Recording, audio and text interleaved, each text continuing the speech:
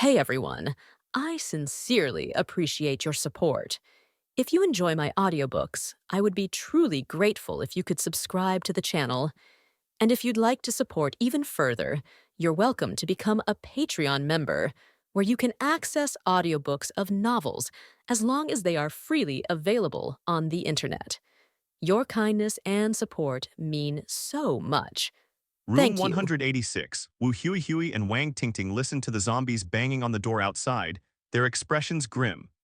Nizaya Aju stood behind the door, sweat beading on her forehead, using steel materials to repair it whenever the durability dropped. Wu Huey had previously promised to upgrade Nizaya Aju's room, but considering the cost, she simply made her a direct tenant of room 186 instead. Coincidentally, a female veteran player was asking Wu Huey if there were any vacancies on the 10th floor, so she gave up the spot. Female groups really do prefer sticking together in clusters. And that female veteran player was different from Su Ruyan. She was a slacker player with terrible dorm configuration, otherwise she wouldn't be changing floors.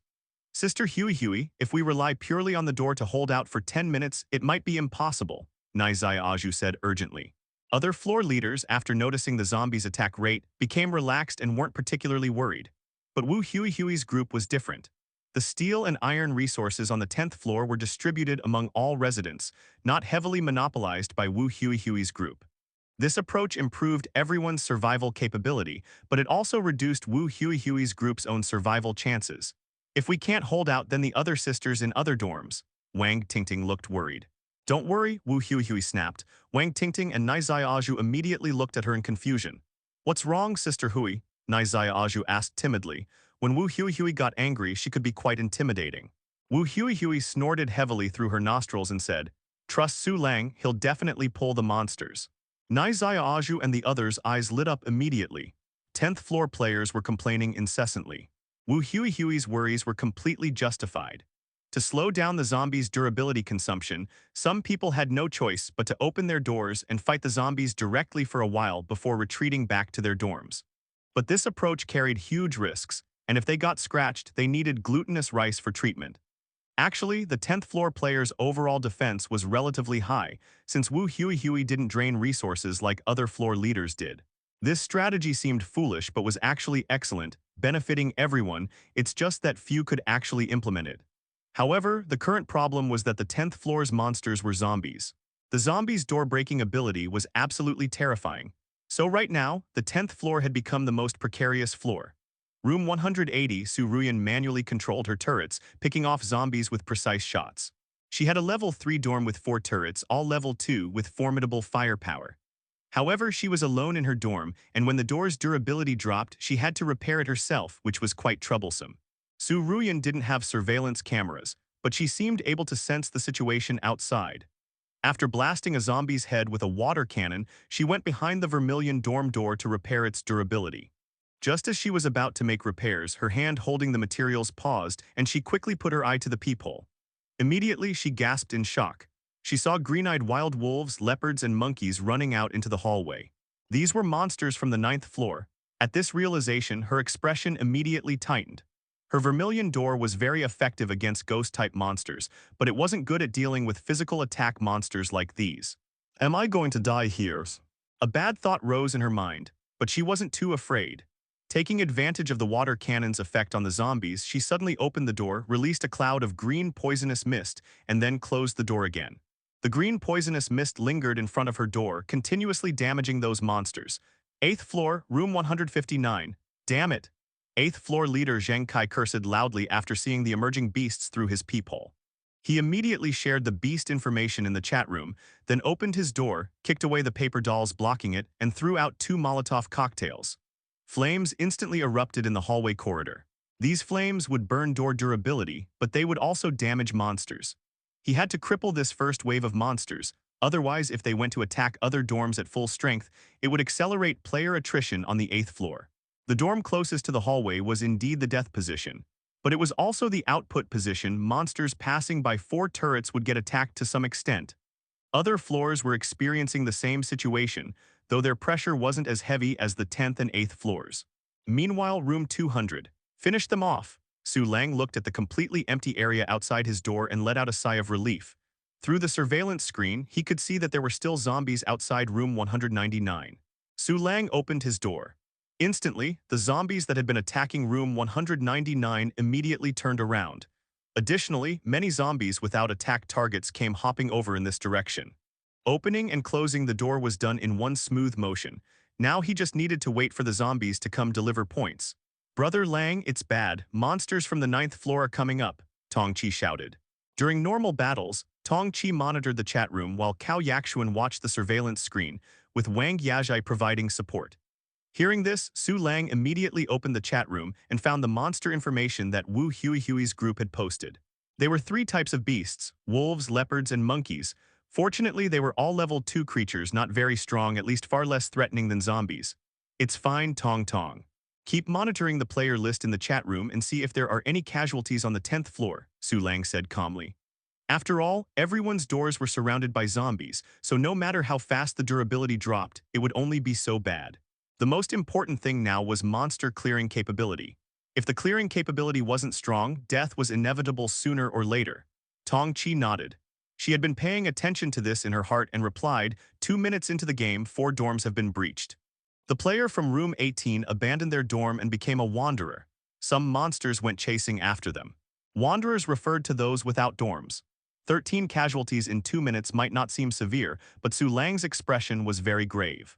With every player's door surrounded by monsters, once casualties started occurring, it was extremely easy to trigger a domino effect. However, even though Su Lang anticipated this outcome, he couldn't do much to help others. This was the dorm survival game. Just defending your own territory was already quite an accomplishment. 1 minute later, Su Lang continued to go out to lure monsters, with Wang Yajai providing support nearby, while Cao Yaxuan also sneakily held a crossbow and watched the left corridor position. The blood grudge buff effect was still too powerful. The moment Su Lang stepped out of the door, many zombies that were fighting players turned their targets and jumped toward this direction, as if they had seen some deeply ingrained mortal enemy. Su Lang's expression remained calm, his hands hanging naturally at his sides. Bang, bang, bang, Tong Chi raised her pistol and fired precise shots at these monsters. Facing these level 2 monsters, the Colt Viper still maintained its full value. Even though the zombies had steel-like bodies, if shot in the head, they would still die with 1 bullet. Just as Tong Chi finished a round of bullets and was about to change magazines. Suddenly, Su Lang gathered a scorching ball of flame in his hand and released it toward the corridor outside. It was the level 1 skill fireball technique. The moment Su Lang released the fireball, a green-eyed monkey happened to jump up from below, its sharp claws flashing with cold light, but it was hit directly by the fireball, screeching chaotically before falling down. "Keep shooting," Su Lang commanded lightly. Tong Chi composed herself, emptied another magazine, and then the 4 returned to the dorm. After 1 round, Tong Chi's points stabilized in the top 10. During this time, several monkeys jumped up from the 9th floor, but Su Lang preemptively knocked them down with fireballs. "Su Lang, how did you know those monkeys were going to jump up?" As soon as they returned to the room, Cao Yaxuan couldn't wait to ask. Of course, it was malice perception. Su Lang chuckled inwardly, putting on a boastful tone. "If I had to explain, it's that their malice was already blatantly obvious." Hearing this, Cao Yaxuan nearly rolled her eyes to the sky. Su Lang might just have strong perception, after all, his physical stats were so high. Having just used the fireball technique, which consumed some mental energy, Su Lang closed his eyes and began meditating. Although the time was short, it could still recover some of his condition. The main function of the meditation technique was actually to restore mental energy. When the monsters at the door were all killed, Su Lang went out again to lure monsters. "They're finally gone." Wu Hui laughed heartily when she saw the monsters running away from the door. She was covered in blood, holding a spiked club with bits of monster flesh still hanging from it. "I almost thought we couldn't hold on." Nizaya Aju patted her chest, still feeling lingering fear. Wang Tingting found the two somewhat amusing. Nizaya Aju, at 150 cm tall, stood next to Wu Hui like a little child. She said, "Langji is really fierce. His points are about to break 10,000. Sigh, if only Su Lang had taken a liking to her back then she would definitely be able to survive in this survival game." "Let's go, Xiaoju Tingting, come with me to kill monsters." Wu Hui shouldered her spiked club and opened the door. Killing monsters could relieve pressure for other players on the same floor, could drop equipment, and help climb the leaderboard. Any player with the capability would want to kill a few more monsters. Although Nai Xiaoju and Wang Tingting were girls, after experiencing so much, their courage was already different. They picked up their weapons and followed Wu Hui out. After leaving the dorm, Wang Tingting instinctively glanced toward the left corridor entrance and saw it swarming with monsters, immediately making her scalp tingle. Wu Huihui took one look and swaggered off toward the right corridor. Nai Aju followed, shouting, "Everyone be careful, Sister Hui is here to help." Wang Tingting stood dazed for a moment, watching the monsters in front of dorm 200 die rapidly, and then she saw the ground full of dropped items.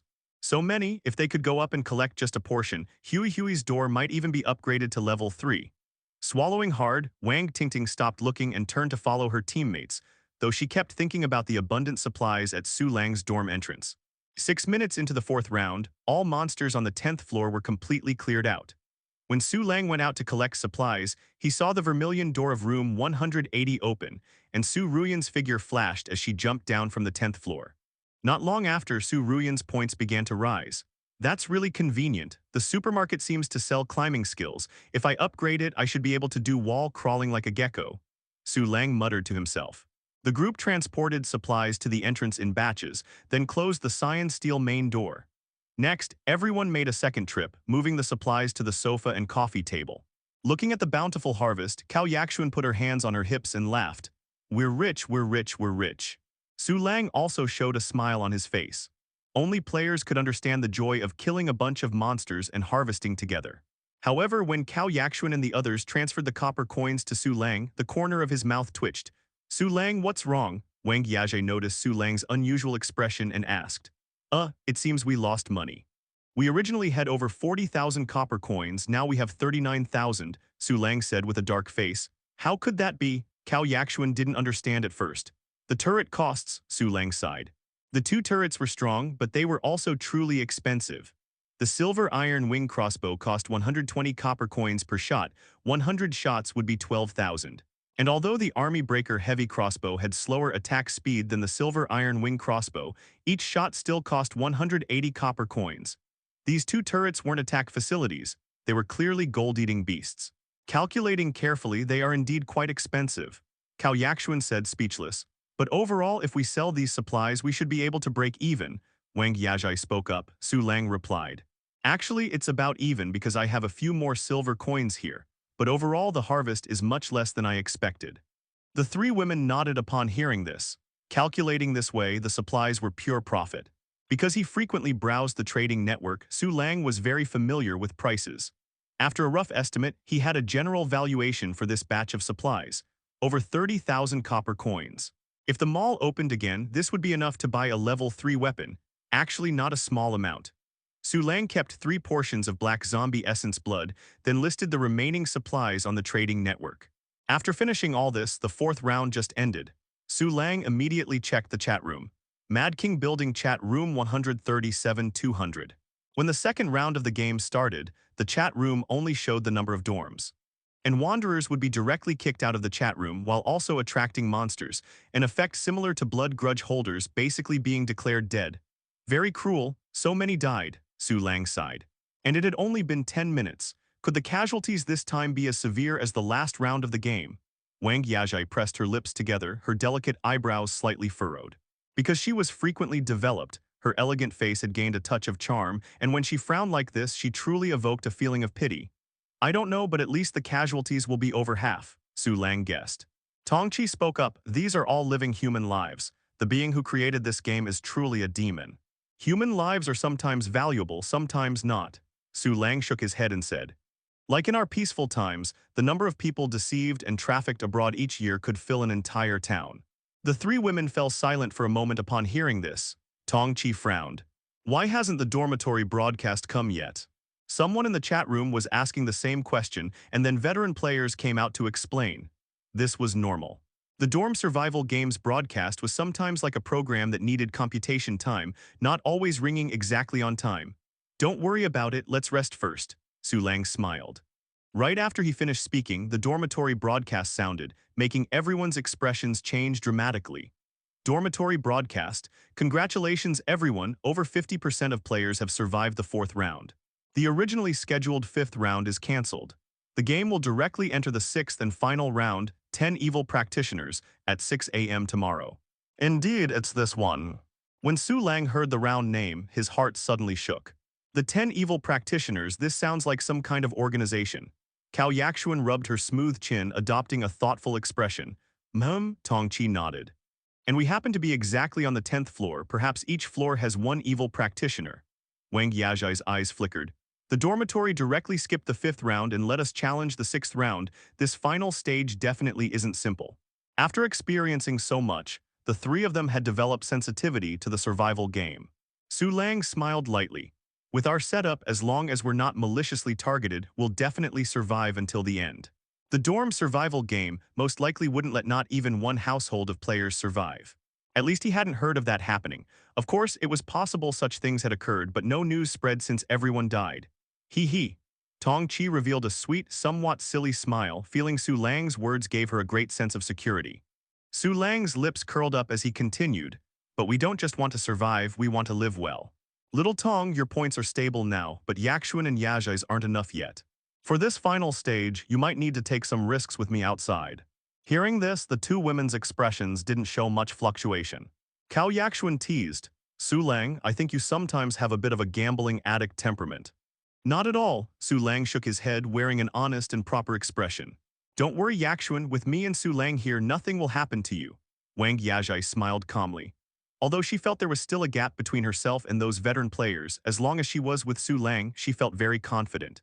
Cao Yaxuan nodded. Next, everyone rested peacefully while opening the chat room. At this moment, the chat room was filled with heated discussions and varied opinions. 5 Zhuyan. Feels like the dormitory is targeting us. If there was one more round, we'd have more development time. 146 Li. Yeah, damn dormitory is too damn bastardly. 143 Li Zin. Agree that ghost official's introduction made it seem impartial and fair, but it turned out to be so shady. The newcomers were all somewhat anxious and uneasy about this sudden change. The veteran players were much calmer. 49 Li Xuan, not necessarily, that way we might suffer even heavier losses. 2 Thunderbolt, this round has already been lenient. We're more than halfway through the game with so few casualties. Indeed, newly unsealed dormitory buildings are just simpler. Like in the few rounds I played before, at least half had to die before reaching the final stage, then another half would die there. 49 Li Xuan. Maybe it's because we have Brother Lang, actually because he killed so quickly. Several times monsters ran to the 10th floor, reducing pressure on other floors. Su Lang, stationed on the 10th floor, did indeed encounter many monsters from other floors. After all, the blood grudge effect was evident here. And there was another point. After the 10th floor monsters were cleared, veteran players like Su Ruyan had time to help other floors. These were all chain effects.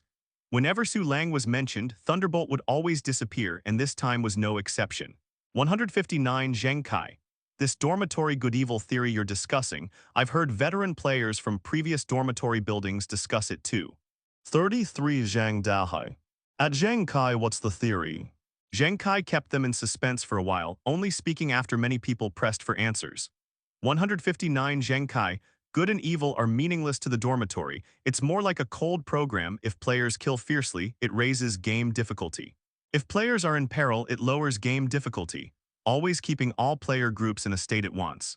49 Lei Xuan, I've heard this theory too. 44 Wang Gao. Veterans, has anyone been to the Blood Mist world?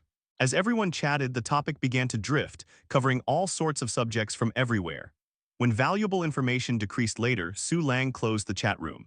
The content discussed by Li Xuan and others was something every player needed to think about, yet also something they temporarily didn't need to think about, because the level was too high. Before long, footsteps sounded from the corridor outside the hallway. After the game ended, players rested for a while before starting to go out to search for supplies. Su Lang looked at the game countdown, feeling somewhat melancholy.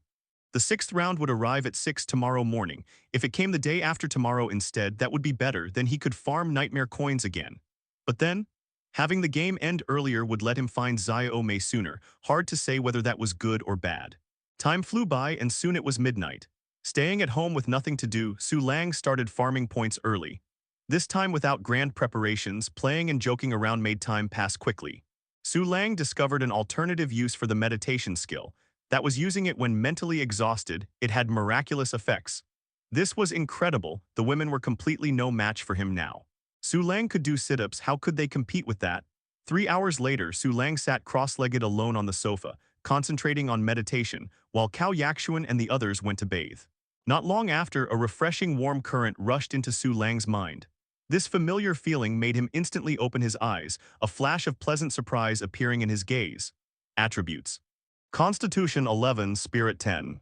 His spirit attribute had increased again. A ball of flame appeared in Su Lang's palm, blazing fiercely, continuously consuming his mental energy. Such intense flames could be maintained for about 1 minute. Meaning, in extreme conditions, Su Lang could become a human turret, continuously releasing fireballs for nearly a minute. 10 points of spirit is completely sufficient for level 1 skills. A smile appeared at the corner of Su Lang's mouth. Keep in mind, ordinary people's spirit was only about 5. The second place in the first round game only got 5 free attributes. Even if they allocated all to spirit, it would only reach 10 points. Now saying Su Lang was a spirit-specialized professional student was completely justified. Remember, he was also wearing a set that boosted both spirit and constitution, which wasn't displayed on the status panel. Sigh. If the book's recorded content isn't wrong, then I know all 10 evil practitioners' weaknesses, no need to fear. What needs consideration is only people. Su Lang took out the zombie virus immunity serum, his eyes flickering. Conflict between people would inevitably happen someday, unless he truly hid at home forever. But this was obviously impossible.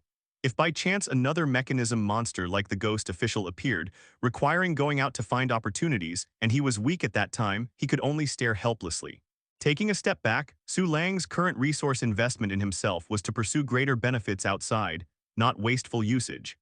Actually, his dormitory attributes were already somewhat excessive. Further strengthening wouldn't mean much since there were only so many 10th floor monsters. Unless he truly implemented the Blood Grudge Plan. The so-called Blood Grudge Plan meant killing other players during rest periods to increase blood grudge intensity, then when the game started, attracting all monsters to the 10th floor. One dormitory taking on monsters that would normally require 200 dormitories to handle. This idea was insane, but Su Lang might actually be able to pull it off. Besides, he didn't need to immediately escalate the blood grudge intensity to the heavens, he could take it slow. However, for now, overthinking was pointless. Better to maximize the benefits from this round first, then consider other possibilities. With this thought, Su Lang didn't hesitate any longer and chose to upgrade the zombie virus immunity serum. Nightmare Coins. Gene Optimization Serum. Type of Medicine. Level 2. Effect. Increases constitution by 3 points after injection. Provides immunity to zombie virus, influenza, hepatitis B, and other viruses. Upgrade condition, 145 Nightmare Coins. Introduction. An excellent biochemical product that can be administered via subcutaneous injection. I don't take protein powder when working out. I usually have protein powder after working out. So it really is the gene optimization serum. Su Lang felt reassured. This was stable. He didn't use it, instead choosing to continue upgrading. Items that boost basic attributes all follow one rule: repeated use has no effect. And just 3 points of constitution wasn't enough for Su Lang to go wild with. Nightmare Coins minus 145. Please choose one of the following upgrade directions and make your selection within 1 minute. 1. Ability Potions. Randomly gain 1 ability after use. 2. Evolution Serum. Gain 4 points of constitution, 2 points of spirit, and greatly increased cell activity after use. Better safe than sorry. Selling high is always profitable. Muttering this, Su Lang chose the Evolution Serum. Although the ability potion was good, it was too random. Evolution Serum. Type of Medicine. Level 3. Effect: gain 4 points of constitution, 2 points of spirit, and greatly increase cell activity after injection. Upgrade conditions. 340. Introduction: the first step toward biological perfection. Steady progress will make you stronger. Upgrading to level 4 costs 30 Nightmare Coins, less than the ability potion. Looks like abilities are still more premium.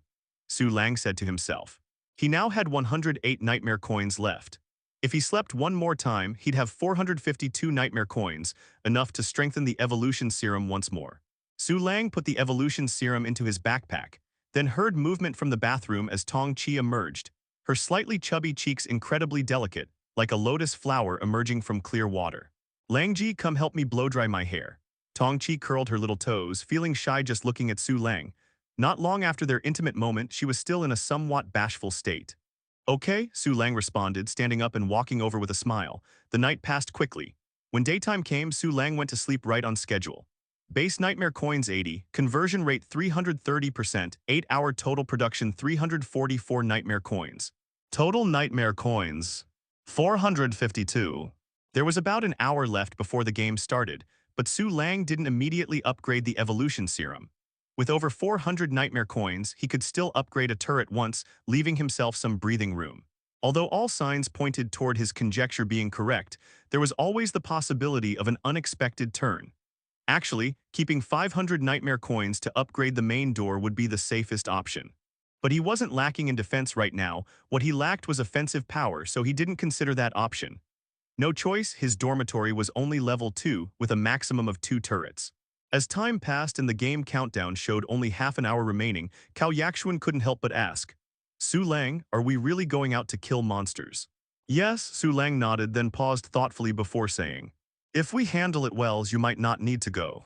What do you mean? Cao Yaxuan asked. Unless something unexpected happens, the monsters on our 10th floor will be zombies, and zombies have weaknesses. If you can kill it, then you won't need to go out, Su Lang explained. Weaknesses? Wang Yajai raised an eyebrow. Su Lang nodded, took out the secret records of folk mysteries and strange tales and briefly summarized its contents. The content wasn't complicated, and after a simple explanation, Cao Yaxuan and the others understood. This book also happened to be upgraded from my skill, Su Lang mentioned casually. Cao Yaxuan and the others nodded.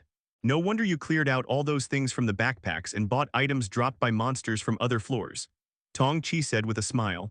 Cao Yaxuan was also pleasantly surprised. So these 10 bosses all have weaknesses. If that's really the case, we might even make it into the top 3. Whether we make it or not doesn't matter. As long as you're in the top 10, the rewards will be the same as mine. Actually making it into the top 3 would just waste resources, Su Lang replied. While people on other floors were still guessing what the bosses were and how to approach the final challenge, Su Lang's group was already discussing resource distribution as if they could see the future. In Dorm 200, the roles of monsters and dorm owners seemed to have reversed. The monsters were the humans who should be hiding, while the dorm owners were the ghosts. Dormitory broadcast. The 6th round officially begins. The 10 evil practitioners have arrived at the Mad King dormitory building. Everyone please prepare to receive them. This round will last 12 hours. As the dormitory broadcast sounded, thick fog rose in all 10 floors, quickly spreading through the corridors. Ding-ling-ling tilde. A strange bell sound rang through the stairwell, both clear and muffled, making people's heads feel swollen. Thump tilde thump tilde thump. Zombies hopped out from the stairwell one jump at a time. Su Lang felt a sense of familiarity, even a bit of affection. Little zombies are here to deliver points again, Su Lang said with a laugh. Cao Yaxuan also smiled. Perhaps influenced by Tong Chi, even though the zombies looked ferocious, she found them somewhat cute. How to describe it? They had the feeling of American bully dogs. As soon as the zombies emerged, they hopped toward Su Lang. There were only 3 of them, and before they could even get close to the dormitory door, the turrets finished them off. Then more zombies continued to emerge from the stairwell, still 3 at a time. After several rounds of killing like this, the bell sounds in the stairwell grew increasingly urgent, and the rate of zombie appearances gradually increased. But no matter how many zombies came, it was useless. They were just delivering themselves as food as soon as they approached. Finally, at a certain moment, the frantically ringing bell sound stopped, and a man wearing black robes with a purplish-blue complexion walked out from the stairwell. 2 zombies clad in bronze armor followed beside him. These 3 monsters didn't hop, they walked. Su Lang swept his gaze over them, and information about the 3 monsters popped up. 10 evil practitioners, corpse chief. Type evil practitioner. Level 4. Skills: refining zombies, diamond indestructibility. Introduction: a once arrogant evil practitioner. Cause of death remains a mystery. Bronze armor corpse. Type undead. Level 3. Skills: bronze and iron body, tremendous strength, frenzy, zombie poison. Introduction: was a battle-hardened warrior in life. The 2 bronze armor corpses had identical attributes. Bronze armor corpses were a variant of human refined zombies, not belonging to the orthodox zombie category. They required the deceased to have died in armed conflict while carrying baleful energy.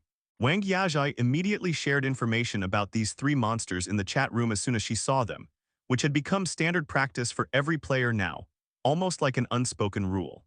A single stone stirred up 1,000 waves. Originally, all players thought this round was somewhat easy, with less intensity than the second round. But then Su Lang's group dropped a bombshell. 5 Zhu Yan, holy shit, level 4 monsters. Even top 3-cycle players would struggle to kill these right. 44 Wang Gao, is this the final boss? Their aura feels completely different. 49 Le Xuan, everyone be careful.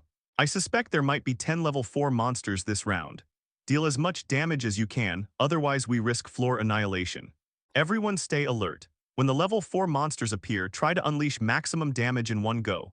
In Dorm 49, Li Xuan's expression darkened after seeing Wang Yazhai's shared information, speaking urgently to his teammates. With 3-cycle players present, level 4 monsters as bosses were expected, but having potentially 10 level 4 monsters was abnormal. This final round would probably eliminate half the players again. Of course, he didn't mention this in the chat room to avoid causing panic. Honestly, he wasn't sure he could protect himself either. Dorm 49 had 4 turrets, but only 1 level 3 turret and 2 level 2 turrets could actually threaten level 4 monsters. If they were mindless monsters, he could solo them relying on his fully durable level 3 door. The problem was, humanoid monsters usually had high intelligence and wouldn't just mindlessly charge the door until death. Understood. Li Xuan's teammates were all veteran players who nodded in agreement. Level 4 humanoid monsters. In Dorm 2, Thunderbolt clenched his fists, feeling the pressure. I hope our floor's boss comes from the other side, one tenant said gravely. At least we don't need to worry about Su Lang's survival anymore, another tenant sneered. But Su Lang is really something, cleared the minions so fast and triggered the boss already. Hearing this, Thunderbolt pulled up the points ranking leaderboard, his expression shifting uncertainly. He always felt Su Lang wouldn't be that easy to deal with. A first-cycle player being this powerful was truly unbelievable. Damn, Brother Lang might be in serious trouble this time. In a certain teaching building, Zhang Dahai muttered while searching for supplies, his voice low. It was quite strange that Zhang Dahai wasn't in his room during this critical moment and hadn't been targeted by monsters yet. But everyone had their secrets, and no one could say for sure how many hidden mechanics the dorm survival game contained. Damn level 4 monsters, I've never killed one before, Zheng Kai in dorm 159 gasped sharply. Zheng Kai, we might be facing more than one level 4 monster this time. Another male tenant said with a bitter smile. Zheng Kai froze for a moment, then remembered the 9th floor was empty, sending a chill down his spine. The male tenant continued, I suggest turning off auto-attack mode. Don't be like Su Lang, killing monsters so fast that you attract both the 9th and 8th floor bosses. This warning hit Zheng Kai like a revelation. He immediately ordered the turret's auto-attack mode disabled and privately messaged others to avoid quick monster kills that might trigger boss appearances. Seeing Zheng Kai act so decisively, the male tenant felt greatly reassured. Following such a leader gave them hope of survival. As the saying goes, better others die than oneself. That's how the dorm survival game worked. You could only truly trust people in your own dorm and sometimes not even them. It's over, level 4 monsters. How are we supposed to survive these 12 hours? I heard level 4 monsters have over 40 points in combined attributes. In dorm 32, Yi Fan wailed miserably. His level 0 dorm had barely managed to grind out one level 2 door, and no one had come to join him, so he'd been developing alone all this time. There were many scavengers like Yi Fan, and their hearts all sank at this news. Su Lang, it's a level 4 monster. Tongqi felt somewhat nervous. After all, they hadn't even encountered level 3 monsters before. Don't worry, with our setup we can hold out for a while, Su Lang said calmly, beginning to deploy their plan. First take out those 2 bronze armor corpses, then follow the plan to kill the level 4 monster. Cao Yakshuan worried, what if its weakness doesn't work? Then it's fine too. This one-time Cyan Steel main door probably has attributes not much worse than a level 4 door, Su Lang shrugged indifferently. You're right, Cao Yakshuan relaxed. Outside the door, Corpse Chief had already begun directing the 2 bronze armor corpses to break down the door. Clang, sizzle tilde. 2 silver arrows shot like lightning, creating faint cyan smoke where they struck the bronze armor corpses, but were deflected by their thick armor without achieving penetration effects. Whoosh, a thick heavy arrow shot out with tremendous force, slamming one bronze armor corpse backward and denting its chest armor. Against regular monsters, the silver iron wing crossbow worked better, but against these tough enemies, the army breaker heavy crossbow had the advantage. Seeing this, Su Lang felt fortunate he'd chosen the army breaker heavy crossbow earlier. These level 3 monsters wouldn't die from 1 or 2 arrows, but if you thought they were incredibly powerful and could withstand attacks for long, that would be overestimating them.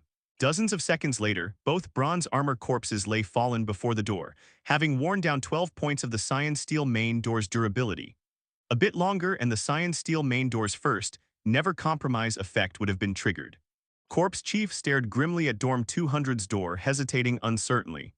But as he hesitated, a heavy crossbow bolt shot over with a thunderous impact, making his chest go numb. This shot was manually controlled, completely ignoring the attack facility's auto-attack range. It could shoot as far as possible. Roar! Corpse Chief flew into a rage, his purplish-blue corpse claws pulling a bell from his waist and shaking it frantically. 6 level 2 zombies materialized out of nowhere, hopping and charging toward Dorm 200, only to be eliminated before they could get close. Corpse Chief's face darkened further. He quickly shook the bell again to summon 6 more zombies, charging forward himself this time. Boom!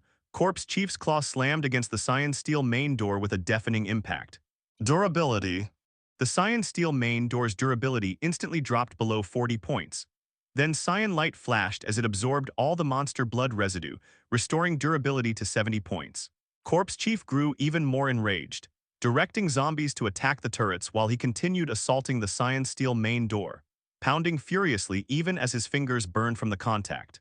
Although Corpse Chief couldn't consistently deal 3 durability damage per attack, the cyan steel main door's durability was still dropping rapidly.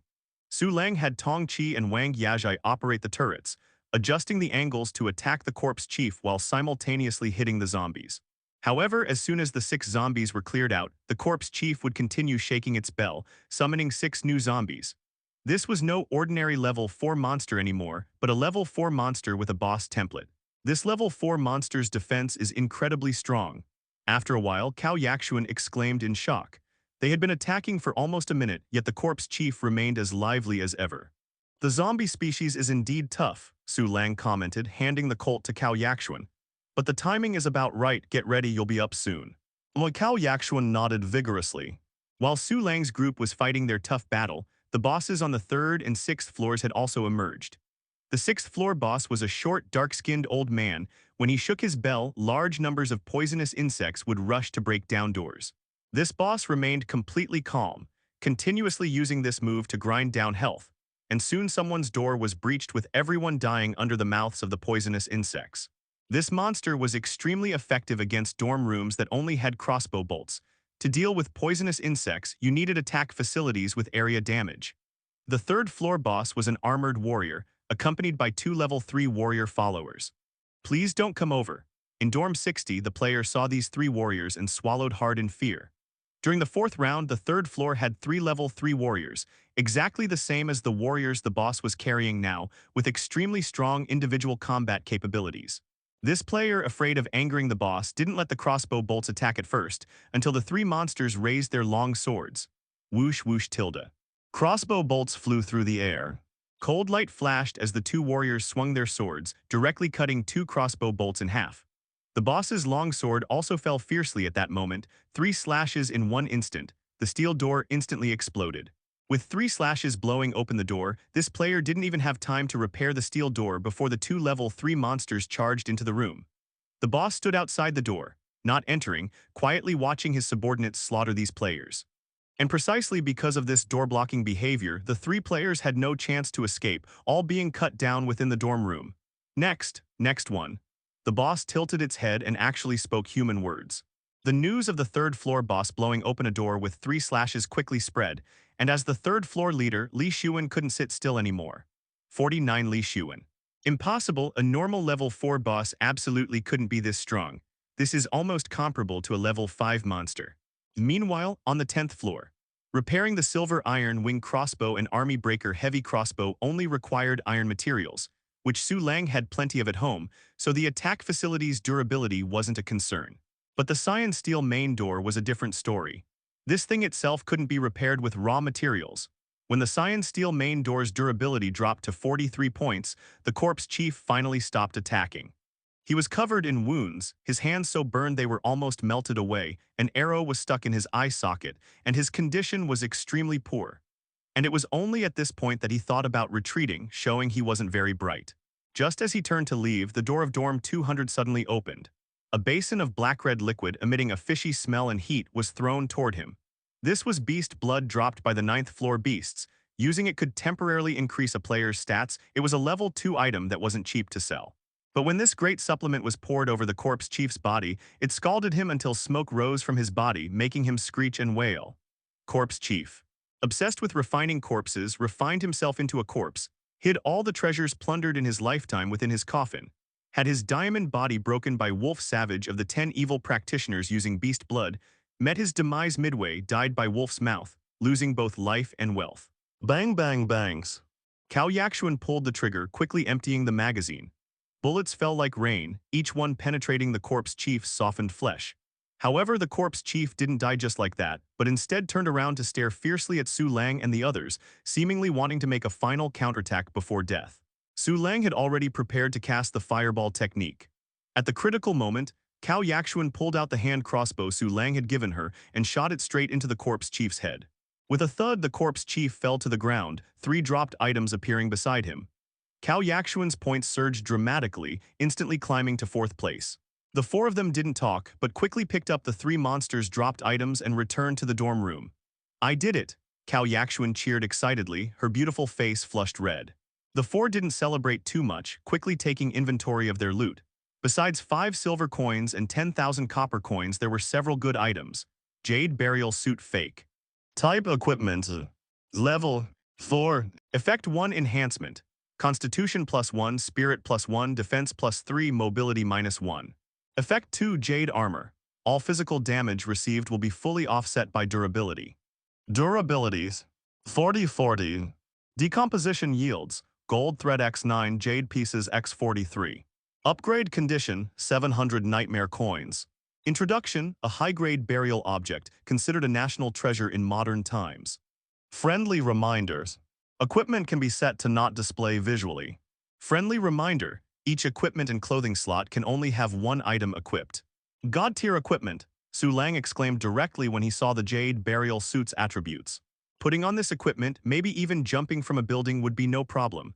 Level 4 equipment is just too powerful, Wang Yajai said with amazement. Not only does it directly add attributes, but it also adds defense, which is an attribute only doors have. Tong Chi's eyes sparkled with unusual light as she said with a smile, "This Jade Burial Suit is proper equipment, its effects are separate from clothing.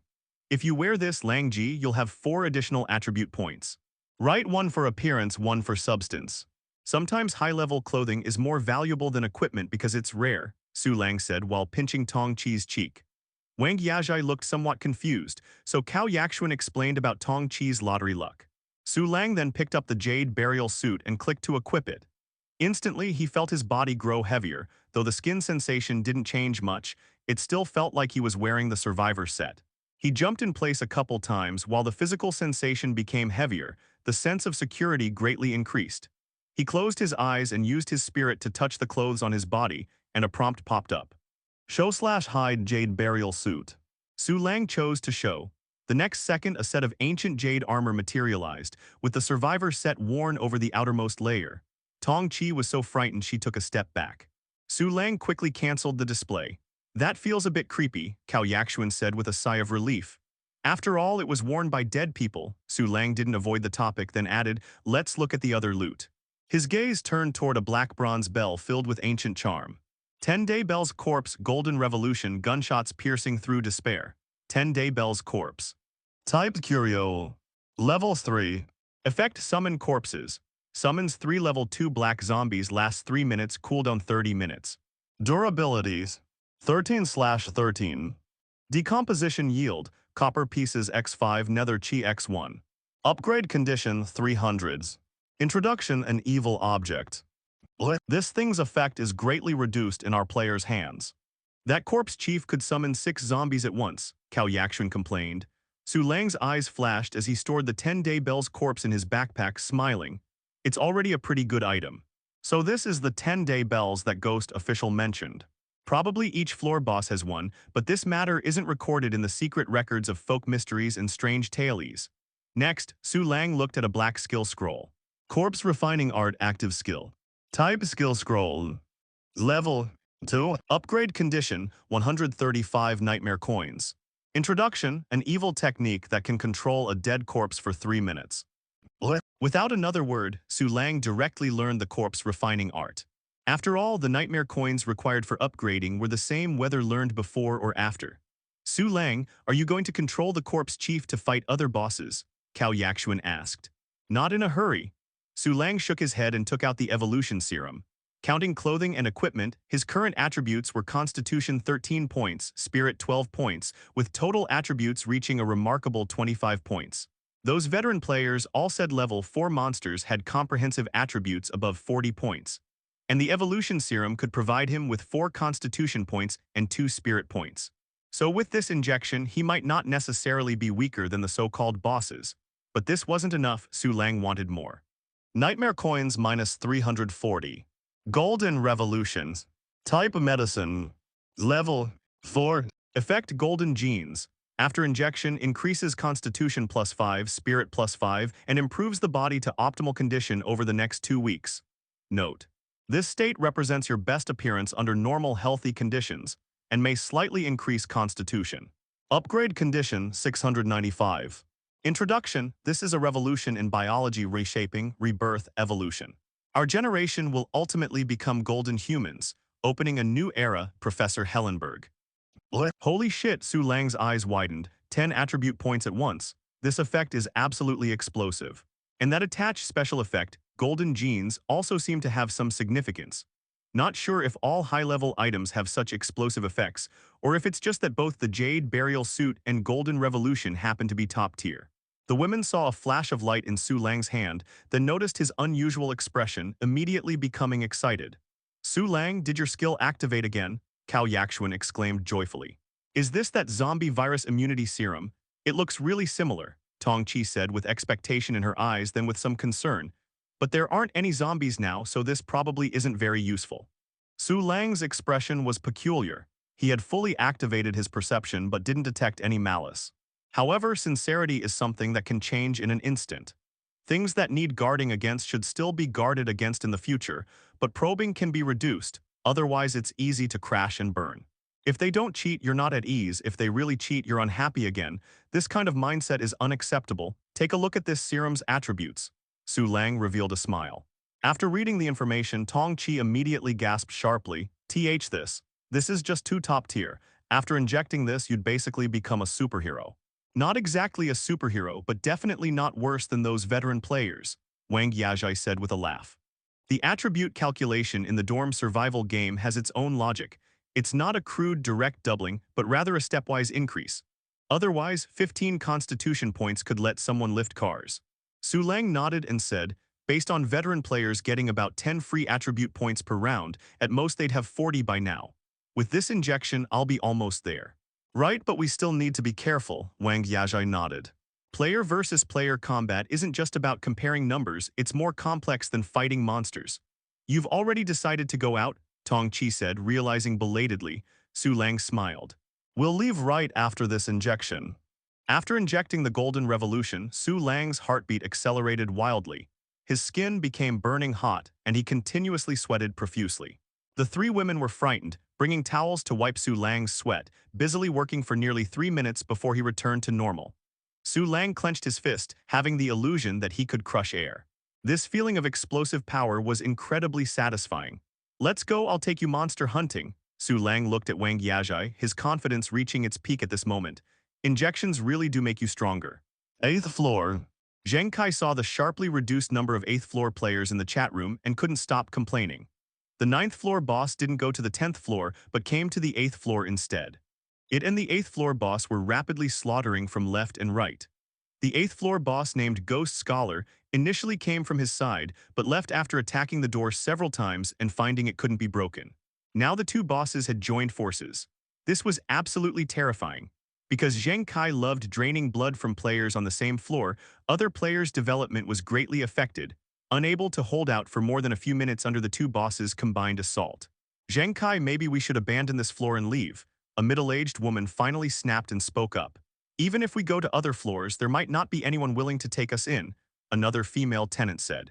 The middle-aged woman said urgently, we have so many resources, Zheng Kai has strong combat power, and the 3 of us have skills too, someone will definitely take us. The male tenant who previously suggested Zheng Kai slowly kill monsters now had cold sweat dripping from his forehead, shaking his head. Exactly, because we're strong, no one will take us in. At this moment he felt immense regret. Damn it, he shouldn't have tried to guess the dormitory's mechanics at all. After all, he was just a novice who had only played 3 rounds. Being clever would only backfire. If they had just steadily killed monsters normally, maybe the ninth floor boss wouldn't have come. He suspected the ninth floor boss came here because it sensed the eighth floor was easy prey. Damn, damn, damn. Zheng Kai decide quickly, should we run or stay? The male tenant said gravely. Just as Zheng Kai was still hesitating, cheerful giggling sounds came from outside the door. The four of them turned pale. This was the laughter of paper dolls. The middle-aged woman checked the chat room list, her face turning deathly pale. Zheng Kai, now there's only our room left on the 8th floor. Damn, Zheng Kai gritted his teeth so hard they almost shattered. All of this originated from the 9th floor's collapse. Now they could only make a desperate stand. However, although the two bosses had broken through many doors, they hadn't taken much damage. After paying some price, they finally breached room 159. Looking at the two bosses blocking the doorway, Zheng Kai's heart filled with despair. Bang.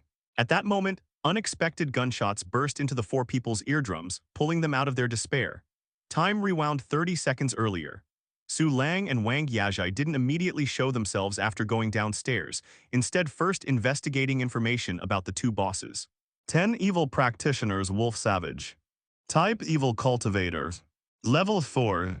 Skills 100 Beasts Body Traps Blood Scent. Introduction: An Evil Cultivator, Cause of Death Mysterious.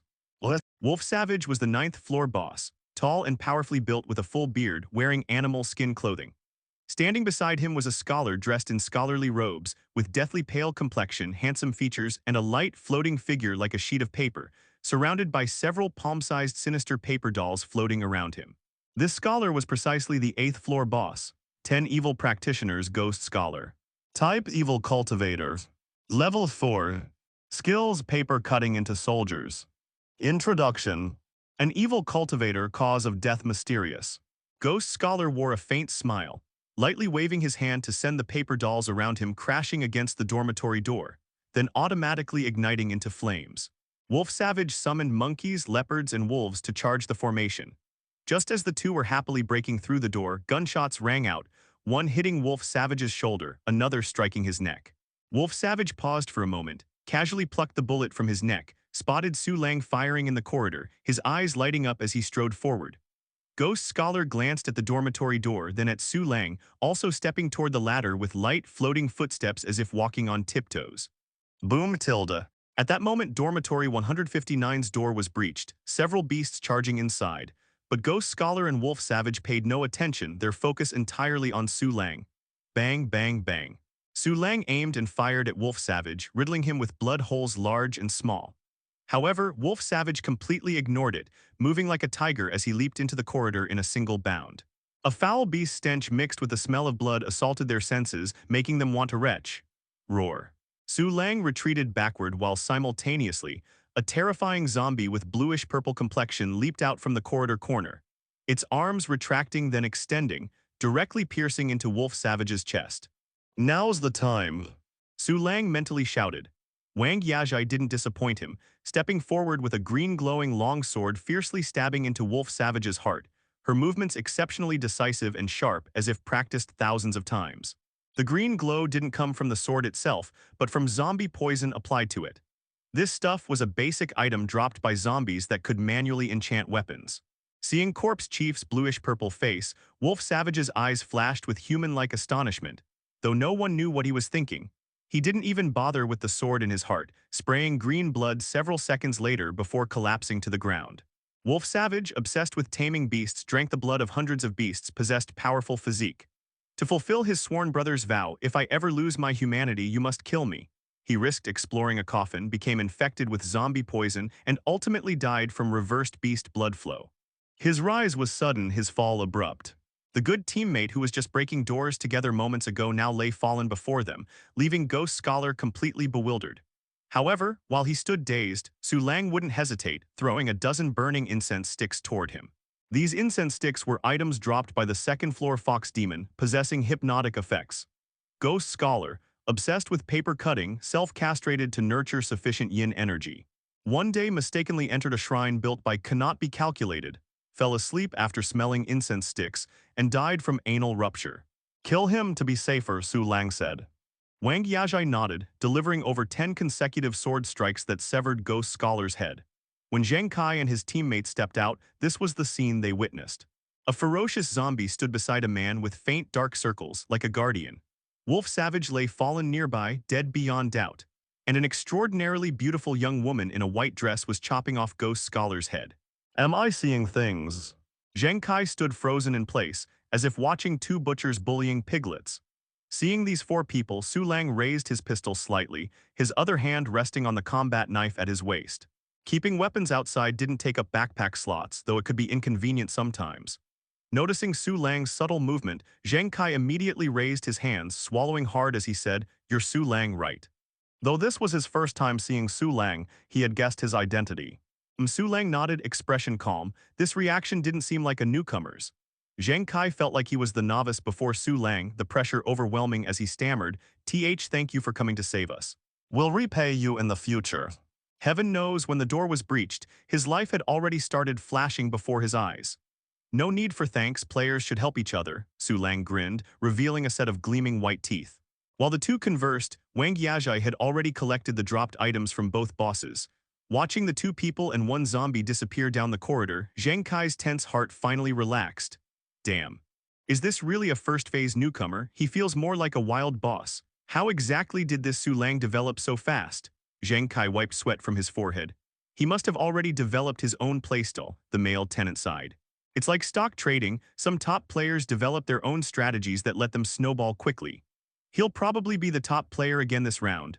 The middle-aged woman pursed her lips, feeling both relief at surviving a close call and helplessness facing such talent. Some people work as coders for 10 years with monthly salaries barely reaching 7,000. Some get invited to the Academy of Sciences at 14. That's the difference. Su Lang was top player in the first round, and the second round's top player title is already locked for him, while they're barely scraping into top 10, not even touching the top 3. The stronger he is, the better. Too bad there's no space on the 10th floor anymore, otherwise I'd really want to move up, another female tenant sighed. A 16-year-old topping the peak rankings is terrifying, but if he's on your team, that's another story. The four didn't idle around either, briefly discussing before going to loot corpses. With so many dead on the same floor, one good looting spree would make them rich. Su Lang and Wang Yajai were taking inventory of their loot in the corridor. The two bosses dropped quite a few treasures, including two 10-day bells, 10-day bells beast and 10-day bells paper. Su Lang had already decided to collect all the 10-day bells. Suddenly, he noticed Wang Yajai spacing out slightly and asked, "Yajai, what are you doing?" "I'm calling Wu Hui and the others to come to the 8th floor for looting," Wang Yajai smiled. "Okay," Su Lang nodded, then handed 10-day bells beast to Wang Yajai saying, "Take this, it can summon 3 level 2 beasts." "All right," Wang Yajai reached out to take it, showing a sweet smile. When they left the room, Su Lang had already given her black zombie essence blood that could save her life at critical moments, and now he was giving her another item. Wang Yajai felt incredibly happy. Next, the two headed to the 7th floor. Su Lang didn't suggest Wang Yajai return because her combat ability wasn't weak now, and having an assistant by his side was reassuring. 10 evil practitioners, mad craftsman. Type, evil cultivator. Level 4. Skills, mechanical arts, unique craftsmanship, madness. Introduction, an evil cultivator, cause of death remains a mystery.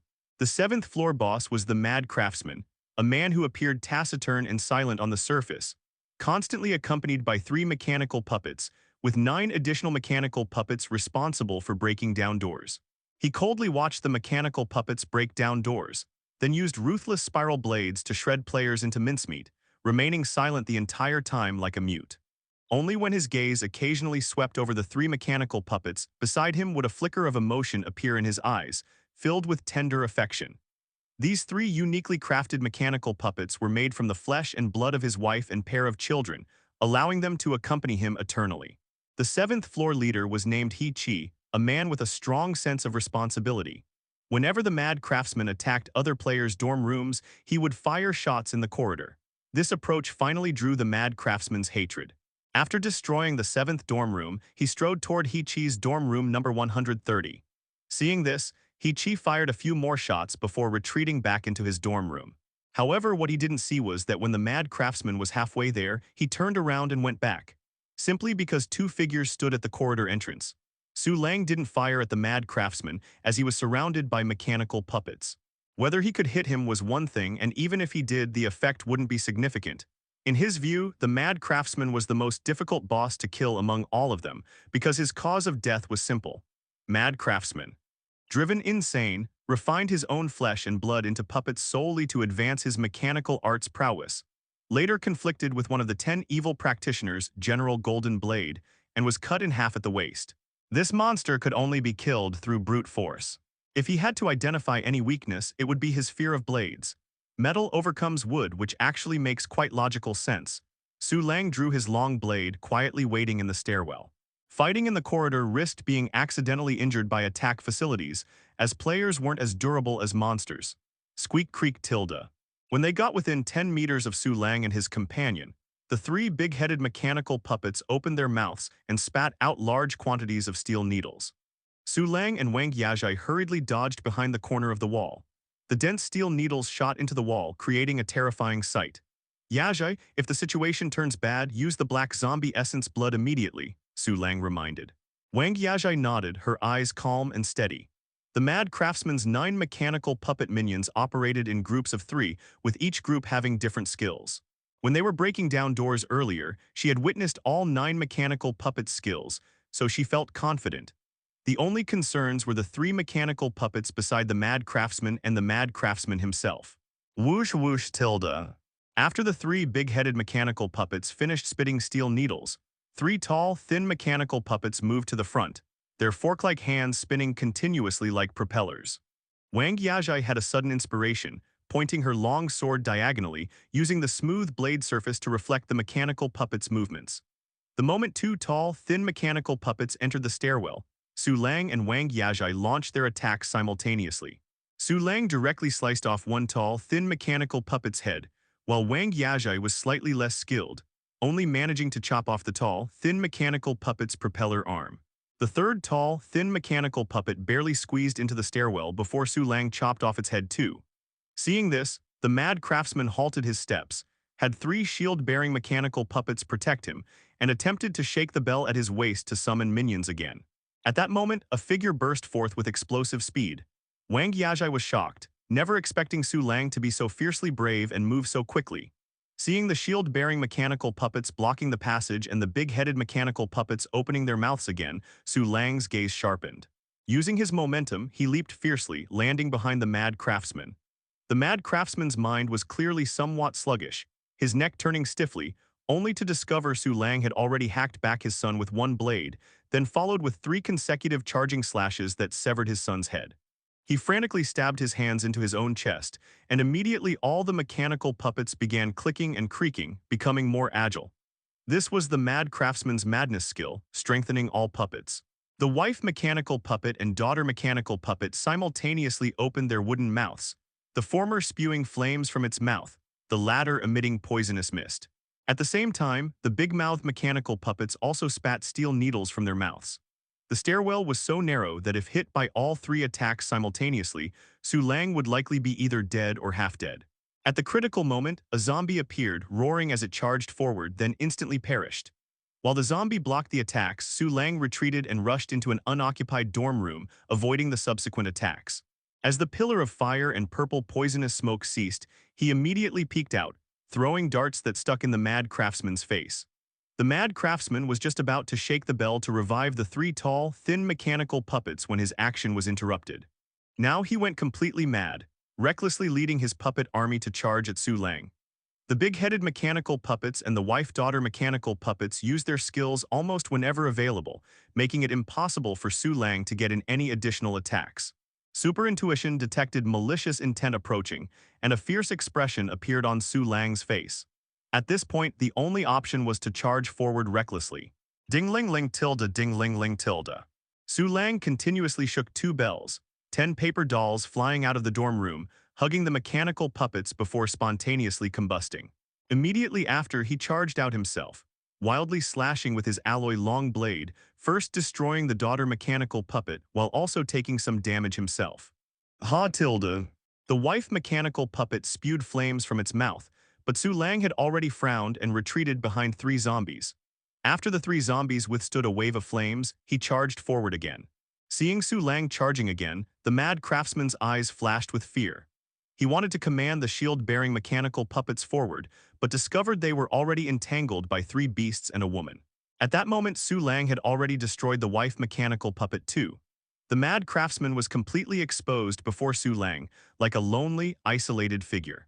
Su Lang's eyes turned red, landing several consecutive slashes that created deep gashes on the mad craftsman's body. His body actually seemed wooden too, with only wood chips flying, no blood. Ding-ling-ling tilde. The mad craftsman finally found an opportunity to shake the 10-day bells. There was no helping it. After all, he wasn't a real game boss who would enter a stiff state with each hit. However, unfortunately, his defense really wasn't very strong. By the time the mechanical puppets were summoned, he had already been hacked to death by Su Lang. And the summoned mechanical puppets were also disposed of by Su Lang, 1/ each. Su Lang and Wang Yajai quickly cleaned up the battlefield, then left the 7th floor. Quite a few people witnessed this battle between the two, since many players had the habit of peeking out. 134 Sun Jian. Holy shit, Cao Cao was that guy who just killed mad craftsman Su Lang. 135 Leo, confirmed with my own eyes it's definitely Su Lang. Too damn fierce is that blade, a level 4 weapon. Cutting through puppets like chopping vegetables. 138 Zhou Zia, oh my. No, that weapon is just a level 2 alloy long blade. 130 He-Chi. Probably blade-type weapons counter puppets. 128 Sun Jian, I think so too, but that doesn't diminish Su Lang's awesomeness. His fighting flows like water, feels like only veteran players could pull that off. 88 Cal Bins. What are you guys talking about? What did Lang Ji do? 32 Yi Fan. Holy crap, how is Lang Ji's points almost 20,000 already? After the intense battle, Su Lang and Wang Yajai hid in the stairwell to recover their stamina. Su Lang took a sip of functional drink followed by a bite of bread. Both were level 2 food items. Wang Yajai swallowed a mouthful of bread and looked at Su Lang, saying, Su Lang, did you used to get into fights often before? Not at all, Su Lang panted and shook his head. Then did you learn some combat skills? I feel like you're really proficient when you fight. Wang Yajai continued. Heh, probably just talent. Su Lang chuckled, then said with some distress, the Jade Burial Suit lost 5 durability points. Wang Yajai smiled. As long as it doesn't drop to 0, we can just repair it at the supermarket later. Probably going to be expensive. After chatting for a few more sentences, Su Lang and the others headed to the 6th floor. The 6th floor boss was Blood Goo Master, skilled at controlling poisonous insects, but his real ability was actually his close combat skills. Once he activated his blood goo, his combat power could even rival Wolf Savage. Su Lang had learned all this from the secret information. Different from before, when Su Lang and Wang Yajai arrived on the 6th floor this time, they found players already surrounding Blood Goo Master. Killing the poisonous insects would drop poison immunity pills, and with those pills, most poison insect damage could be avoided. So rather than having their health whittled down by poison insects, it was better to come out and fight. Among the group surrounding him, Su Lang spotted a familiar figure. That was Su Ruyan. The woman stood on the wall like a giant spider, occasionally shooting several throwing darts at Blood Goo Master. Seeking death, Blood Goo Master's body was covered in wounds when he suddenly roared, his flesh swelling up as his short stature instantly grew to 2 meters tall. Bad news, boss, second phase. Someone shouted, quickly retreating to their dorm room. But more people didn't have time to dodge and were sent flying by Blood Goo Master's charge. Many people had their bones directly shattered, their limbs trampled into pulp. Su Lang estimated Blood Goo Master's base attributes were at least around 60 at this point. Bang bang bang. Seeing Blood Goo Master charging toward his direction, Su Lang raised his gun and fired. In front of him was a semi-transparent large animal trap. Level 1 animal traps could drop from 9th floor beasts, while this large animal trap had dropped from Wolf Savage. It was a level 3 item that automatically turned invisible after placement and could be reused 3 times. Blood Goo Master.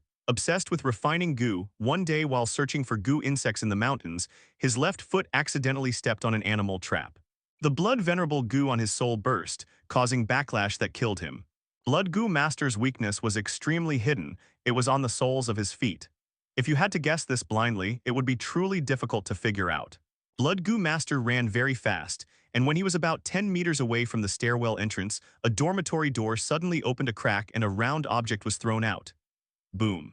The grenade exploded, leaving Blood Goo Master's lower body mangled and bloody.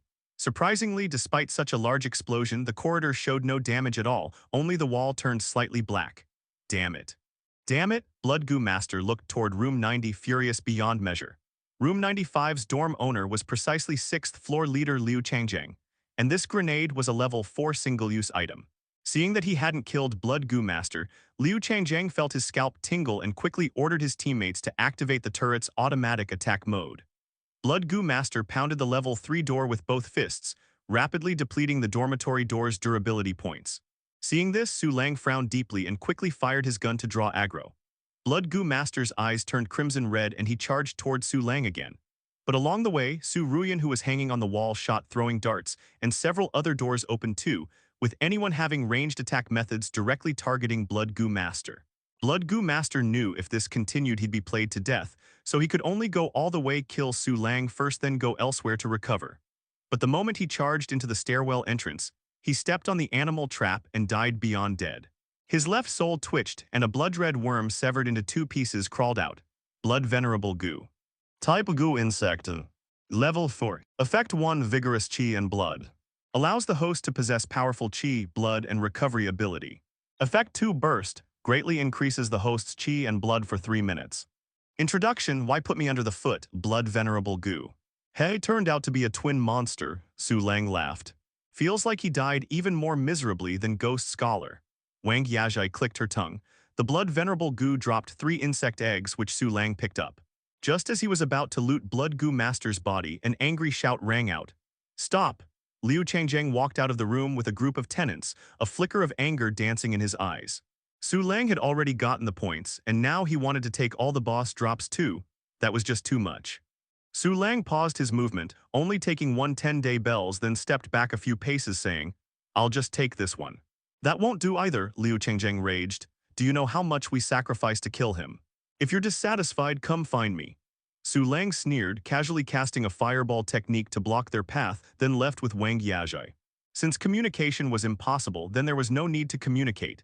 In the distance, Su Ruyan saw this and directly went to the 5th floor. Su Lang had already taken a bite of the 6th floor cake, and now the possibility of getting a share was already slim. Liu Changjiang nearly got burned by the fireball and couldn't help but rage. Follow me and chase them. The moment the group chased into the stairwell, screams erupted one after another. The ground was covered with small traps. These were all placed by Wang Yajai on her own initiative. Unexpectedly, they actually worked. Normally, Su Lang didn't control them strictly, which was why Wang Yajai dared to operate like this. If it were those stricter households, her quick-wittedness wouldn't have been able to shine.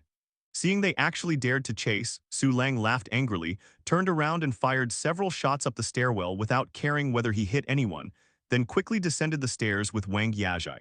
Su Lang, maybe we should go back and kill them. Wang Yajai's eyes shone with sharp cold light, worried that Liu Changjiang and the others might cause trouble later. Wait until after the game ends to kill them. Su Lang shook his head. The 5th floor corridor was shrouded in hazy mist. The boss hadn't appeared yet, and it was on the other side stairwell anyway, so Su Lang and the other directly descended to the 4th floor.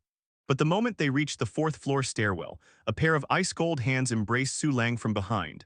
Honored guest, where are you going, Tilda? A charming red mouth hovered behind Su Lang's neck, exhaling chilling breath that seemed mixed with ice chips. Su Lang looked down and suddenly discovered he was standing on his tiptoes. A pair of red-sleeve shoes somehow slipped under his heels. Su Lang smiled, grasping the pair of bluish-white hands at his waist and said, quite sexy little hands you have there. Customer, I ask, where are you going? Let me accompany you. The female voice behind him drifted ethereally, like a lover's whisper. In this situation, if it were an ordinary person, their soul would have been scared out of them long ago. As long as I want to leave, the path is beneath my feet. Su Lang's words made no logical connection. What path do you wish to take? The path leading to your hearts. Hehe, Tilda, young man, you're quite the joker. Wang Yajai stood 2 steps behind Su Lang, watching the red-clothed female ghost clinging to his back, cold sweat pouring from her forehead as she recalled this ghost's information. Scarlet Maiden. Formerly a chaste courtesan, later schemed against by colleagues, her beauty completely destroyed, reduced to a secret prostitute, enjoys killing men, frying and cooking their hearts and livers to eat. Hanged herself in red clothes to become a ghost. Those who see her appearance die, only appears when intimate with men, saw her reflection in the lake while Ghost Scholar was having a secret rendezvous. Frightened her own soul to dispersion by her horrifying appearance. Wang Yajai took out the ghost-repelling talisman Su Lang had given her from her backpack, and boldly slapped it onto Scarlet Maiden's body. A shrill, piercing scream instantly echoed through the stairwell. Scarlet Maiden suddenly turned her head and discovered a mirror pointed directly at herself. Modern mirrors reflect people much more clearly than lake surfaces. "This isn't me," Scarlet Maiden shrieked miserably. After a few moments, black smoke rose from Su Lang's back. Ding ding dang tilde. A 10-day bell fell to the ground, along with a skill scroll. 10-day bell ghost. Type, Curio. Level 3. Effect, summon ghost. Summon a level 3 fierce ghost, lasts 1 minute, cooldown 10 minutes. Durability 1313s. Decomposition yields. Copper pieces x5, nether chi x1. Upgrade conditions 300. Introduction, an evil object. Soul fleeing beyond the heavens, active skill. Type, skill scroll. Level 2. Upgrade conditions. 137 nightmare coins. Introduction, consume mental power to transform into an attackable spirit body, dealing mental damage to enemies. Let's go to the second floor. Su Lang turned to look at Wang Yajai, noticing her pale complexion and couldn't help saying, "Do you need to rest a bit?" "No need," Wang Yajai wiped the sweat from her forehead and shook her head. Su Lang didn't say anything more, nodding before going to the second floor with Wang Yajai. The reason for coming to the second floor was because the boss here was easier to kill. The third floor boss was General Golden Blade, whose frontal combat ability was probably the strongest among the 10, while the first floor boss was the leader of the 10 evil practitioners, Blind Eye. Both of these were tough opponents, difficult to deal with. The second floor was very strange, with no sounds of fighting, but a faint fragrance drifted through the corridor. A middle-aged man in Taoist robes with a pale face and a beard under his chin was waving a fan, directing a group of standing foxes to insert incense. Room 32, Yi Fan hid under his blanket, continuously splashing cold water on his face, with tissue paper stuffed in his nostrils. The incense lit by the foxes had a mind-bewitching effect, and several players had already voluntarily opened their doors to go out and die. Now there was more and more burning incense in the corridor outside. At first, some players dared to open their doors to look, but now players didn't even dare stand behind their doors. As soon as you smelled the fragrance, you would become fish on the chopping block, ready to be slaughtered. What to do, this is a momentum-building boss. Yi Fan felt the cold water hitting his face, so anxious he was almost crying. If only everyone had gone out to fight that boss from the beginning. Now even if people from other floors came to help, it would be useless, because each one who came would just be another sacrifice. Suddenly, he caught a whiff of sweet fragrance and hurriedly buried his head in the water basin. Half a minute later, he lifted his head, astonished to find the fragrance had grown stronger, almost filling the entire blanket. The next second, confusion flashed in his eyes, then he became somewhat dazed, slowly getting out of bed. Opening the door. Next to the dormitory door, 4 foxes were rummaging through a player's corpse, eating with blood-stained mouths. Seeing Yi Fan come out, they quickly raised their paws to beckon him. Yi Fan immediately walked over. The 4 foxes narrowed their eyes in smiles. As long as this human walked out of the turret's automatic attack range, then they could dig out his heart and lungs for him. Just then, gunfire erupted, followed immediately by a middle-aged man's scream of pain. The 4 foxes were startled, knowing their master was injured, and hurriedly ran toward the stairwell. In the second-floor stairwell, Su Lang and Wang Yajai were fiercely battling cannot be calculated. What was strange, however, was that both Su Lang and Wang Yajai were expressionless as if they were puppets. Would heart sliver. Type, item, level 1. Effect, after consumption, enter heart like dead wood state for 3 minutes. Upgrade condition, 10 nightmare coins. Introduction, a small wood sliver that can make you numb. A seemingly useless little item, yet it was the winning treasure against the second-floor boss. And what exposed this item was precisely the 7th-floor mechanical puppets. The one who killed Cannot Be Calculated was also Mad Craftsman, simply because Cannot Be Calculated had evil intentions toward Mad Craftsman's wife puppet. This was quite abstract. Cannot Be Calculated was a first-class old lecher, otherwise Ghost Scholar wouldn't have died from anal fissure. Apart from his incense-bewitching methods, Cannot Be Calculated's combat ability wasn't particularly strong, just occasionally spitting fireballs, turning invisible for a second or two, somewhat like a circus performer in the martial world. Trying to run, Su Lang's super intuition activated, sensing a mass of malice running downstairs. He raised his hand and released 3 fireballs over a meter in diameter, pouring damage to the maximum. Aya, Cannot Be Calculated, was burned out of his invisible state, rolling around on the ground, then his neck stiffened and he died. While Su Lang and Wang Yajai quickly looted the corpse, a private message popped up. 200 Cao Yakshuan. Lang Ji, leave quickly, the players have all come out to kill monsters. Although Su Lang and Wang Yajai's actions were fast, coming and going had taken nearly 20 minutes. And this amount of time was enough for some players to organize themselves. After killing the boss, the thick fog in the corridor would disappear. Players from several floors comparing notes would realize it was a favorable situation. Then, if someone pointed out the changes in Su Lang's points, what was happening outside would be obvious to anyone with eyes. With Su Lang's current prestige, if he demonstrated leadership, becoming the leader would be no problem at all. He could directly call on players to attack the boss. But Su Lang didn't want to take responsibility for other players' lives. Moreover, he never trusted other players. After a brief consideration, Su Lang decisively said, "Let's go back to our dorm." Wang Yajai nodded without saying any unnecessary words, following Su Lang upstairs. This time, the noise from their ascent was somewhat loud, attracting the attention of the third floor's General Golden Blade. Wang Yajai glimpsed this scene and immediately said, "Su Lang, it seems we've been spotted by General Golden Blade." "Doesn't matter, someone will take the hit for us." Su Lang shook his head. The two moved quickly. When they rushed into the fourth-floor stairwell, they saw a group of players in the corridor, and when this group of players saw Su Lang and the other, their eyes all lit up. "It's Su Lang." "Su Lang, wait for us. Did you kill Scarlet Maiden? What about our fourth-floor drop items?" Su Lang and Wang Yajai paid no attention. Some anxious players directly ran over, then ran headlong into General Golden Blade. Sword light flashed like a cascading waterfall, instantly killing several players. 67 Wang Yan, holy shit, General Golden Blade came to the fourth floor. 67 Shen Jin. Su Lang led him up, damn it. 75 Wu Heiyachin, at Su Lang quickly blocked Su Lang. Su Lang went up to the sixth floor from the left.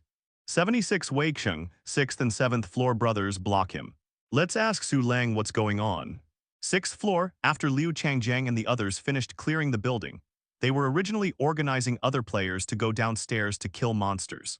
Suddenly seeing the chat room information, they immediately wanted to block Su Lang. However, they were still a step too late, only catching a glimpse of Su Lang and Wang Yajai's figures as they flashed by. Liu Changjiang's expression turned fierce, and he lowered his head wanting to chase after them, but then immediately remembered the traps in the stairwell, his heart turning cold. He shouted to the people around him, "Let's get through this round of the game first, we'll settle the score during rest time." The sixth-floor corridor instantly erupted with a wave of responses. "All right, we'll listen to Brother Liu.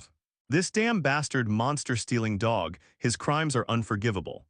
People like Su Lang are the most despicable, affecting everyone's development. Look at his points, who knows how many monsters he's stolen, damn it." People on the 7th, 8th, and 10th floors all saw the messages, but no one went to stop Su Lang. Because the 7th and 8th floors suffered heavy losses, they were too busy looting players on their own floors. And the 10th floor was even more so. Wu Hui and the others were currently looting on the 7th and 8th floors, and they wouldn't stop Su Lang anyway.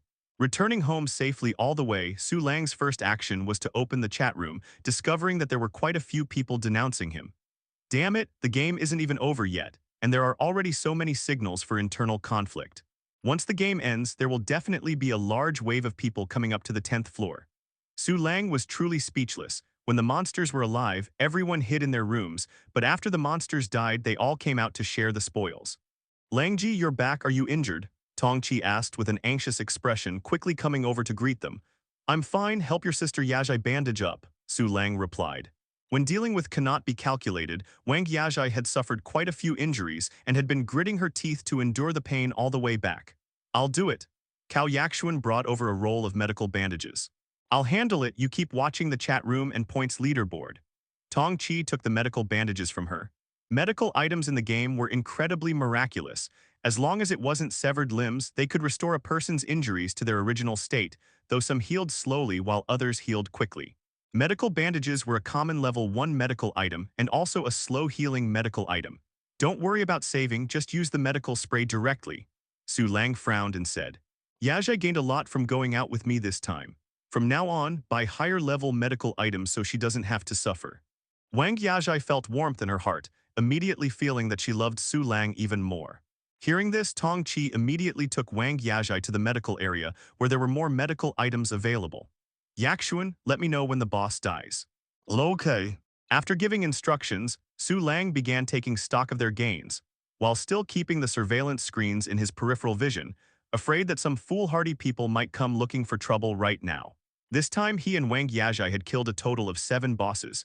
When he carefully counted up these gains, they were truly remarkable. Funds, Copper coins 90, 1,239, silver coins 13, gold coins 0. Just the copper coins alone were almost reaching 100,000. If he sold some miscellaneous items that Su Lang didn't care for, breaking 100,000 would be easy. As for things he valued, aside from the 10-day bells, there were probably only 6 items. Advanced Animal Trap. Type, Trap, Level 3. Deconstruction Yield, Iron Sheet X6. Upgrade Condition, 280 Nightmare Coins. Effect Hunting 2/3. Becomes invisible after placement, deals massive damage to targets that step on it. Introduction. Humans are beasts too. Beast Form Fist Active Skill. Type Skill Scroll. Level 3. Upgrade Condition 320. Introduction, imitate wild beasts in combat and improve physique. Paper Cutting into Soldiers Active Skill. Type Skill Scroll. Level 3. Upgrade Condition 340 Nightmare Coins. Introduction, consumes mental energy to cut out self-destruct paper dolls, mighty strength paper dolls, weapon-holding paper dolls. My dream is to cut out a heavenly bridge to meet Chang.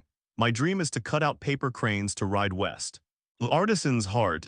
Type Item. Level 4. Effect, after use, upgrades 1 skill below level 4 to level 4. Upgrade Conditions. 540 Nightmare Coins. Introduction, Unique Craftsmanship tilde. Blood Thread Worm Larval Egg X3. Type Insect Egg. Level 1. Effect, increases 1 point of physique after consumption. Upgrade Conditions. 45 Nightmare Coins. Introduction, a goo insect larval egg. If you have goo refinement techniques, you can try to hatch it. Compass. Type Curio. Level 3. Durability 10/10. Effect Treasure Hunting 3/3. Can find valuable items nearby. Deconstruction Yield, Tiger Bone Wood X4, Pointer X3. Upgrade Conditions 300. Introduction, Surveying Feng Shui, but all for the sake of wealth and fortune. 6 premium items plus 7 10-day bells, each one was enough to make people envious. Su Lang first ate 1 insect egg, increasing his physique by 1 point, then tore open the Beast Form Fist skill scroll. Streams of knowledge flooded into his mind. Exactly the body training skill he wanted most. And besides cultivation methods, it also included combat techniques, which was excellent. After a long while, Su Lang opened his eyes and used Artisan's Heart. Please select the skill you want to upgrade. Advanced Meditation Fireball Technique. Beast Form Fist. Su Lang didn't hesitate, directly upgrading Beast Form Fist. Actually, he preferred Advanced Meditation more, because Focus Spirit skill builds didn't require close combat, making them safer. And being a spellcaster was truly satisfying. When fighting monsters, he only had Fireball technique, yet he was still awesome. However, considering he might have to face a bunch of demons and monsters after the game ended, upgrading Beast Form Fist was better. More important than winning was staying at the gaming table. The dorm survival game never lacked opportunities and treasures. What you should fear is not being able to survive. Please choose from the following upgrade directions, and make your selection within 1 minute. 1. Dragon Elephant Combat Method. Powerful and domineering, strength like dragon and elephant, long practice strengthens body. 2. Tiger Form Fist. Fist technique explosive, tiger's mouth submits, long practice strengthens spirit. 3. Swallow Form Fist. Person like flying swallow, legs like bird wings, nourishes clear spiritual energy within the body. Su Lang frowned, feeling that skills upgraded with Artisan's Heart had somewhat unclear skill descriptions, not as straightforward as Nightmare Coins. After thinking for a moment, he chose Dragon Elephant Combat Method. After all, with the words combat method in the name, it should be very fierce in fighting. Dragon Elephant Combat Method. Type Active Skill. Level 4. Effect 1. Dragon Elephant Treasure Body 1/13. Long practice of Dragon Elephant Combat Method. Maximum increase of 13 points in physique. Effect 2. Savage Elephant Stomping Hoof. Leg defense temporarily increases 3-fold. Effect 3. Divine Dragon Swings Tail. Unleashes a leg strike with power far exceeding one's own strength. Upgrade Condition, 670 Nightmare Coins. Introduction. In water, the powerful is called Dragon. On land, the powerful is called Elephant. The moment he selected Dragon Elephant Combat Method, Su Lang immediately felt his physical strength increase, while also gaining much practical combat knowledge in his mind. Not bad, not bad. Su Lang was secretly satisfied. What made him happy was that although he upgraded Beast Form Fist into Dragon Elephant Combat Method, the practical knowledge of Beast Form Fist didn't disappear. Only the skill effects were lost. Now he effectively had close combat experience from both Dragon Elephant Combat Method and Beast Form Fist skills, which was very nice. After completing all this, Su Lang didn't rush to cultivate immediately. Instead, he put away all his items and handed the two 10-day bells to Cao Yaxuan and Tong Qi. Then he looked at Cao Yaxuan and asked, "How many bosses are still alive now?" "All three are still alive, but the skin-peeling ghost on the 5th floor should be about to die. Everyone is focusing their attacks on it now," Cao Yaxuan replied. "Is Wu Huihui there too?"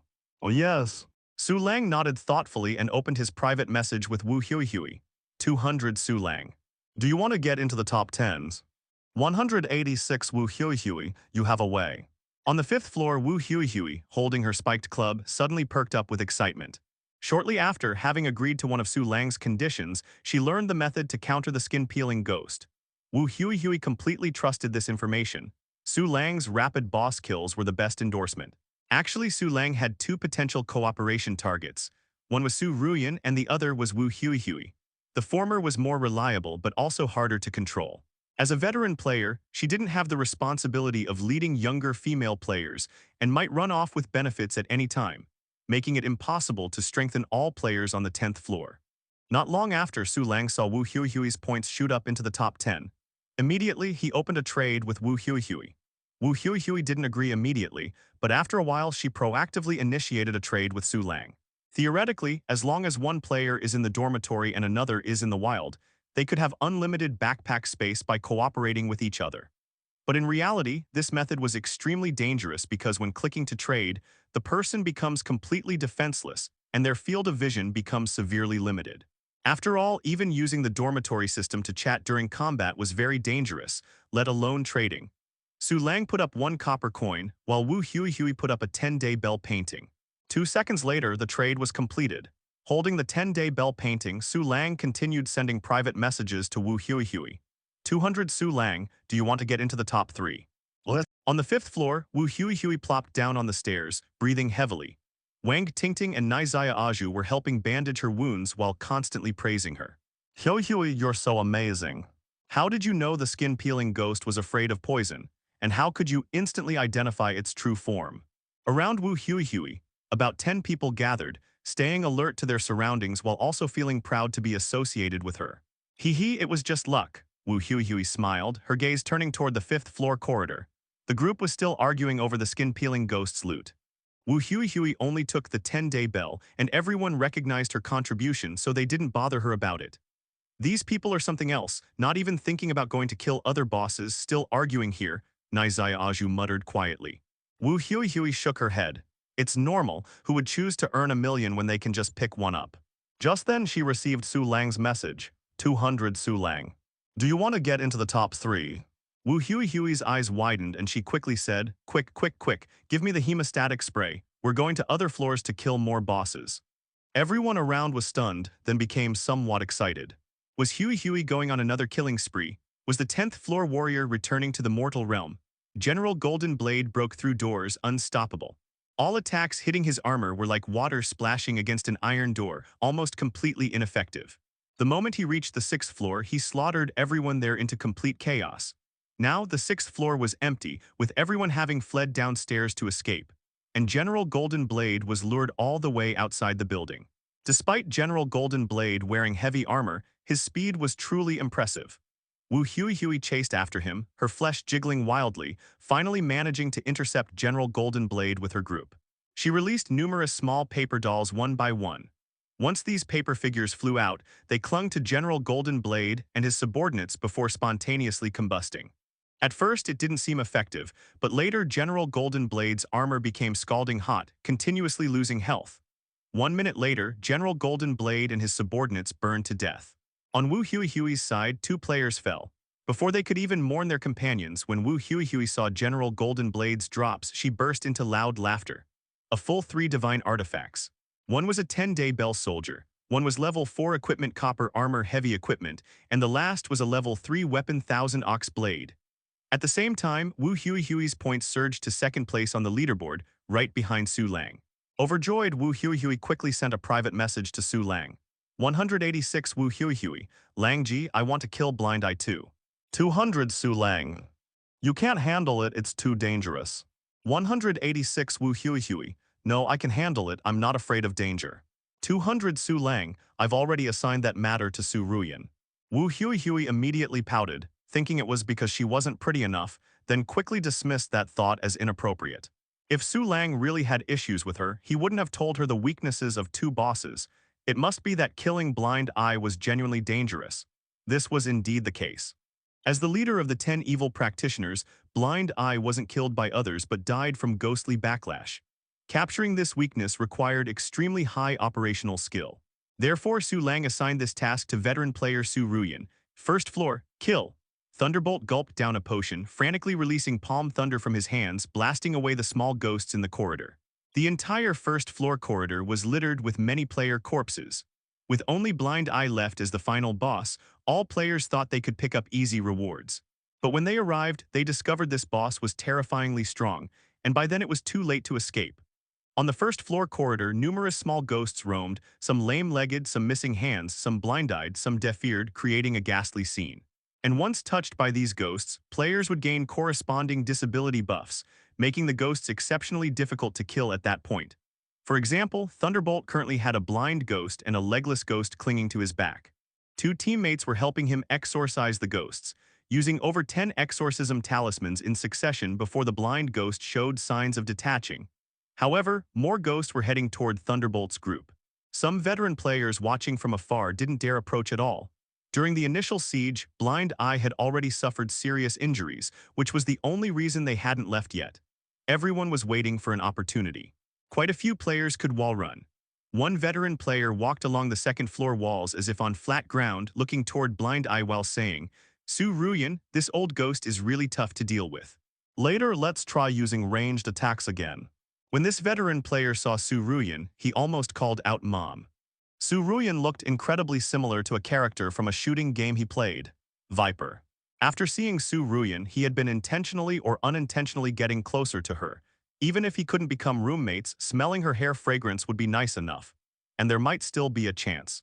After speaking, he received no response for a while. When he turned to look, he was shocked to discover that Mom, Su Ruyan, had disappeared at some point, first floor hallway. A blind, one-armed old man covered in filth and reeking of foul odor sat cross-legged on the ground, occasionally pulling out something resembling brain matter from his pocket to eat, recovering his injuries. Just then his shadow flickered, and a woman with an enchanting figure suddenly emerged, reaching directly for the bell at his waist. Smack! Blind Eye might be blind, but his mind wasn't. A chicken claw-like hand firmly grasped Su Ruyan's wrist. Young lady, before he could finish, Su Ruyan's other hand darted over and snatched the bell from his waist. I have two hands, Su Ruyan said with a smile. Blind Eye's withered stump twitched slightly and he fell silent. Was this some kind of hellish joke? Ding-ling-ling tilde. Su Ruyan shook the bell. Instantly, the small ghosts patrolling the hallway swarmed over, each emitting insane, hideous laughter, all pouncing onto Blind Eye and tearing him into countless pieces. Su Ruyan's points rose, Blind Eye's life plummeted, one rising and one falling, declaring the end of this round's game. Dormitory broadcast. All monsters have been eliminated, this round's game ends early. Congratulations to everyone for completing all challenges of Mad King Dormitory Building, Phase 2 game. Mad King Dormitory Building, Phase 3 game will arrive in 7 days and 23 hours. Rewards will be distributed according to points leaderboard ranking in 3 minutes. Points leaderboard. Zhu Lang, 43,380. Wu Huihui, 14,230. Zhu Ruyan, 13,392. Wang Yazhai, 13,100. The game had ended. For some, this was like the dawn finally breaking, but for others, it felt like descending into the abyss of hell. First floor, Thunderbolt listened to the dormitory broadcast, his mind reeling. He didn't even make it into the top 3. Hadn't he locked in victory the moment he learned it was a ghost-themed instance? The tenants in the same dorm room were also speechless, then looking at Thunderbolt's red and greenish face didn't dare speak. The final stage had ended in less than an hour. They had never fought such a battle before. It was like a dream. For a moment, all the veteran players on the first floor who had been observing were stunned. Some went to the hallway, wanting to loot Blind Eye's corpse, only to find Su Ruyan had already taken everything and run, not leaving a single scrap behind. Woohoo, we won, hahaha tilde second floor, Yi Fan laughed hysterically. He knew it, he knew he would survive. Being saved by Lang Ji right when he was about to die, wasn't that enough proof he was the protagonist? Surviving against such odds, he truly possessed heaven-defying luck. Suddenly, Yi Fan noticed footsteps and turned to look. Hey Dahai, when did you go out? Zhang Dahai smiled at Yi Fan, thought for a moment and said, Yi Fan, do you want to come inside and sit? Yi Fan felt a small alert in his heart, but then nodded in agreement. The two were neighbors, former classmates even, with a very good relationship. They had helped each other during the first round of the game. To think it ended just like that, unbelievable. Third floor, Li Xuan pushed open the window, gazing at the lingering crimson on the horizon, finding it utterly bewildering. Wenji, that Su Lang kid is a bit too overpowered. A middle-aged male tenant frowned, the implication being that Su Lang was the main reason this round ended so quickly. The monster's difficulty was certainly troubling, but the abnormal performances of other players were equally puzzling. He must have already obtained some sequence. Li Xuan said lightly with a smile. Probably so, and the sequence likely counters this round's game perfectly. Another middle-aged woman with instant noodle hair chuckled. Despite her instant noodle hairstyle, she had good poise and a slender figure, though she was somewhat short. Each generation produces its own talents. I hope he can keep winning. Li Xuan sighed, closing the window. Windows were only available in third-level dorms and had air walls, preventing monsters from exploiting them, but they were rarely opened during game time as it greatly increased the risk of being attacked by unconventional methods. At the same time, this subtly indicated that Li Xuan was a powerful player who had made it into the top 10 in all three previous game rounds. Dorm 200, Su Lang and the three women were all extremely expectant, quietly waiting for the game rewards. Congratulations to Su Lang for becoming top player, rewards as follows. Dorm Upgrade Count X1, Facility X1, Artisan's Heart X3, Free Attributes plus 10, Backpack Level plus 1. Congratulations to Wu Hui for becoming second player, rewards as follows. Dorm Upgrade Count X1, Ghost Head Staff X1, Level 3 Alloy Door Design Blueprint X1, Free Attributes X8, Backpack Level plus 1. Congratulations to Su Ruyan for becoming third player, rewards as follows. Dorm Upgrade Count X1, Ghost Blade Skill Scroll, Free Attributes plus 7, Backpack Level plus 1. Congratulations to Wang Yajai for becoming fourth player. As a tenant identity, rewards are equivalent to the highest scorer in the same dorm, excluding dorm or facility rewards. Congratulations to Thunderbolt for becoming fifth player, rewards as follows. Dorm Upgrade Count X1, Free Attributes plus 6, Silver Coin X5, Thunder Affinity Fruit, Backpack Level plus 1. Players 5 through 10 had the same basic rewards, but special rewards differed. Players beyond 10th place only received 5 free attributes, Backpack Level plus 1, and 5,000 copper coins, not even able to upgrade their dorms. The backpack upgraded to 4x4, totaling 16 slots, one of which contained 3 stacked Artisan's Hearts. Su Lang hadn't expected his special reward to be 3 Artisan's Hearts. Honestly, this was just perfect for him. Right now, Nightmare coins were too scarce. He definitely couldn't use them on skills temporarily, and the 3 Artisan's Hearts just alleviated the awkward situation of his skill levels being too low. However, he didn't plan to use them all. Artisan's Hearts had good value. He could consider upgrading with Nightmare coins later. It was worth mentioning that after upgrading the dorm, he could recruit a 4th Zio Mei. With 4-point farming pals supporting him, it might be possible to try upgrading the Nightmare bed again during rest time. Do any of you have Artisan's Hearts? Su Lang looked at the 3 women, but as soon as he spoke, he saw Cao Yakshuan take out a small wooden heart. So exquisite, Cao Yakshuan stared at the Artisan's Heart, exclaiming in surprise. Tong Chi giggled foolishly. Hee Lang Ji, we have so many attribute points now we can't even use them all.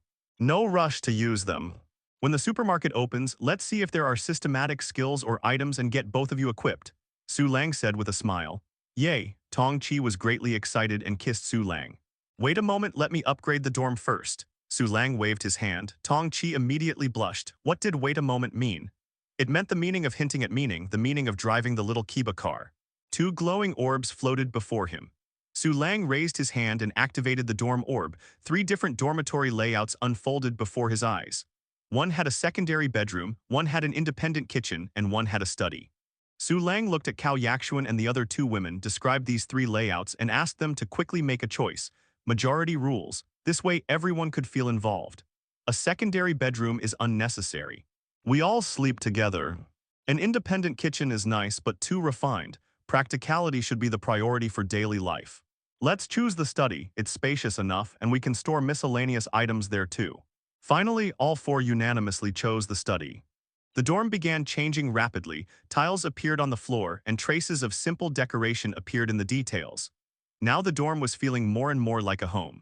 Su Lang smiled satisfactorily, then immediately opened the facility orb. This time, more facilities appeared than before. Su Lang didn't choose immediately, but consulted Li Xuan and Su Ruyan. Neither gave a clear answer. Because neither had been top player before, and previous top players they encountered almost never revealed facility information. Opening a mystery box. Su Lang stroked his chin, lost in thought. Anyway, they were all mystery boxes, so Su Lang ultimately chose a newly appeared facility based on intuition. Radio. Su Lang held his breath and checked its information. Radio. Type facility. Level 2. Effect 1's radio. Can tune frequencies to receive audio signals from radios in other dormitory buildings. Each frequency tuning costs 100 copper coins, and each 10-minute connection costs 100 copper coins. Effect 2 user. Establish your own user information. Effect 3 signal storage 01. Durability nuns. Introduction, a radio isolated from supernatural forces, can be used with peace of mind. After reading the complete facility information, Su Lang's eyes suddenly lit up. It was actually a communication device, and not just any communication device, one that could connect with other dormitory buildings. Su Lang, what's wrong? Cao Yaxuan asked. Take a look for yourselves, Su Lang said, pointing at the radio. The three women looked at the radio with different feelings. Wang Yazhai smiled and said, so there really are other dormitory buildings. I always suspected those veteran players might be fake people. Cao Yaxuan said excitedly, with this radio, our intelligence won't be limited to just one dormitory building anymore. Tongqi clenched her small fists and said, I wonder who we can connect with. I'm kind of looking forward to it. The facility obtained by the top player really can't be compared to other ordinary facilities, Su Lang said with a smile. Looking at the radio, Su Lang pressed the button labeled User Information. Please edit your user information. This will be your identity in the signal channel. Name. Introduction. Su Mountain Sleep Hater, Mad King Building Boss, that's way too stupid. Neither the name nor the introduction can have any connection to myself. Not even using opposites would work. Su Lang thought for a moment and entered the two characters 0 degree, but it showed the name was already taken. This left Su Lang somewhat speechless. He then entered 0 number. This time it showed approval, then Su Lang began to enter his introduction. For this part, he decided to simply use a famous quote, never waste a good crisis, confirm user information. Yes/no. Confirm, Su Lang clicked confirm and the radio flashed faintly, completing the information recording. Then he found a rotary knob and began tuning signals. This signal channel is empty. After more than 20 attempts, Su Lang was getting numb. Damn, surely I'm not the only one in the entire dorm survival game who has a radio, Su Lang exclaimed. 2,000 copper coins gone just like that, it was still somewhat painful to lose that much. That was the cost of a passive skill. Su Lang, maybe you should stop playing with it for now, Cao Yaxuan said with a pained expression, looking at the radio as if it were a trap. Let me try 10 more times. Su Lang gritted his teeth and tuned the signal again. With a small twist of his hand, another 1,000 copper coins disappeared. Su Lang's face darkened. I've already tried 30 times anyway. If the radio didn't work, wouldn't it just become a decoration? That would be equivalent to having one of his facilities completely blacked out, absolutely unacceptable. On Su Lang's 47th attempt, the radio finally responded. Radio station Blood Mist Mutual Aid Society detected. Apply to connect, yes/no. Yes, Su Lang's spirits lifted as he clicked to connect. He thought it would take a long time to connect, but he got a result in just over 10 seconds. A light screen popped up on the radio's display. Rainy Night Blade has approved your connection request. Friendly reminders. Your signal storage slot is full. Tuning signals again will erase this signal. Rainy Night Blade is continuously speaking. A cheerful male voice came through the radio. We've got a newcomer in the channel, welcome. Congratulations, top player. Choosing the radio as your new facility is the best decision you've made in your life. Tongqi couldn't help but widen her eyes, covering her mouth, almost crying out in surprise. They could actually hear voices. Even though they knew it was possible, when the situation actually occurred, it was inexplicably moving. Rainy Night Blade, why aren't you speaking? Is my premium mature uncle voice not good enough?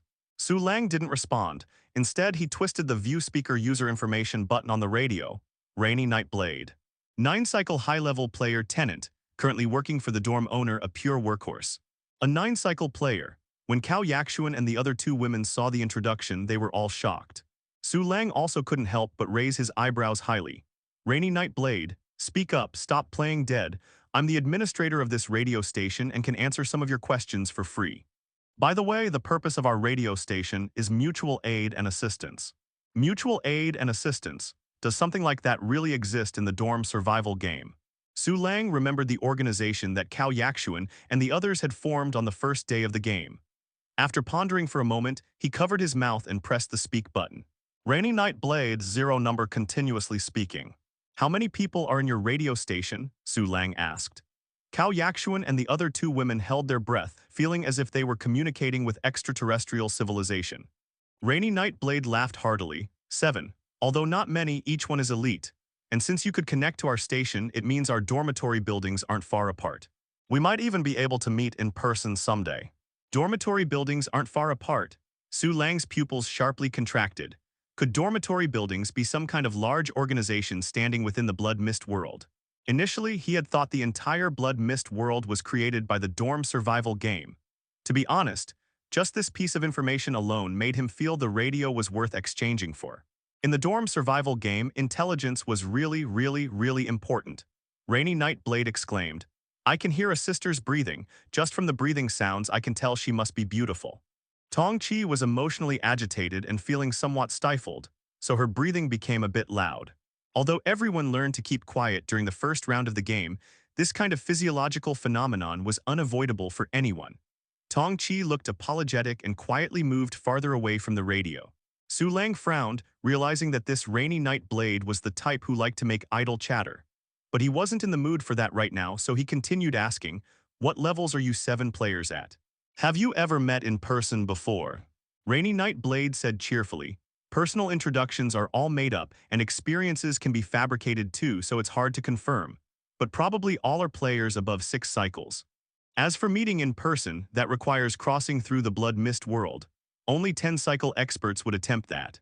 Su Lang said quietly, you seem to be about to reach 10 cycles soon. Rainy Night Blades. Right, so I'll allow you to call me expert in advance. Rainy Night Blade's words naturally couldn't be fully trusted by Su Lang, and could only be taken as reference. After all, the man himself admitted that experiences could be fabricated. Su Lang asked, how many people are in your dormitory? This was a question designed to be rejected, meant to pave the way for better answering the next question. Rainy Night Blade replied, that's my private matter, can't answer. Su Lang continued, then what help can your radio station offer me? Rainy Night Blade said with a weathered tone, young man. Don't always ask what the radio station has done for you, ask what you've done for the radio station. Then his melancholic style suddenly shifted, becoming lively again, and he seemed to get excited. His words coming out like rapid fire. Haha, help, there's no real help. It's just gathering, chatting, purely exchanging information. To be honest, we're much friendlier than other players in your dormitory building. Why? Because we have no conflicting interests. If you die, it brings us no benefit, but if you survive, we can have information exchanges. Online friends are sometimes more reliable than relatives, right? Plus, everyone talking helps relieve loneliness, which is good too. I initially suggested renaming it Heart to Heart Radio, but the station manager didn't agree, hahaha. Su Lang felt overwhelmed listening to this. Tong Chi and the others initially thought Rainy Night Blade's voice was quite pleasant, but after hearing more, it started feeling somewhat grating. Su Lang spoke up, all right, didn't you say I could ask you questions for free? Rainy Night Blade directly interrupted, mainly because charging wouldn't work anyway, yahaha. Su Lang's face darkened. I want to ask you a question now. Rainy Night Blade interrupted again, weren't you already asking before? Let me finish speaking first. Okay. 0 number. Do you know about invitation letters? Su Lang didn't want to ask 2 basic questions, so he randomly picked one to ask. Rainy Night Blade used an exaggerated tone. SSS tilde, you actually obtained that thing. Preliminary judgment says you have at least 3 cycles of experience. Terrifying. Su Lang didn't speak, instead crossing his arms and waiting patiently. After all, someone was answering his questions for free, so letting them tease a bit was reasonable. Rainy Night Blade laughed. Invitation letters are divided into team invitation letters and solo invitation letters. The former teams you up with people who have the same invitation letter to clear instances, while the latter has only your dormitory members clearing instances. The resources in invitation letters are very rich, but also very dangerous, though slightly less dangerous than exploration mode. If you find an opportunity, you can return midway without having to complete the entire run. But they say the clearance rewards are very nice. That guy Faceless cleared it once, and that one reward alone guaranteed him the top player position in the next round of games. The snowball just started rolling, damn, so enviable. Su Lang nodded secretly. This rainy night blade seemed quite experienced. Su Lang continued asking, what about facilities? The facilities' top players get seem different from ordinary facilities. Cao Yakshuan and the other two women all brightened up. This was the juicy part. They felt Su Lang would definitely become top player next time, so this information was crucial. Hearing this, Rainy Night Blade tutted twice and said, "You don't understand this. The facilities top players get are all core facilities that improve along with dormitory level upgrades, and they almost never break. Their capabilities are incomparable to ordinary facilities." Su Lang suddenly understood. No wonder his surveillance camera's level increased to 2 and its visual range expanded by 2 meters. So facilities were divided into core facilities and ordinary facilities. What functions do core facilities have? Su Lang asked. Now you're asking the right question. Rainy Night Blade coughed twice. Su Lang waited for a long time without hearing Rainy Night Blade continue, so he asked, "What's wrong with you?" "Nothing, just replied to a private message from a good friend." Rainy Night Blade picked up where he left off, laughing. "This information is very valuable. You need to at least call me Big Boss before I tell you." Su Lang's mouth twitched. Big Boss. Rainy Night Blade chuckled twice. "I know about 7 types of facility information. We have 3 guys here who have gotten top player at least twice. This is what they shared. I summarized it myself. Get ready, I'm going to share everything I know. If your dormitory overall lacks attack methods, you can choose the air conditioner. This thing blowing at the door can slow down outside monsters' movement speed. At higher levels, it even has freezing effects. In 6th level doors, there's a frost door type. Combined with high-level air conditioners, tut-tut, both are key items for freeze-build gameplay, absolutely invincible. If you're that kind of physical build player, you can choose the microwave. The food created inside can stack stamina recovery effects, letting you become like Zhao Zilong in Monster Horde's Eat, Fight, Fight, Eat. If you want better living conditions. If your economy is poor. Su Lang listened silently until Rainy Night Blade finished speaking and drinking sounds could be heard. Then he sincerely said, "Thank you, Blade." Damn, not even calling me Big Boss after hearing all that. A newbie actually dares to think they're my equal, how bold. Rainy Night Blade seemed to be pointing and laughing scornfully. Su Lang smiled and was about to say something when he heard knocking from the other side.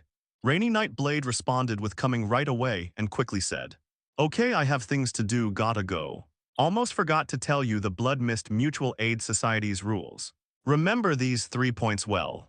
First, no giving maliciously misleading false information. Otherwise, you'll be kicked off the radio. Second, 7 a.m. and 12 p.m. daily are everyone's online times. Third, if there are any abnormal phenomena in the Blood Mist world, report them immediately. One final warning, don't reveal your real name or dormitory building name. Goodbye, top players." 0 number continues speaking. Rainy Night Blade was gone. Su Lang simply turned off the radio and looked at Cao Yakshuan. "Yakshuan, what do you think?" Seeing Su Lang turn off the radio, Cao Yakshuan sighed in relief and said, "If everyone in the radio station has radios, does that mean they're all top players?" Su Lang nodded. Tong Chi chimed in, "So this is an elite information channel." Cao Yakshuan confidently smiled. "Yes, exactly. I think Rainy Night Blade's words have some credibility." Wang Yaji's cool eyes flashed as she added, "But we can't believe everything. We should listen more and speak less in the future." Hearing the 3 women's sharp analysis of the situation, Su Lang nodded repeatedly. To be honest, he really hoped these 3 women could stand on their own. Like during this outing to fight monsters, having an assistant to coordinate with felt really great. For now, let's focus on the present. Su Lang clapped his hands, drawing the 3 women's attention back. "In the entire dormitory building, are there any girls you think are good? We have another tenant slot available." As soon as these words were spoken, all 3 women's expressions froze. "You're going to recruit a new tenant again?" Cao Yakshuan looked like she was about to cry from frustration. "After all, our bed is quite large, it's wasteful to leave it empty." Su Lang coughed lightly, a smile on his face. "What nonsense about the bed being too big?" Seeing the 3 women rendered speechless, Su Lang pressed his advantage and said directly, Your opposition is useless anyway. This is our household policy. Any vacant tenant slots must be used immediately. Seeing that neither Wang Yajai nor Cao Yaxuan were speaking, Tong Chi had no choice but to brace herself and say weakly, "Okay then, Lang Ji, do you have someone you like?" Cao Yaxuan shot Tong Chi a sidelong glance as if looking at a traitor. Tong Chi shrank her neck and moved closer to Su Lang, who promptly put his arm around her. Wang Yajai spoke up at this point. "It's unrealistic for the dorm not to recruit people. More people means more strength. Recruiting boys is even more unrealistic. So Yaxuan, if you have someone in mind, you can mention them now." "I know, but I don't have any good candidates." Cao Yaxuan sighed. "I have two close friends who are quite pretty, but they didn't enter the game." Su Lang frowned. "She even knows I want to recruit pretty girls. Is my intention that obvious? Cao Yaxuan's IQ must be nearly 200, how terrifying. I don't have anyone either." Xiao Zhu would be good, but she had a boyfriend before entering the game. Wang Yajai shook her head. Su Lang looked at Tong Chi. "I don't know any pretty girls either." Tong Chi quickly shook her head. At this point, Su Lang's frown became genuine. To be honest, none of the girls from his school days had ever caught his eye, and he didn't know many veteran players, nor did he trust them. However, he had super intuition, so he didn't need to worry too much. "Little Tong, make an announcement in the chat room, see if anyone wants to come," Su Lang said. Now he had some face to maintain. It wouldn't be appropriate for him to personally go recruit Xiao Mei again. "Right now?" Tong Chi asked weakly. "Yes," Su Lang nodded. "Tusk tusk." Cao Yaxuan wore an expression of not being able to bear watching. Seeing her put on this expression again, Su Lang got angry and directly pressed her down on the sofa armrest. To be honest, this position was particularly good. Cao Yaxuan naturally objected at first, doing it this way would make her lose face completely. But Su Lang wanted exactly that, for her to lose face. Tong Chi blushed and started sending out the recruitment message. Meanwhile, Wang Yajai went to take a bath. "Brother Thunder, should we still go deal with Su Lang?" In Dorm 2, a female tenant swallowed hard and looked at Thunderbolt.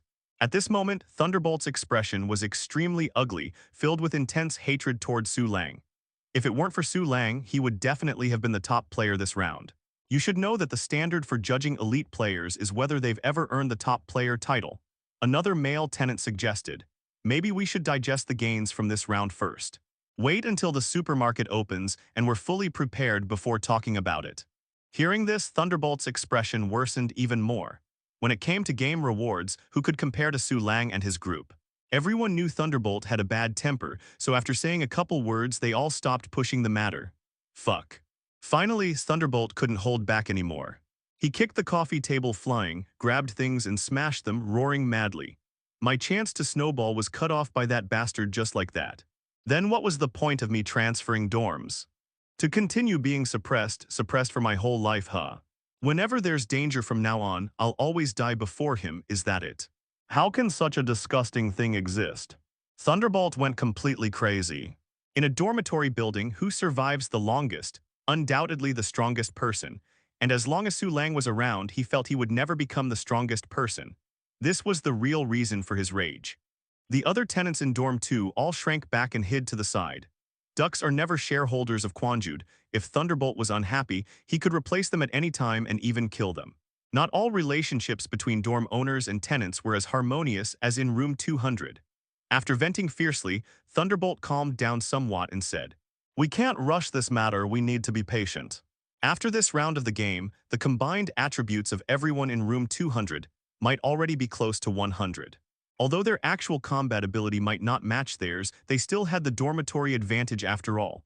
Storming a fortress was never an easy task. Just then, a male tenant shouted, "Brother Thunder, Su Lang is recruiting tenants, and he wants beautiful women." Thunderbolt's eyes instantly turned red. "Fuck, this is our chance." "Patience, patience, my ass."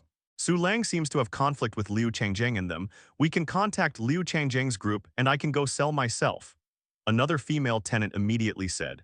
As long as Su Lang was willing to open the door, that meant he had an opening. And her looks were among the best among all female players since her life had been more affluent. On the 6th floor, after receiving Thunderbolt's private message, Liu Changjing immediately became interested. Su Lang had just one top player. If they killed him before he could convert his gains, they would definitely get a huge loot.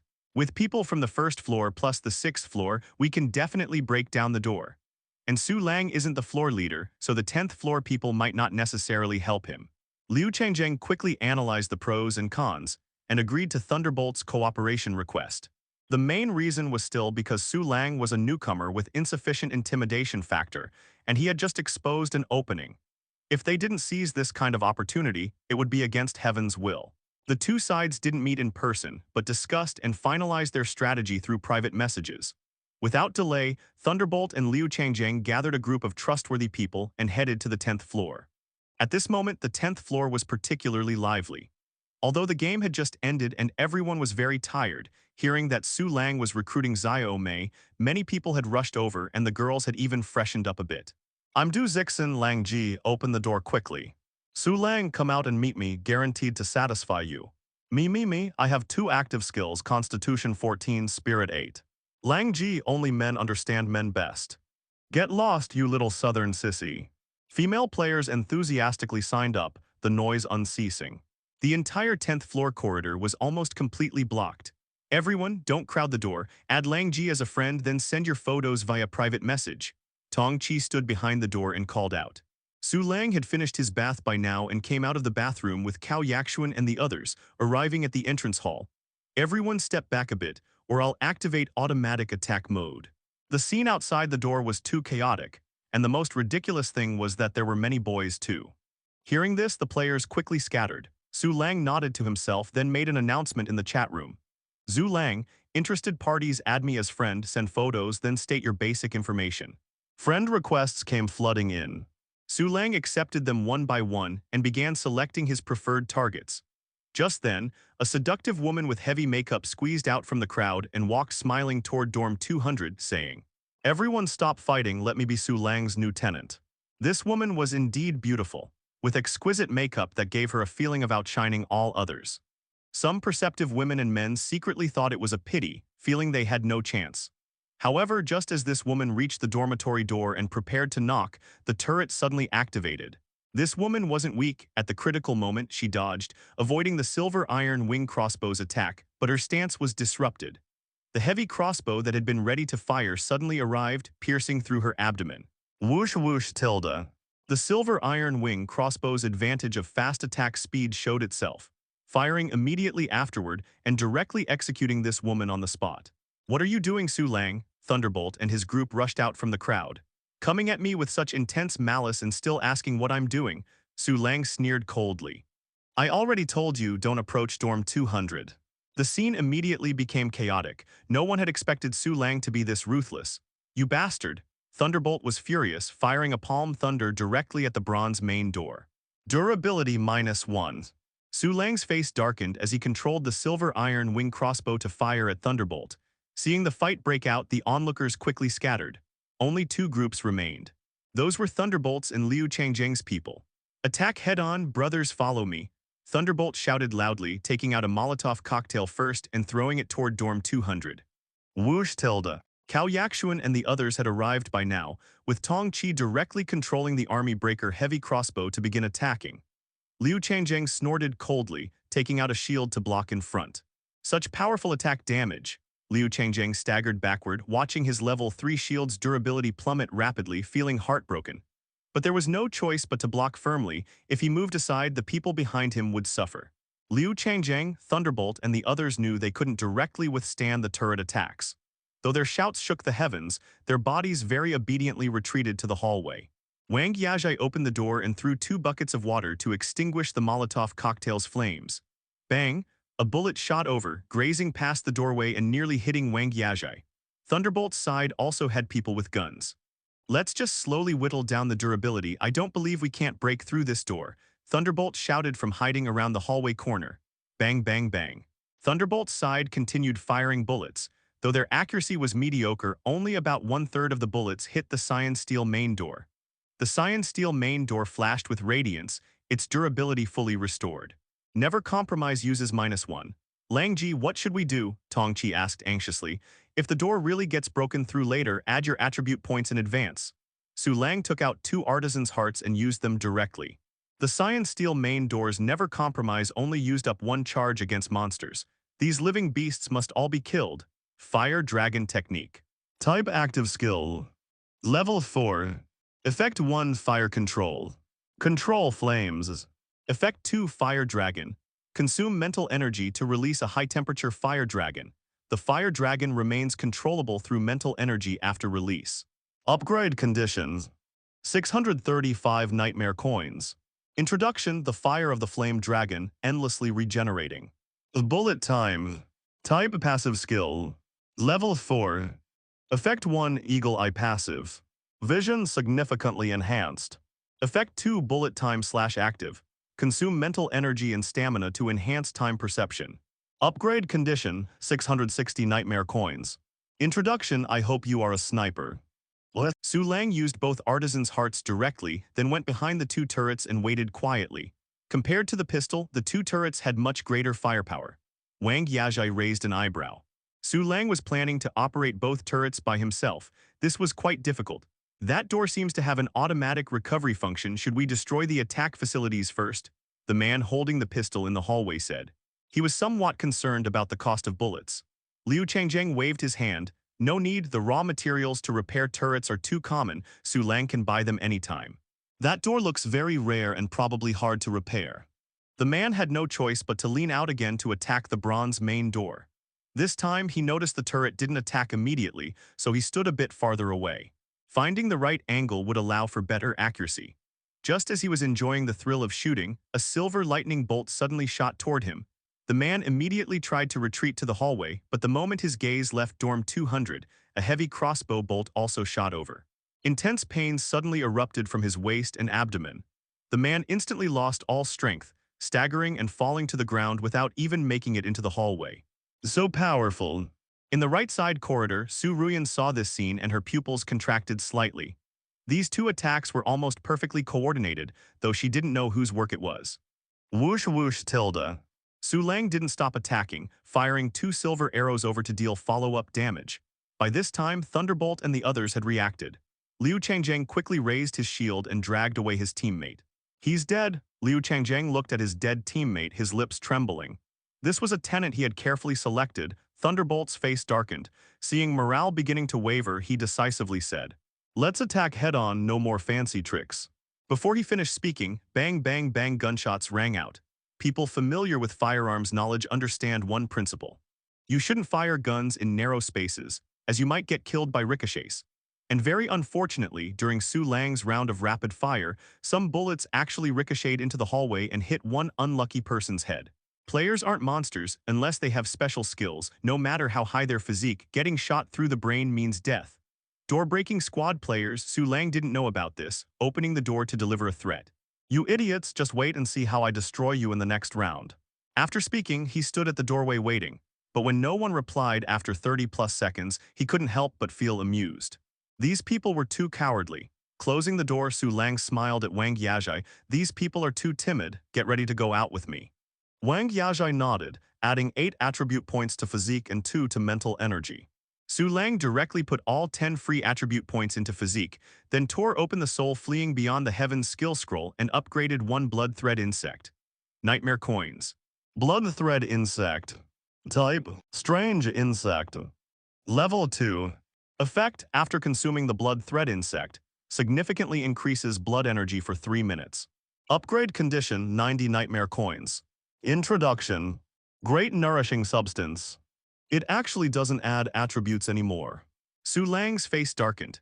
He fed the remaining blood thread worm larval egg to Wang Yajai, then said to Tong Chi and the other girl, "You two guard the home.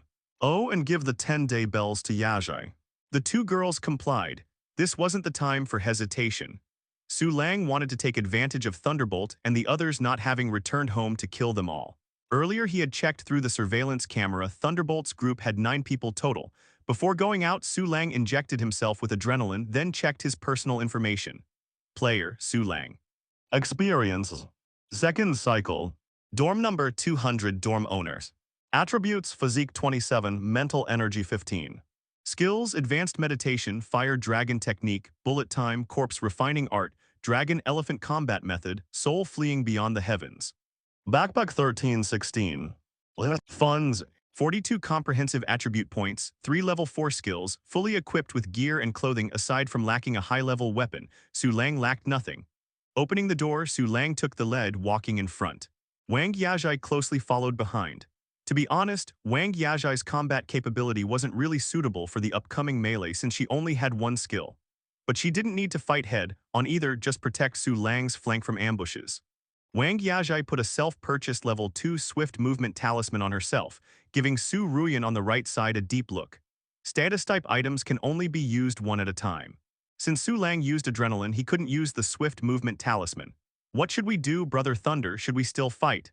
In the 10th floor stairwell, a male player was sweating on his forehead, his voice trembling as he asked. Fight? Why wouldn't we fight? Thunderbolt felt somewhat apprehensive inside, but his words were forceful. In a moment, I'll take the front position and then you all break down the door. This way. Aren't we just like monsters? Another dark-skinned player wore a bitter expression. How many monsters have died at Su Lang's door? Don't you have any damn clue? Liu Changjang waved his hand and said.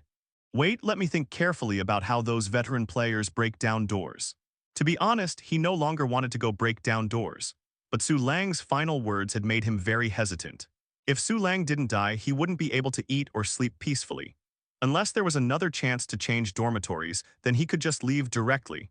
However, who knew what the next dormitory building would be like, and by then he might not even be able to become floor leader.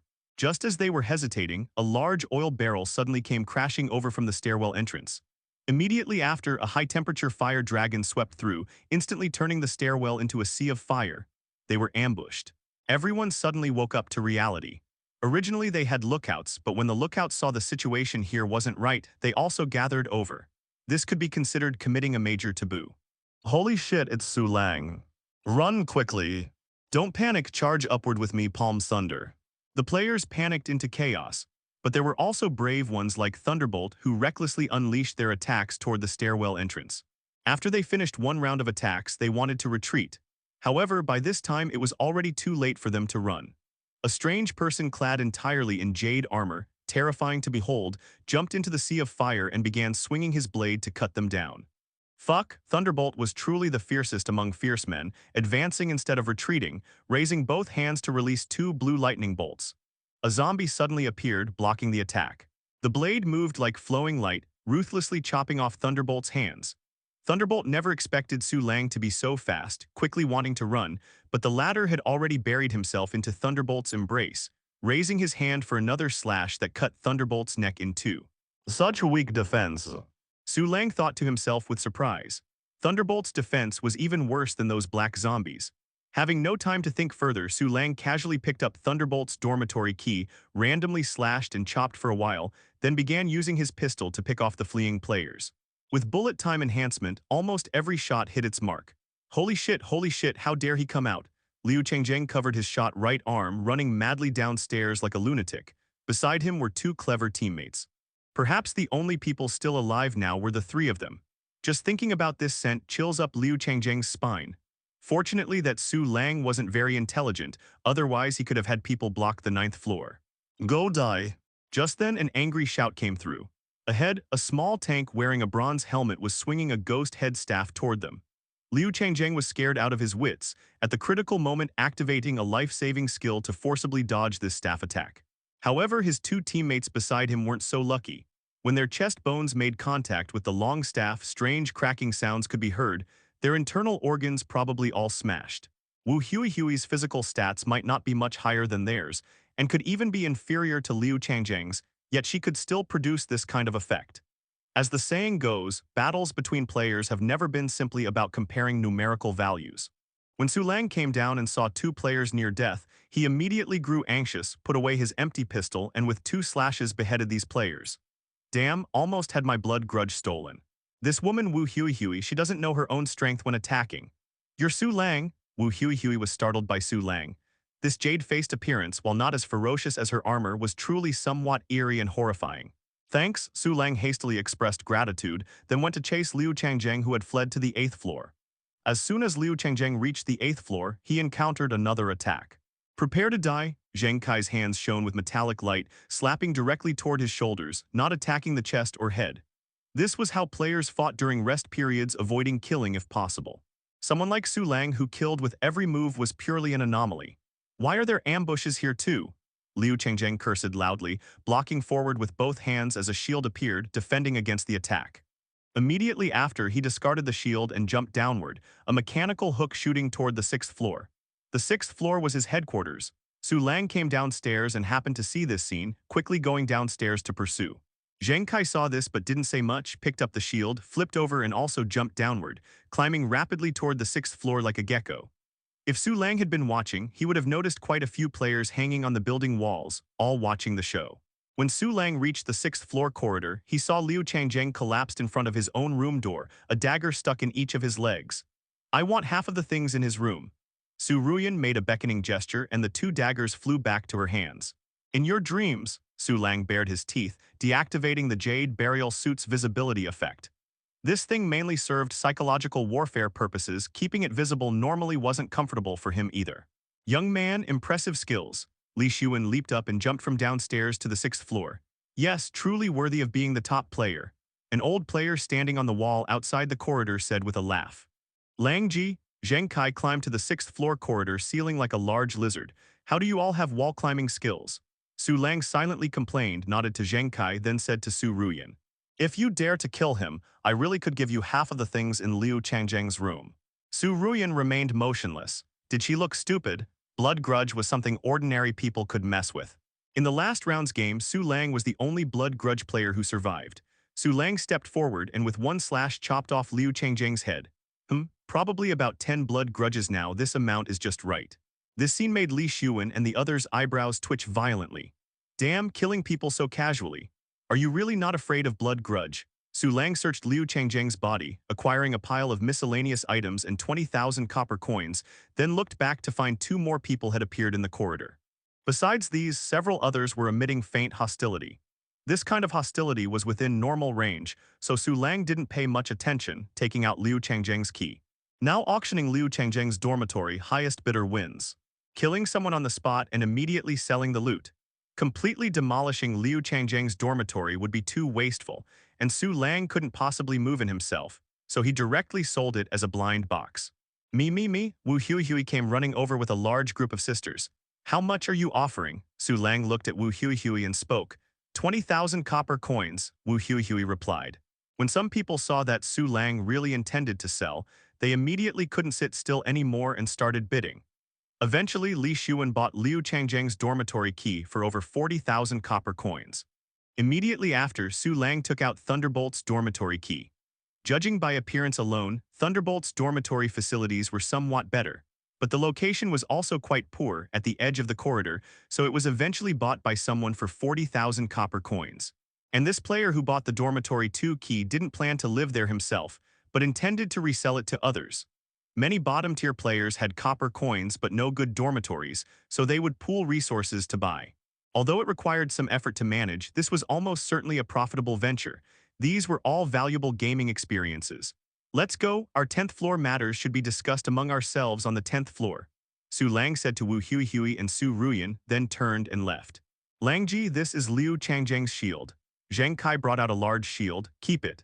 Su Lang glanced at the shield's attributes and shook his head. This shield was a level 3 item, but its durability was somewhat low. Thank you, Zheng Kai was overjoyed, looking at Su Lang with a sense of loyalty in his eyes. On the 10th floor corridor entrance, Wang Yazhai was waiting for Su Lang. Seeing the group come up, her gaze softened. Su Lang, do you want to come gather at our dorm? Wu Huihui said to Su Lang. No need. Su Lang shook his head, then gave Wu Huihui and Su Ruyan 2 level 2 items each. To be honest, their assistance wasn't worth this price. After all, even Su Lang was currently only using a level 2 weapon, but if he gave them something too poor, they might not be willing to help him next time. In the dorm survival game, being abandoned by everyone was an outcome everyone was trying to avoid. My 10-day bells. Su Lang looked at Su Ruyan. You must have collected 10 10-day bells by now. These things probably aren't ordinary. Su Ruyan gave Su Lang a deep look before tossing over the 10-day bells. Su Lang reached out and caught them, nodding. I need to go back and rest. See you when the supermarket opens. Okay, Wu Huihui nodded. Watching Su Lang turn and enter his room, Su Ruyan frowned. You might not survive the next round. Su Lang had too much blood grudge on him. Perhaps in the next game cycle, monsters from the 9th and 8th floors would come straight to dorm 200 right from the start. Su Lang paused mid-step, then entered his dorm. The corridor was lively, but Tong Qi and Cao Yaxuan had been standing behind the turret the whole time, not coming out. This was Su Lang's strict order to both of them. Entering the dorm, Su Lang breathed a huge sigh of relief, his tense heart finally settling. I thought you weren't nervous, Wang Yazhai teased. Su Lang shook his head. Still not strong enough. He had mentally classified people like Li Xiuwen and Su Ruyan as enemies, so the pressure felt immense. "You're back." Tong Qi and Cao Yaxuan came forward to greet them. Seeing the slightly strange expressions on the two women's faces, Su Lang looked down at his blood-stained body and said, "Need to wash up again. Give me your clothes, I'll handle it. You should sort through the loot first." Tong Qi showed a smile. Su Lang nodded, took off his survivor set and handed it to Tong Qi, then began taking stock of his gains. Wang Yazhai had already collected all the items from Thunderbolt and the others. First were the copper coins, totaling over 40,000. Then there was a pile of miscellaneous items and equipment. Su Lang didn't fancy any of these items, so he said to Cao Yaxuan and the others, "Keep whatever you like from these. I'll put everything else on the trading network." "Okay." The three women agreed in unison, their faces blooming with smiles. The amount of stuff piled up in Su Lang's place now was extremely abundant. No helping it, he was just too good at killing monsters. If he sold everything, Su Lang's total copper coins might even approach 300,000. And this was just from one game cycle. Truly, one cannot become wealthy without windfall gains. "Su Lang, have you chosen your fourth tenant?" Tong Qi used a hairdryer to dry the survivor set, handed it to Su Lang and asked. "Not that easy," Su Lang shook his head. His standards were high, he didn't really want anyone with less than 90 comfort level. After thinking for a moment, he sent Su Ruyan a private message. 200 Su Lang. "Do you want to be my tenants?" 180 Su Ruyan. I might consider it for 200,000 copper coins." Su Lang could guarantee that if Su Ruyan became his tenant, the comfort level would absolutely skyrocket. Forget what she looked like under that mask, just her figure alone was enough to give him trouble. Unfortunately, she showed no intention of agreeing at all. Su Lang glanced at the clock, he wasn't in too much of a hurry anyway. He had until 7 a.m. to make his selection. Take it slow. If it really came down to it, he'd just have to make do. Su Lang cleared his mind and began practicing meditation. After mental fatigue set in, he started cultivating the dragon-elephant combat method. It wasn't like no one had attacked him during the chaotic battle, but he had sent them all flying. The increase in leg strength and defense was simply broken, even giving him the dangerous thought that he could clash with weapons head-on. But with the jade burial suit protecting him, it seemed like clashing head-on might actually be fine. Each generation has its talents. Being the top player twice in a row, this Su Lang really has the makings of a dragon. In Dorm 49, Li Xiuwen sighed with considerable emotion. "I feel like his arrogance won't last much longer. He killed so many people during rest time." A female tenant frowned. Her name was Ning Mei, the longest-serving veteran player following Li Xiuwen. "I feel the same way." Another square-browed middle-aged male tenant nodded. "Maybe we should take the initiative to intercept him first, to prevent him from dying for nothing in the next game cycle." Another tenant suggested. "Ning Mei, what do you think?" Li Xiuwen gave a gentle smile, looking at Ning Mei. After thinking for a moment, Ning Mei shook her head. "Not advisable. When he killed Thunderbolt and the others, he didn't even use those bells that can summon monsters. He probably has many more trump cards. Plus, Wu Hui and the others' attitudes are completely unknown. The risk of ambushing him is too great." Li Xiuwen nodded, stating his principle for handling affairs. "Smart. Make as few enemies as possible." Everyone felt this was reasonable. Ning Mei suddenly asked, "By the way, have any of you been paying attention to that Zhang Dahai? His main door seems to have upgraded to level 3. Not sure what's going on there. We should keep an eye on him," the middle-aged tenant replied. Next, everyone began discussing other abnormal points, as well as intelligence about possible opportunities and dangers. This was the ecosystem of a mature dorm. Time slowly reached midnight. Li Xiuwen stood up. "Let's go, do a round of floor sweeping outside, then come back to sleep." Right at that moment, all the lights outside the dormitory building suddenly turned on, followed immediately by the dormitory broadcast. Dormitory broadcast, emergency event. The Mad King dormitory building's survival environment is excellent. This dormitory has specially recruited the relatives and friends of all players to participate in the game. No need to thank us, hurry outside to welcome them. Li Xiuwen's expression changed dramatically in an instant. He rushed out of the room to see, on the open ground outside the dormitory building, player after player looking utterly bewildered, glancing at each other in confusion. Seeing this scene, Li Xiuwen suddenly became agitated. Abruptly, his pupils contracted. Staring at a beautiful young woman among the newcomers, he shouted, "Wenwen." As soon as the dormitory broadcast sounded, the entire Mad King dormitory building seemed to experience an earthquake. Shouts of surprise and cries almost lifted the floor tiles. In dorm 200, both Cao Yaxuan and Wang Yajai were extremely excited. My parents wouldn't have come, would they? I need to go see them. Cao Yaxuan muttered excitedly, about to leave the dorm. Su Lang grabbed Cao Yaxuan's arm. Let's go together. He and Tong Chi were the calmest. After all, their backgrounds were quite similar. Okay, Cao Yaxuan took a deep breath, her face flushed. After some quick preparations, the four of them went out.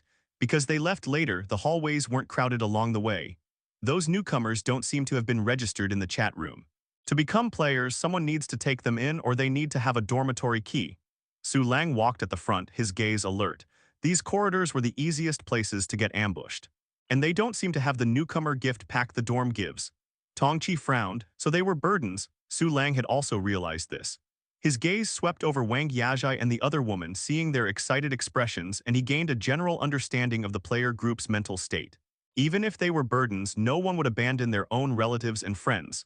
The dorm survival game was just too damn sneaky. To ask how difficult a person's perseverance can be, every player present could answer this question. But when all the answers are compiled, they boil down to just two words. Survival, risking everything, trampling all morality and laws just to survive. But now something more important than survival seemed to have appeared. At this moment, the open space outside the dormitory building was as noisy as a vegetable market. Some people were crying and wailing, while others were weeping with joy. Little one, Mom has been searching for you so desperately. Mom, how did you end up in this game? Zio Li, I've missed you so much. Awen, do you have any way to go back now? Hurry and return home. Loved ones seem to have become the greatest salvation, yet also the sharpest blade. The shattered hearts of players who found their relatives were briefly stitched together, only to be torn apart again. This is hell. How could you come here? This place doesn't belong to you. Cao Yaxuan and Wang Yajai didn't see any relatives and were extremely anxious. After searching around, they still found nothing and couldn't help showing sorrow on their faces. Cao Jiangyuo Yipings. Wang Xiaoxiao. The two women began shouting. No one responded. The two women completely gave up hope. Not coming to this game is a good thing, Tong Chi gently comforted. Her words woke them from their dreamlike state. Tears welled up in the beautiful eyes of the two women, and they nodded. The flow of people wasn't as crowded as at the beginning, as some players who found relatives and friends automatically dispersed. Those who remained in place appeared particularly conspicuous. Su Lang's gaze locked onto a figure in red clothing, divine light dancing in his eyes. Cao Yaxuan and the other two women also noticed Su Lang's unusual expression and followed his line of sight. They saw a woman wearing a wine-red coat with golden wavy hair standing there, being harassed by a short male player. This woman was extremely beautiful, with a high nose bridge, deep-set eyes, a three-dimensional and smooth facial structure, and skin as white as cream, giving her the appearance of a mixed-race beauty. And in fact, she really was mixed-race. All three women knew this woman. Sherry, the Chinese-British mixed-race foreign language teacher who had taught for a period at King Kong University. I'm warning you, don't say any more strange things to me or I'll hit you. Sherry's pretty face showed caution as she shouted at the man in front of her. Under her coat, she wore a gray turtleneck sweater with slender branches bearing abundant fruit, making her very noticeable. Besides her, several other teachers were also standing alone, but none dared to intervene. These teachers didn't have relatives in the dormitory game, but it seemed the dorm survival game had included them in the relatives and friends category. Ha ha ha, a woman with fragrance, it's been so long since I encountered one. The short male player took a deep breath, his face full of intoxication. His narrow eyes suddenly widened as he growled, "You're not a player, I can kill you without getting blood grudge, aren't you scared? Come with me to my room now, and I'll be merciful enough to give you some food." As he spoke, he reached out to grab Sherry's wrist. Bang! The short male player looked at the bullet crater at his feet, then saw Su Lang and his group of four approaching. He swallowed hard and quickly ran away. Su Lang's current imposing manner was unmatched, to the extent that low-level players would distance themselves after just one glance at his player information. There was no helping it to outsiders. Su Lang appeared to be a madman who killed indiscriminately. "Sherry, are you okay?" Cao Yaxuan asked as she put away her still-smoking pistol. People around them quickly avoided eye contact. Quite a few male players had been staring in this direction. To summarize in one sentence, sexual repression. "It's you, Cao?" "Classmate Cao," Sherry patted her chest, her expression carrying an unmistakable layer of fear. She hadn't grown up in the East since childhood, so she spoke with a slight accent. "Come back to the dormitory with us first," Su Lang lightly coughed. Seeing that Su Lang's group was predominantly female, Sherry let down her guard and nodded in agreement. The five of them walked away, attracting the attention of many players who hadn't found their families.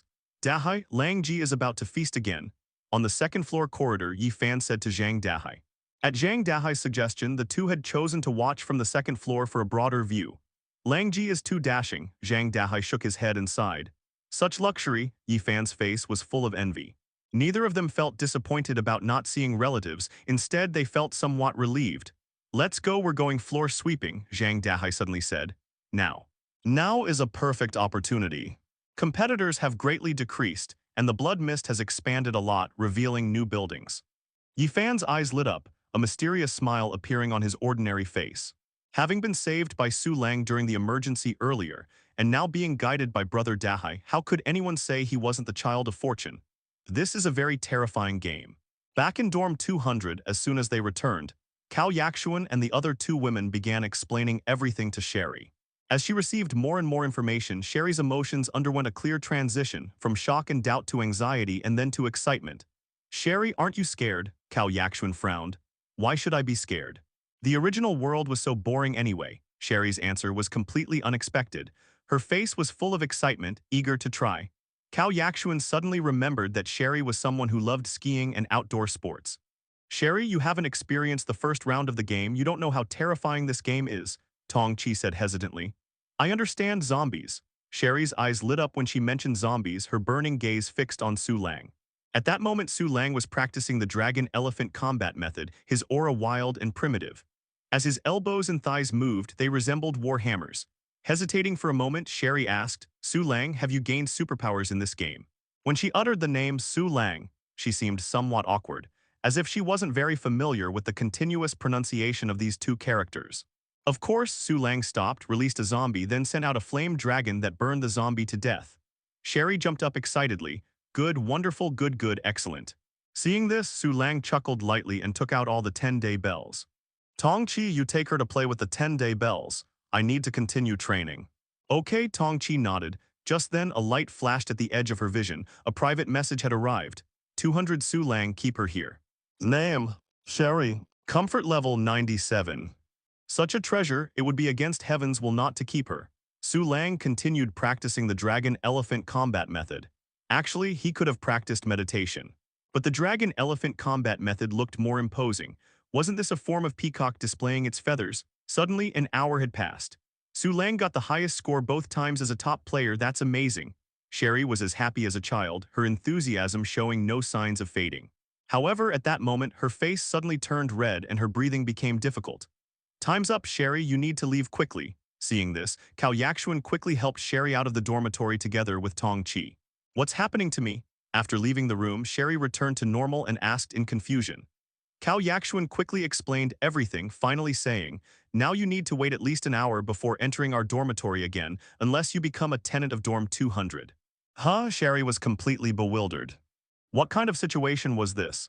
If we don't do this, you'll continue experiencing suffocation symptoms, Tong Chi explained. Then can you make me a tenant? Sherry asked anxiously.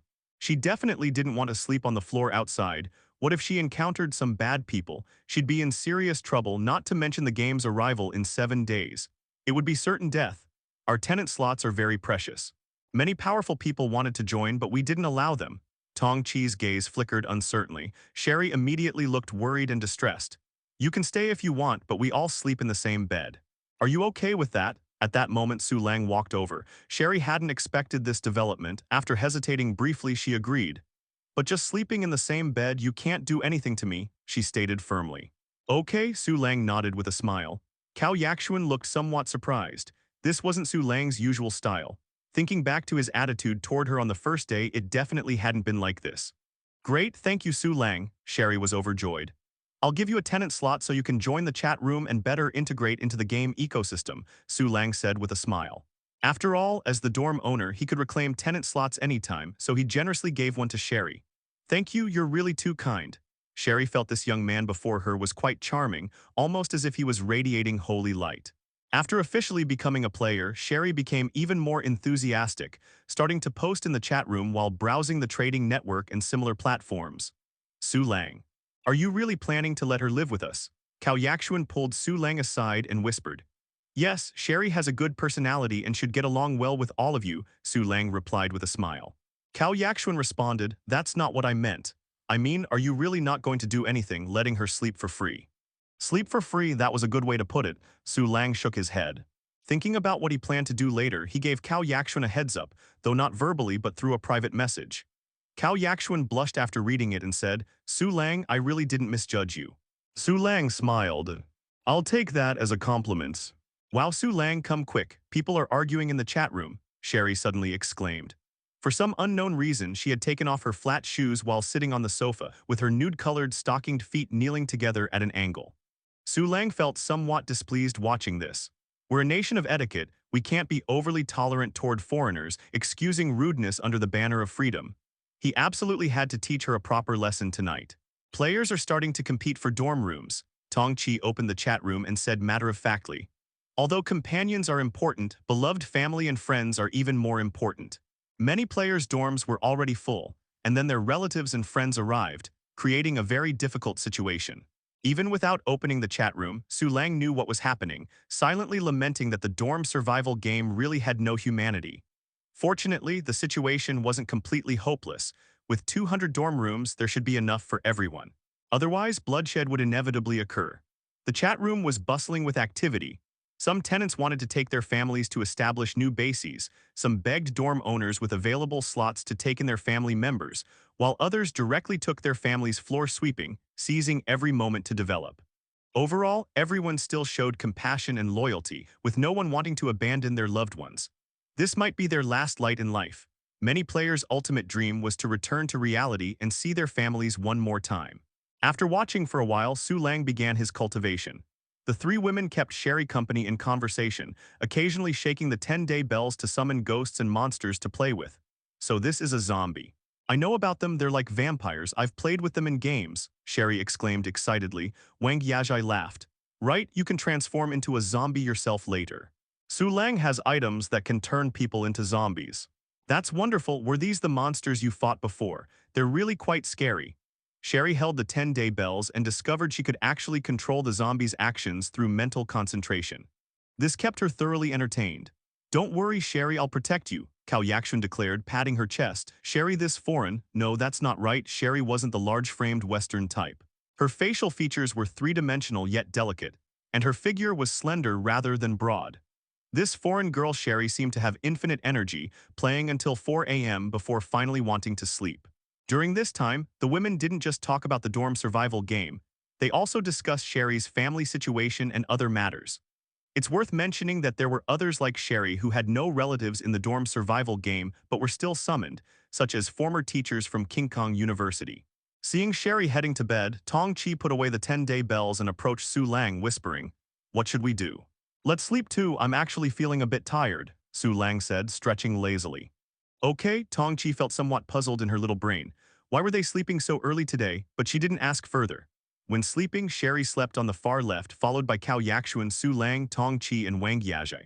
At first, everything was quiet, but later, Su Lang's position swapped with Cao Yaxuan's. Cao Yaxuan had said she would protect Sherry, but that protection turned out to be utterly meaningless. In situations like this, things naturally progressed with the flow. Listening to the movements beside her, Tong Chi admitted she had been too naive. Finding Sherry on the very first day made Su Lang quite happy. It felt like drawing all four heavenly kings right at the start. That night, he fully exercised the dorm owner's unlimited authority over tenants. From 4 a.m. to 8 a.m., the lights in dorm 200 remained on continuously. Sherry was truly impressed, and Su Lang still hadn't had enough. Not only were Sherry's facial features exquisite, but her skin was also pale and smooth to the point of being creamy, with a goddess-level figure, slender waist flowing smoothly into perfect waist-to-hip ratio. If she were on the trading network, she could get 1M followers even without showing her face. It is so comfortable. After sleeping for who knows how long, Sherry woke up. It was normal for the luxurious nightmare bed to be comfortable to sleep on, especially with its automatic cleaning function. That was simply wonderful. Being new and unaware of the rules, she didn't know that when Su Lang hadn't gotten up yet, they weren't supposed to either. She casually got up and went to wash up. Su Lang was awakened by the noise and discovered the nightmare bed hadn't entered its cooldown period yet. Angry about the wasted opportunity, he went directly to the bathroom to find Sherry. After wasting about 10 minutes, Su Lang finally carried someone down from the sink counter and returned to sleep. This made Su Lang absolutely furious. There was no helping it, as everyone knows horses can be quite stubborn, and as for what tools are used to discipline horses, those who understand will understand. Fortunately, Su Lang's current physical constitution was strong enough to handle such challenges. If it were before Tusk. Basic Nightmare Coins 80. Conversion rate 427%. 8 hours total production 421 Nightmare Coins. Total Nightmare Coins 488. Revived, completely revived. After a day's time, the Nightmare Coins finally increased from nearly depleted double digits to nearly 500 points. Excellent, absolutely excellent. Su Lang rubbed his hands together vigorously, like a big fly. Calculating carefully, there were exactly 7 days remaining until the next round of the game started. 7 multiplied by 421 equals 2947, plus 488 equals 3435. Over 3,000 Nightmare Coins, that was already enough to upgrade the luxurious Nightmare bed. But Su Lang definitely wouldn't play things so close to the edge. He also needed to consider the difficulty and type of the next game. Otherwise, if he spent all his coins on upgrades and didn't have enough to upgrade the door, he could only sit and wait for death. Su Lang, what are you so happy about? Cao Yaxuan covered her cheeks with the blanket, revealing 2 sparkling big eyes. Am I happy? Su Lang asked. Cao Yaxuan looked at Su Lang's face that was practically split open from smiling and fell silent. People really need to have some self-awareness sometimes. Distance until Mad King Dormitory building 3rd round game start. 7 days 47 minutes. There's still 47 minutes until the supermarket opens. Su Lang glanced at the game countdown, then stretched lazily, his bones immediately cracking loudly. The girls all woke up around the same time, including Sherry. Yesterday she had been the loudest, but now she was acting shy, covering her cheeks with the blanket in the same pose as Cao Yaxuan. Su Lang, what's wrong with you? Wang Yajie, being more observant, noticed something unusual about Su Lang's complexion. That golden gene you all remember, it seems to be taking effect. Su Lang moved his shoulders and neck, speaking with slight confusion. Hearing this, Cao Yaxuan's gaze focused, and she directly reached out to touch Su Lang's skin, saying, I feel like you've become more handsome. Before, Su Lang had imperfections on his body, acne scars, red marks, etc. Now these seem to have all disappeared.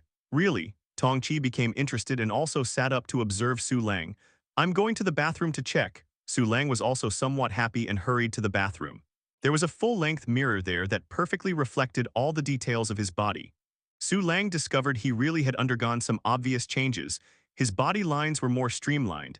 His skin had more luster than before. Overall, he was more handsome and had better presence. If he was like a weakened version of Hu Ji before, now he was like Hu Ji in his prime, devastatingly handsome. Tusk, even my teeth have become more aligned. Truly miraculous, no wonder some players become extremely obsessed with survival games. Su Lang looked left and right, clicking his tongue in admiration. Besides the changes in appearance, he also felt he had grown a bit taller, and his bones felt more solid and powerful. Golden Gene, reshaping a person to their optimal state as if they had grown up in a perfect environment. This meant that the consequences of Su Lang's undisciplined lifestyle, poor diet, bad habits, and other factors over the past decade would be completely eliminated. In the coming days, he would transform into a perfect human. Awesome. Looking at himself in the mirror, Su Lang clenched his fist fiercely, the corners of his mouth rising high. No joke, he felt even his little brother had become more well-shaped. Lang Ji. Just as Su Lang was still admiring himself, Tong Chi's shocked cry suddenly came through. Su Lang's figure shot out and he arrived in the living room. What happened? He asked urgently, his gaze sweeping around, but he didn't detect any threats. The 10-day bells in the backpack ate all my soul fragments. Tong Chi's eyes were teary. And then the 10 bells became 1. Yesterday she had been the one who collected the 10-day bells. And after waking up, the 10 bells had become 1. She had panicked for a while before figuring out the reason. Take it out and let me see. Su Lang also felt his heart racing. 10 bells becoming 1, who could handle that? However, when he saw the new 10-day bells that Tong Chi took out, he decisively declared, I can definitely handle this. Ghost Control Bells, Ghost Controller. Type Sequence Object. Sequence Level C32. Introduction, Sequence Token of the Ghost Controller, currently Sequence Candidate bound to Tong Chi. Sequence Employment Conditions. 10-day bells, Ghost Controller satisfied, Ghost Affinity satisfied. Recognition from one extremely malicious ghost not satisfied. Sequence, wasn't this the same thing as Nightmare Lord? Su Lang's expression turned ecstatic as he said to Tong Chi, This is a good thing. Good thing, Tong Chi bit her lip, suspecting Su Lang was just trying to comfort her. It really is a good thing, Su Lang thought for a moment and said. The 10-day bells merging into one, this kind of hidden setting is definitely not ordinary. Tong Chi felt this made some sense. Congratulations, Tong Chi, Cao Yaxuan congratulated her. This is your destined opportunity. Wang Yajai also smiled. Su Lang quickly looked at Sherry and said, Sherry, don't talk about this matter to anyone. I know I'm not stupid. Sherry came from a highly educated family, her intelligence was completely online, and her knowledge and culture might actually be the most extensive among the four girls.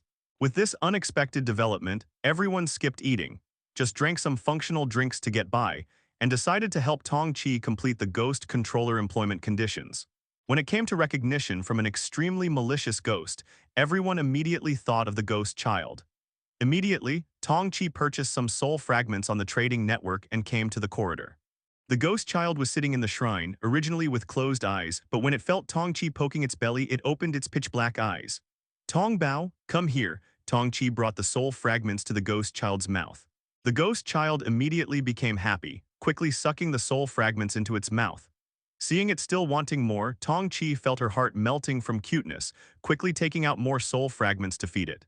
Su Lang watched from the side, stroking his chin as he thought about the ghost affinity condition in the employment requirements. This condition seemed to be extremely well suited to Tong Chi. After feeding for a while without any movement from Tong Chi's side, Su Lang spoke up. Tong Chi, take out the ghost control bells. Okay, Tong Chi complied and took out the ghost control bells. When the ghost child saw the ghost control bells, its little eyebrows furrowed, looking at Tong Chi, then at the ghost control bells. Like this, its little head turned a few times, then it opened its mouth and spat a breath of ghost energy at the ghost control bells. Instantly, the ghost control bells erupted with black radiance, as if they had transformed into a black epiphyllum. Wow, Sherry was amazed once again. Langji, I think I've successfully advanced. I'll share the information with you now. Tong Chi seemed dazed for a moment before showing a surprised expression. Su Lang nodded and soon received the information shared by Tong Chi. Ghost Controller. Sequence level C32. Sequence ability 1 Ghost Spirit Body. Spirit attribute +5, can exceptionally perform spirit, ghost, and dark magic type skills. Sequence ability 2 Ghost Control Bells 010. Nurture 10 ghosts with spirit attributes weaker than oneself within the ghost control bells. Sequence ability 3 Ghost Shadow. Ghost Shadow possession, self becomes intangible for 1 second, consecutive use in short time will multiply spirit consumption. Damn, that's insane. Cao Yaxuan, who had also received the shared information from Tong Chi, opened her red lips and let out some colorful language. Wang Yajai looked completely stunned. Having gone out adventuring with Su Lang before, she deeply understood how terrifying those ghosts could be. If Tong Chi had 10 monsters at Scarlet Maiden's level, wouldn't she be invincible? Originally, she was the second strongest in the dorm, but now she had been instantly surpassed. What kind of sequence was this? It's too overpowered. Sequences are what determine the core development direction, Su Lang said aloud, but his mind was thinking about other things. Compared to the ghost controller, his Nightmare Lord seemed somewhat mysterious, with many details not clearly expressed, and apparently no sequence level either. He wondered what level it would actually reach if it were to be rated. Langji, let's go home first to study this, Tong Chi said softly when she noticed people in the hallway. Okay, Su Lang responded. The group returned to the dorm and began chattering excitedly as they discussed. Little Tong, this is clearly a magic-type sequence. You haven't allocated your free attribute points yet, right? Cao Yaxuan asked eagerly. No, since there hasn't been any door-breaking danger, I've been holding onto my free attribute points very tightly. Tong Chi shook her head, her small face slightly flushed, feeling quite excited. She finally didn't have to be useless anymore. Then quickly put them all into spirit, Cao Yaxuan immediately said. Hearing this, Su Lang flicked her forehead with his finger and said to Tong Chi, don't listen to her. The most extreme stat allocation ratio is only 5:1. You should allocate about 10 points at most for now and adjust as you go later. Tong Chi's constitution and spirit attributes were both 5, and she had a total of 12 free attribute points. And since it wasn't wartime, going all in would be too extreme. Actually, it would be best to wait until he asked Rainy Night Blade for advice first. It was a pity that because of Sherry, they had missed the 7 a.m. gathering this morning. Okay, Tong Chi nodded. HMPH. Cao Yaxuan glared at Su Lang with her beautiful eyes. Tusk, this girl is baring her teeth. It seems she still holds a grudge about recruiting Sherry. Su Lang decided that next time they went farming for points, he would make her the main target for output. After Tong Chi finished allocating her points, she bought several burial urns on the trading network. These were items dropped by the first-floor monsters before, which could summon level 2 minor ghosts. Tong Chi spent some time continuously subduing 3 minor ghosts before feeling somewhat dizzy. Learn this first, then we'll go shopping, Su Lang said, seeing there were only 5 minutes left until the supermarket opened, and handed the paper cutting into Soldier's skill scroll to Tong Chi. He had never used this item himself. Learning too many skills was a waste for him. Having Fire Dragon technique was sufficient for now. Okay. After Tong Chi learned the skill, the group of 5 left the dorm. This time, as usual, they went together with Wu Hui and her group. Although Su Lang had the jade burial suit and wasn't afraid of fatal injuries, the girls didn't, so it was better to be safe when possible. On the way to the supermarket, some people spotted Su Lang's group from a distance and quickly moved aside. For no other reason than fear that Su Lang, this madman, might suddenly start killing. Who knew if Su Lang might go crazy and kill everyone in his path? Many people feared Su Lang, including the newcomers. They had all been warned by their relatives not to provoke Su Lang. Su Lang noticed that the atmosphere among players had undergone a subtle change. They seemed to be more friendly. But actually this wasn't friendliness, they had just withdrawn their sharp edges. They all had weaknesses now, so being aggressive and flashy wasn't really appropriate anymore. Let's split up later. First look at the most expensive items and if suitable buy them directly, Su Lang sent a private message to the 4 girls.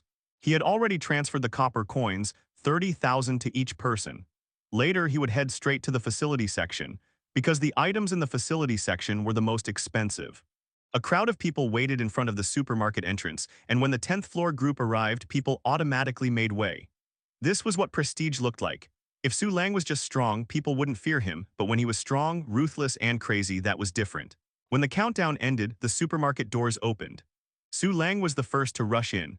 After entering the supermarket, he immediately noticed that the goods on the shelves were completely different from before, and the supermarket style had also changed somewhat, with ice crystal-like decorations added to the walls. He went straight to the facility section and quickly found the most expensive item in this area. Spiral Shuriken Blueprint. Type Attack Facility. Level 5. Lethality 173. Attack Speed. Ultra Fast. Durability 300. Effect, releases a spiral shuriken that cycles through attacks within a 7-meter range, dealing massive damage to enemies with additional cutting properties. Requires 50 copper coins per second of continuous rotation. Crafting requirements. Zero-type Power Core X1, Black Obsidian Diamond Fragment X1, Meteor Iron X7. Upgrade condition, 1080 Nightmare Coins. Introduction, Blood, I see dismembered limbs and endless blood everywhere. If possible, install 3 spiral shurikens. With 3 shurikens flying together, even ghosts and gods cannot approach. Price, 130,000 copper coins. Young man, don't buy this, you won't be able to gather the materials. Just as Su Lang was eyeing it covetously, a voice came from beside him. Turning to look, he found the speaker was none other than Li Xuan, the 3rd-floor floor leader. If you buy this kind of thing, you're just wasting money. You might not even gather the materials by the next round, Li Xuan said with a smile. Behind him were several tenants from Dorm 49, and closest to him was a pretty young girl with a pure appearance. This girl seemed to be Li Xuan's daughter, named Wenwen or something. I can see that, Su Lang nodded. Suddenly his eyes flashed as he received messages from Cao Yaxuan and Wang Yazhai. The two had sent him information about equipment and skills. Too expensive to buy, way too expensive. These kinds of things are just here to make everyone drool, or rather to preview the level you might reach in the future, Li Xuan said with a faint smile. Su Lang continued nodding, transferred 30,000 copper coins to Cao Yaxuan and told her to buy a weapon. Cao Yaxuan was very smart. She had immediately sent him information about the 3 most expensive items in the equipment section, allowing him to gauge the other items. The premium items in each section usually only had 1 copy each once bought. They were gone. Players who barely qualified to buy them wouldn't make the decision so quickly, since they needed to reserve money for facility payments. Only someone with huge funds like him could get the first pick, so they had to act fast. Young man, carry on with your business, Li Xuan said when he saw Su Lang's distracted expression, knowing what he was doing. He smiled and walked past him. Take care, Su Lang didn't pay it much mind. After exchanging a few more messages with Cao Yaxuan and the other 3 girls, Su Lang quickly browsed through the other facilities. There was only one level 5 blueprint, the Spiral Shuriken, so his current target was level 4 blueprints. He quickly found something he liked. However, this item seemed to be mainstream merchandise here, with 5 copies in stock, so he wasn't in a hurry to buy it. Instead, he went to meet up with Cao Yakshuan and the others first. Named Blade Blood Pelican Blade. Type Long Blade. Level 4. Lethality 20. Effect 1 Soul Devouring Edge. Slaughtering monsters will restore and increase durability. Maximum increase of 100 points, currently increased by 0 points. Effect 2 Blood Pelican. During games, permanently increases lethality by 1 point for each player killed. During rest periods, permanently increases lethality by 10 points for each player killed. Maximum increase of 150 points lethality, currently increased by 0 points. Durability 30/30. Decomposition yields, Blood Pelican Essence X1, Soul Devouring Demon Iron X7. Upgrade conditions, 700 Nightmare Coins. Introduction, the Blood Pelican says it wants to eat all of you. This was the weapon Su Lang had Cao Yakshuan buy, costing 60,000 copper coins, far exceeding the price of weapons of the same level and with very poor basic stats. But if both effects could be fully stacked, Su Lang would obtain a weapon with attributes unmatched among level 4 weapons. More importantly, Su Lang saw its potential. Having enhanced so many items, he had accumulated some experience items with special characteristics like this often provided high cost-effectiveness after enhancement. If only I had this blade before killing Thunderbolt and the others. Su Lang stored the blood-red blade into his backpack, muttering to himself. Let's go to the skill area, Su Lang said to the women. The women nodded and followed Su Lang. A player who had arrived early at the weapon area swallowed hard and quickly shared the news about the Blood Pelican blade with his roommate. This was a freaking murder weapon. Then this news quickly spread to the chat room, causing a minor stir, but nobody dared to discuss it openly. The guy just bought a murder weapon and you're going to question why he bought it. Do you think your neck is too tough or something? Arriving at the skill area, Su Lang first looked at the premium items as usual, then found that none of these skills were particularly useful for him, so he casually bought 2 level 3 skill scrolls. Blade Mastery. Type Passive Skill. Level 3. Effect obtains meticulously honed blade technique proficiency and slightly improves blade technique comprehension. Upgrade conditions, 320 Nightmare Coins. Introduction. Constant refinement leads to perfection. Mimicry Spider. Type Active Skill. Level 3. Effect consumes mental energy or stamina to simulate spider climbing and jumping abilities. Upgrade conditions, 360 Nightmare Coins. Introduction, Mimicry. This is a technique that alters force fields. The 2 skill scrolls only cost 20,000 combined, so Su Lang learned them on the spot. Although these skills weren't high level, in his eyes they were both practical types. Especially the wall climbing skill, which was generally considered a rare item among players. Even if sold at supermarket prices, someone would probably buy it. Yajai Tongqi, pick whatever you want, we're truly rich this time, Su Lang said to the women with a smile. Tongqi repeatedly waved her hands. I don't need anything. Paper cutting into soldiers is very practical, and even if I had resources, I'd want to invest them in the Ghost Control Bells. Ghost Control Bells was a euphemism. What she really meant was her sequence. Raising little ghosts was her top priority now, and buying 10 funeral urns wouldn't be cheap either. Su Lang nodded in approval and looked at Wang Yajai. Wang Yajai's attractive thin lips curved slightly as she said, We have plenty of equipment at home, just wearing anything is fine. For skills or items, I think we can wait until the dungeon type is confirmed before buying. These 2 women were starting to develop their own ideas. This was very good. What about you? Su Lang looked at Cao Yakshuan again. I don't have any particular thoughts. Without confirming my core direction, of course I'll just be a couch potato at home. Cao Yakshuan shrugged, somewhat helpless.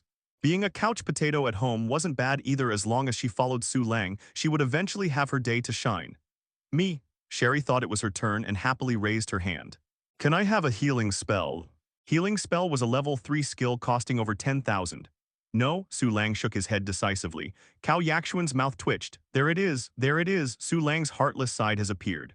Your basic attributes are too low. A healing spell wouldn't be very effective for you. We're better off using items, Su Lang gave his reason. Sherry looked somewhat disappointed and said, I wanted to use the healing spell to make money. This girl actually had business sense. Su Lang looked at her with newfound respect but still said, Your attributes aren't sufficient, you'd only end up spending more than you earn. With Sherry's small physique, it would be too difficult to break even. All right, Sherry said helplessly. One more thing, Su Lang raised a finger and looked at Wang Yajai. Yajai, when the dungeon type is confirmed, corresponding items will also increase in price. So will you really be able to bring yourself to buy them then? Although following a big spender like Su Lang, Wang Yajai and the others still maintained relatively frugal habits, they were willing to spend on food and drink, but had hardly used major funds. Hearing this, Wang Yajai's delicate eyebrows furrowed. That was indeed true. While she was still pondering deeply, Su Lang walked over to several products and pointed at one of them. I noticed you've glanced at this item several times. You probably want it, right? Yes, Wang Yajai clenched her fist, no longer being reserved but openly admitting it. Then she saw Su Lang buy that Green Lotus Chi cultivation technique, and also buy the adjacent Green Lotus sword technique and Green Lotus movement technique. Among these three skills, the Green Lotus Chi cultivation technique was level 4 and could cultivate pure spiritual energy through practice, while the other two were level 3 and appeared to be a matching set based on their names. Hey, why did you buy them all? Wang Yajai felt anxious, her heart aching slightly. Altogether would cost nearly 40,000 copper coins. Su Lang waved his hand. Waving wasn't about setting conditions, but telling Wang Yajai not to say more. Dorm survival game facilities were the most expensive, followed by equipment and then skills. Wang Yajai had gone through life and death situations with him. He definitely had to fulfill this wish of hers. Taking the skill scroll Su Lang handed over, Wang Yajai felt completely moved. After returning, she would definitely cultivate properly. Afterward, Su Lang bought 2 more aiming skills and gave them to Sherry and Cao Yaxuan. From now on, the 2 of them would be responsible for operating the turrets. Let's go, let's check out the facilities area, Su Lang said with a smile. The entertainment and living areas were usually where players went last. Moreover, many players only looked without buying during the first few days. Players like Su Lang who shopped so frantically were truly rare. It was mainly because of habit formation. Anyway, he basically didn't go out during rest periods, and his personal assets didn't fluctuate, so he could calculate more decisively. Arriving at the facilities area, Su Lang found several floor leaders gathered here, including even Su Ruyan. They seemed to be arguing about who should buy certain items. Brother Kai, I really want this flame dragon cannon. If I buy it, please don't buy it. Brother, here's the thing, my dorm happens to lack a large-scale destructive turret. I really want to buy it. Don't do this, Brother Kai. Su Lang and his group walked over, and everyone turned to look at them, but they didn't stop their conversations. After listening for a few sentences, Su Lang roughly understood what they were discussing. There were 3 level 4 turret blueprints that had refreshed this time: Flame Dragon Cannon, Spring Fist, and Marble Launcher. They all had their eyes on the Flame Dragon Cannon and were trying to persuade others not to buy it. The reason was simple: materials were limited. If you buy, I buy, everyone buys, then only a couple of turrets could be assembled in the end. Who could bear that loss? What about buying directly? That wasn't great either. What if someone else was truly determined to get it and right after you buy, they immediately purchase it too? That would be disastrous. At times like this, everyone was no different from the aunties and uncles at the vegetable market, heart to heart, analyzing the pros and cons for each other. Game theory exists everywhere. Cao Yaxuan expressed surprise before offering her commentary. Su Lang, are you going to buy the Flame Dragon Cannon? Wu Hui approached with Nizaya Aju at this moment and casually asked. Of course, not, Su Lang shook his head. The Flame Dragon Cannon had excellent attributes, and his dorm also lacked large-scale destructive turrets, yet the Flame Dragon Cannon wasn't within his consideration. He had already decided what to buy long ago. In the next round of the game, Dorm 200 needed to attract monsters from at least 2 floors. Note, this was the minimum. Therefore, the turret's sustained attack capability was extremely important. Haha, I'm not buying either. If they all buy Flame Dragon Cannons, I feel like someone will definitely end up holding the bag, causing materials to be insufficient. Wu Hui scratched her head and laughed heartily. Then what are you planning to buy, or are you getting door blueprints? Nizaya Aju stared at Su Lang with sparkling eyes, a strange expression flashing across her face. Why hadn't she noticed before how handsome Su Lang was? You'll know soon enough. Su Lang walked straight forward. The people still discussing automatically made way, watching Su Lang intently. Actually, they had been keeping an eye on him since he arrived. Please don't buy the Flame Dragon Cannon. They all chanted inwardly, not wanting to engage in a price war with Su Lang. Whether they could win was one thing, but what if you did win and then they camped you? They all knew about Su Lang buying the murder knife. Fortunately, when Su Lang approached, he didn't buy the Flame Dragon Cannon blueprint, but instead purchased the Marble Launcher. Marble Launcher. Type Attack Facility. Level 4. Lethality 40. Attack Speed Super Fast. Durability 75/75. Effect releases a marble with piercing characteristics. The marble has 50 durability and will automatically bounce at reasonable angles until destroyed. Only one marble can exist at a time. Each marble requires 1,000 copper coins. Crafting conditions: Advanced Power Device X1, Advanced Ballistics X1, Blue Crystal X8. Upgrade conditions: 560 Nightmare Coins. Introduction: Shoot, shoot, shoot, shoot, shoot. Bounce, bounce, bounce, bounce, bounce. Price: 60,000 copper coins. The marble launcher had average lethality, but its attack speed was super fast, same as the spiral shuriken. It also didn't consume much money, just 1,000 copper coins per marble, though the blueprint was somewhat expensive, being the priciest among the 3 level 4 blueprints.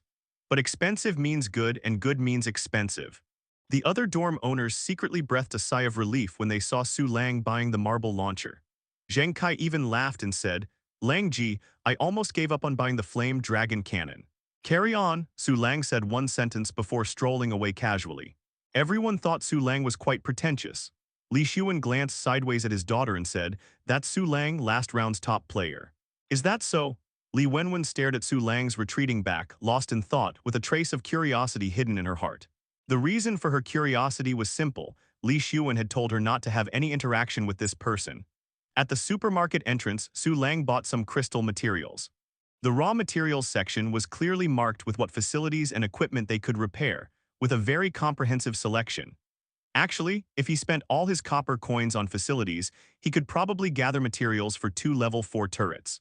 But that would mean his combat power essentially didn't improve, and he would be overtaken by dedicated players, which was very inappropriate.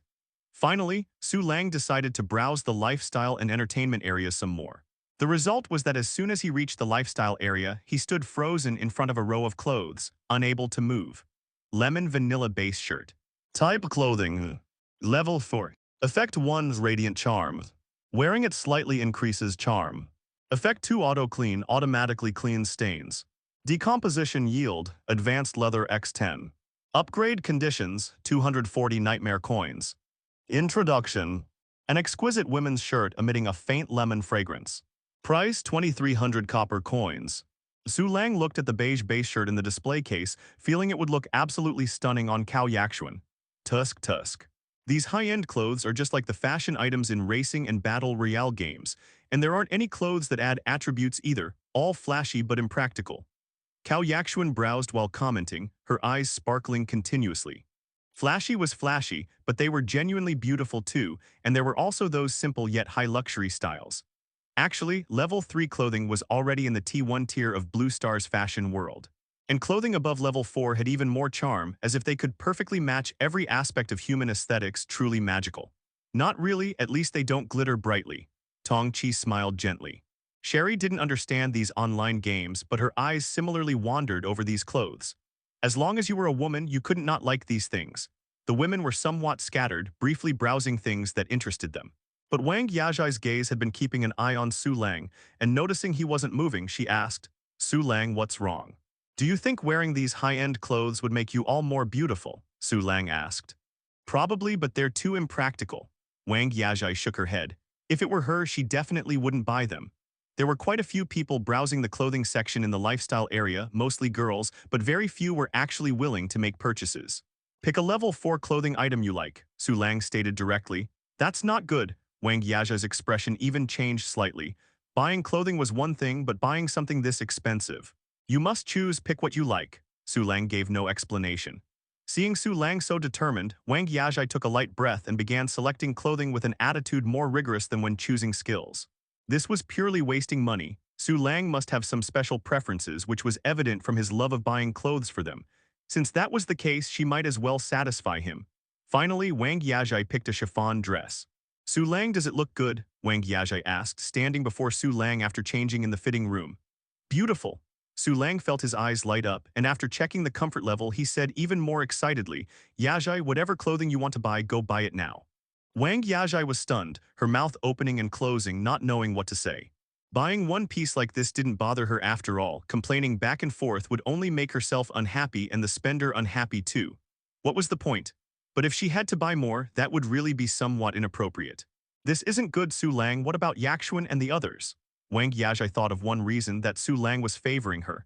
Su Lang really does like me last night he. Before she could finish her fantasy, she heard Su Lang continue. Yakshuan and the others will buy too.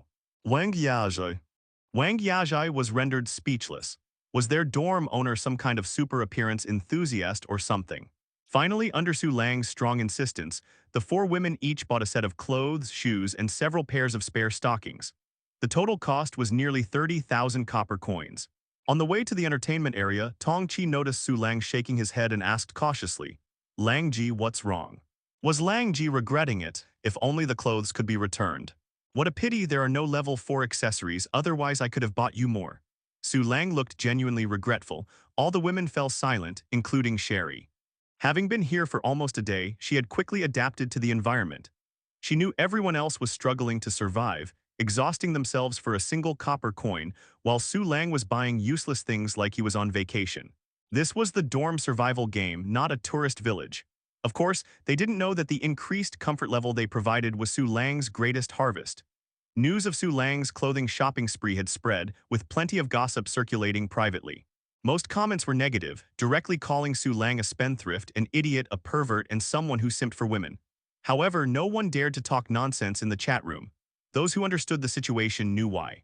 Other thugs robbing people in the wild would at most break arms and legs, but Su Lang was the exception. He'd raise his index finger and say just one word, kill.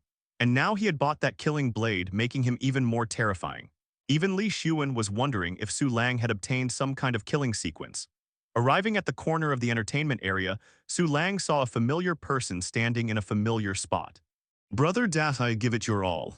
Come on, come on, come on, come on, come on. Ah, so close again. Brother Dahai, why not give me your silver coins and let me try for you? Zhang Dahai was playing the lottery machine again, and this time he was using the silver lottery machine. A strange glint flashed in Su Lang's eyes. This guy had something going on. No more, this is my last silver coin. Zhang Dahai shook his head with a sigh, looking reluctantly at the lottery machine. Just then someone noticed Su Lang and quickly nudged Zhang Dahai's waist. Zhang Dahai turned around and showed a smile. Lang Ji, here to play the lottery machine again. Everyone else turned to look, then immediately stared in stunned silence. These four women were too beautiful. Cao Yakshuan wore a pearl-white academic-style jacket with a cream-colored inner shirt, her slender waist leading to a school-style short skirt, with white thigh-high stockings making her legs appear incredibly long and straight like pencils. Wang Yazhai looked elegantly simple, her features like a painting, her jet-black hair tied into a ponytail with a green hairband that accentuated her exceptionally fair neck, giving her an ethereal beauty. Sherry wore a casual shirt under a leather jacket, her curvaceous hips hugged by jeans, with flat sports shoes on her feet, her golden hair shining brightly, giving off the vibe of a road movie heroine. As for Tong Chi, she maintained her cute cartoon style. At first glance, people would feel sorry for the Kirby creature on her chest. Someone actually swallowed hard, feeling restless and agitated. If they didn't know how formidable Su Lang was, they would genuinely want to ask for contact information. Seeing everyone's reaction, Cao Yakshuan felt somewhat proud. Aren't I gorgeous? Su Lang nodded to Zhang Dahai. Get any good items? Just a purple arm crossbow. Zhang Dahai chuckled naively. If you have many silver coins, Lang Ji, I think you could go all in and try to get an orange item. What's the orange item this time? Su Lang asked curiously. He actually did have quite a few silver coins. It's a bit special, it's a Queen of Hearts playing card that can temporarily duplicate a turret for 10 minutes. Zhang Dahai answered. Su Lang's eyes lit up. This thing was pretty good.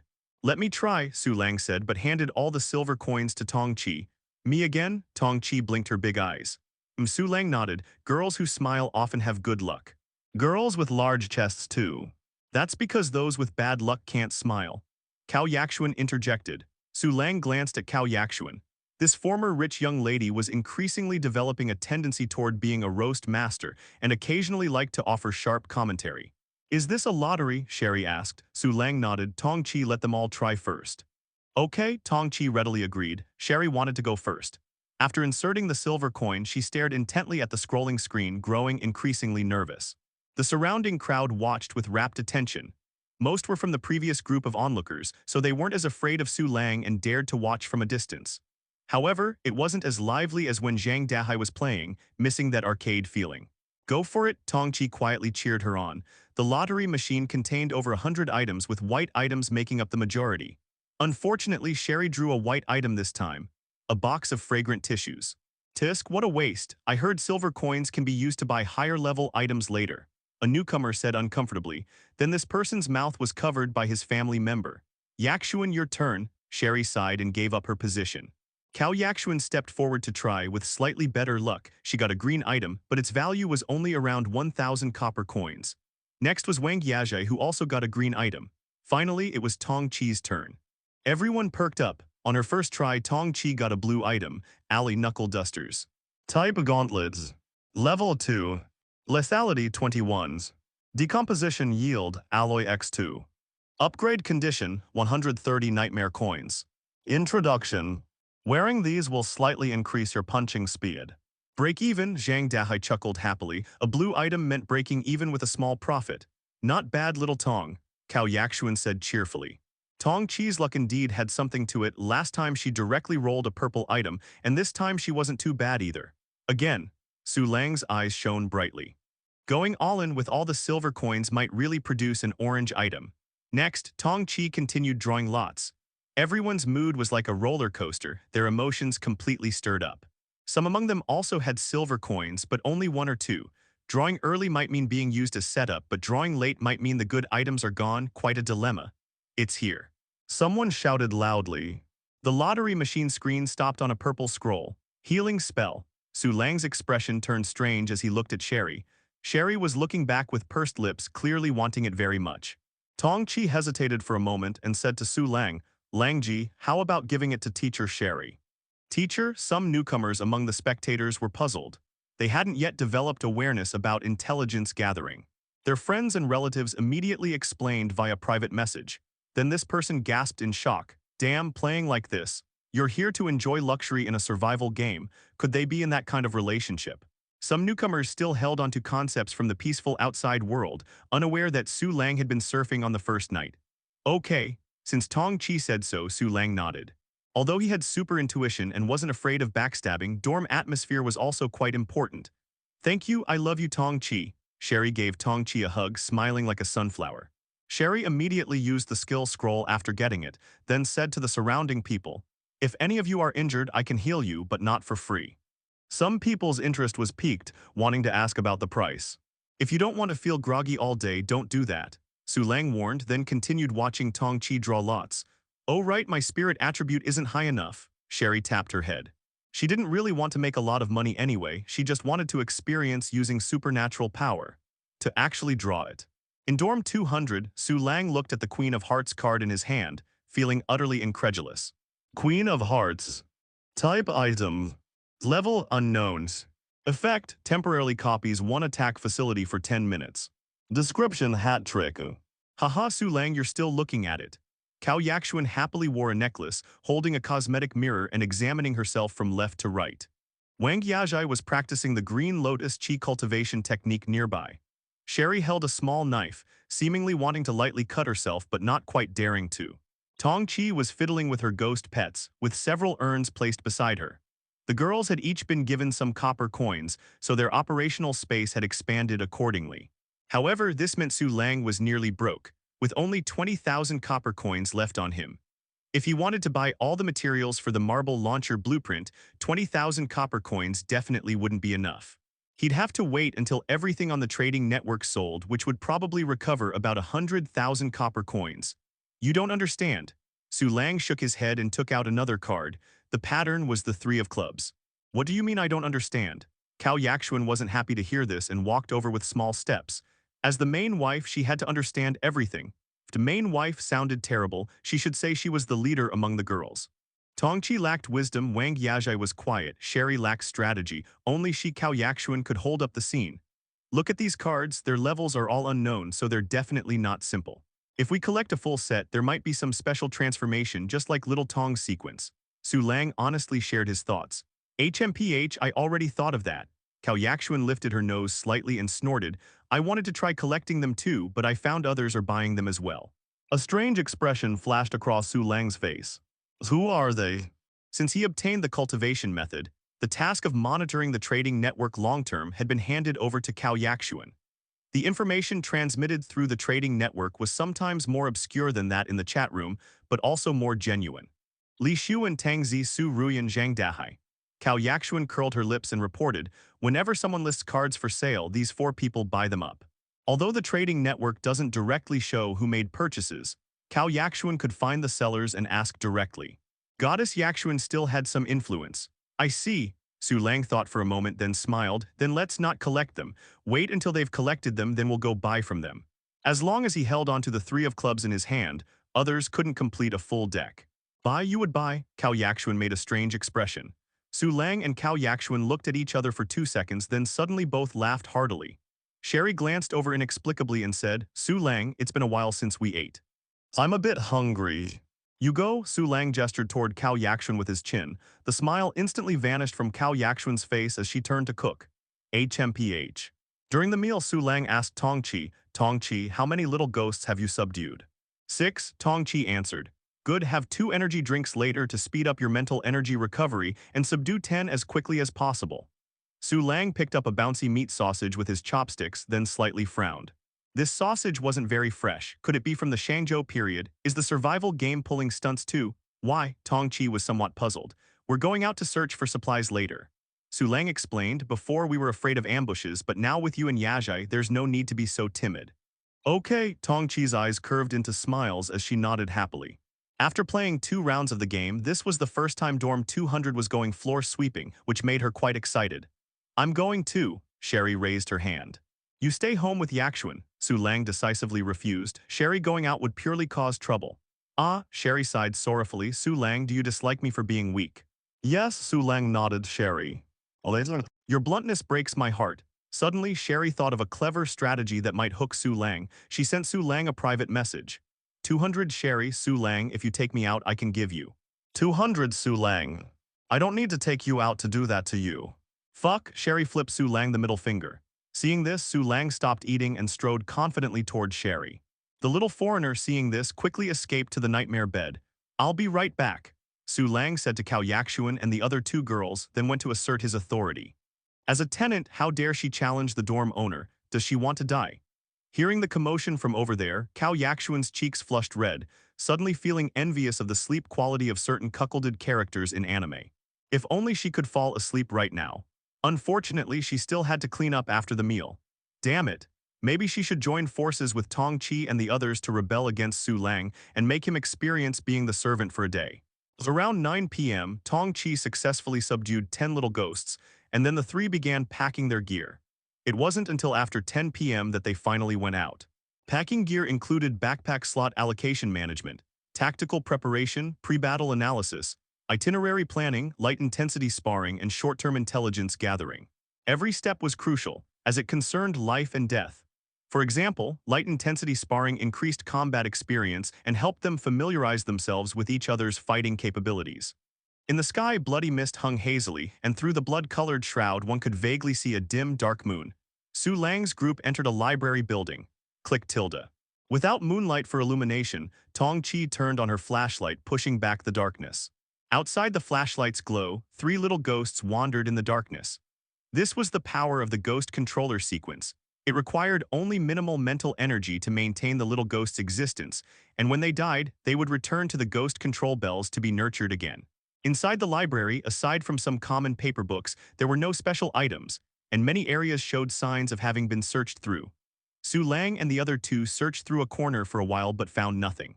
Such obvious buildings have definitely been searched by others. We need to go to less noticeable places, Su Lang stated. Waiting for items to refresh right in front of them here wasn't realistic. They definitely needed to search quickly and then withdraw. Wang Yajai nodded. Everyone probably thinks the same way, so the locations we choose must be extremely, extremely well hidden. The 3 pondered for a while, then Tongqi suddenly sighed. Ah, now those people aren't sharing where they found things anymore. They're intentionally hiding information about resource points. If only some veterans could guide us. People's hearts aren't what they used to be. We could ask Huey and the others. Wang Yajai's eyes sparkled. Tongqi slightly frowned. With so many of them, the good resource points probably aren't even enough for themselves. I do know someone we could ask. Su Lang thought of Zhang Dahai, who always managed to get good items, and opened a private message with him. Su Lang messaged, Dahai, which places are easier to find supplies right now? Zhang Dahai replied, I do have some ideas and can recommend a few supply points to you, Lang Ji. But could you come over right now? Su Lang. Zhang Dahai, I need your help with something urgent. A few minutes earlier, in an underground warehouse, the hanging lamp flickered intermittently. Zhang Dahai rapidly searched for supplies and soon found a pile of bottles and containers. Basements really do exist for storing good stuff. His expression brightened as he prepared to trade with Yi Fan, who was staying back in the dorm. Bam! The locked door was kicked open, and four people stepped inside, immediately spotting Zhang Dahai and the pile of supplies. Let's not interfere with each other, Zhang Dahai spoke up. Zhang Dahai, I know you. The leading muscular man checked Zhang Dahai's information, then suddenly adopted a condescending attitude. Your dorm only has two people, right? The other one's called Yi Fan. There's no way out here now and no one's coming to help you. If you don't want to suffer, hand over everything you have obediently. The other three tacitly blocked Zhang Dahai's escape.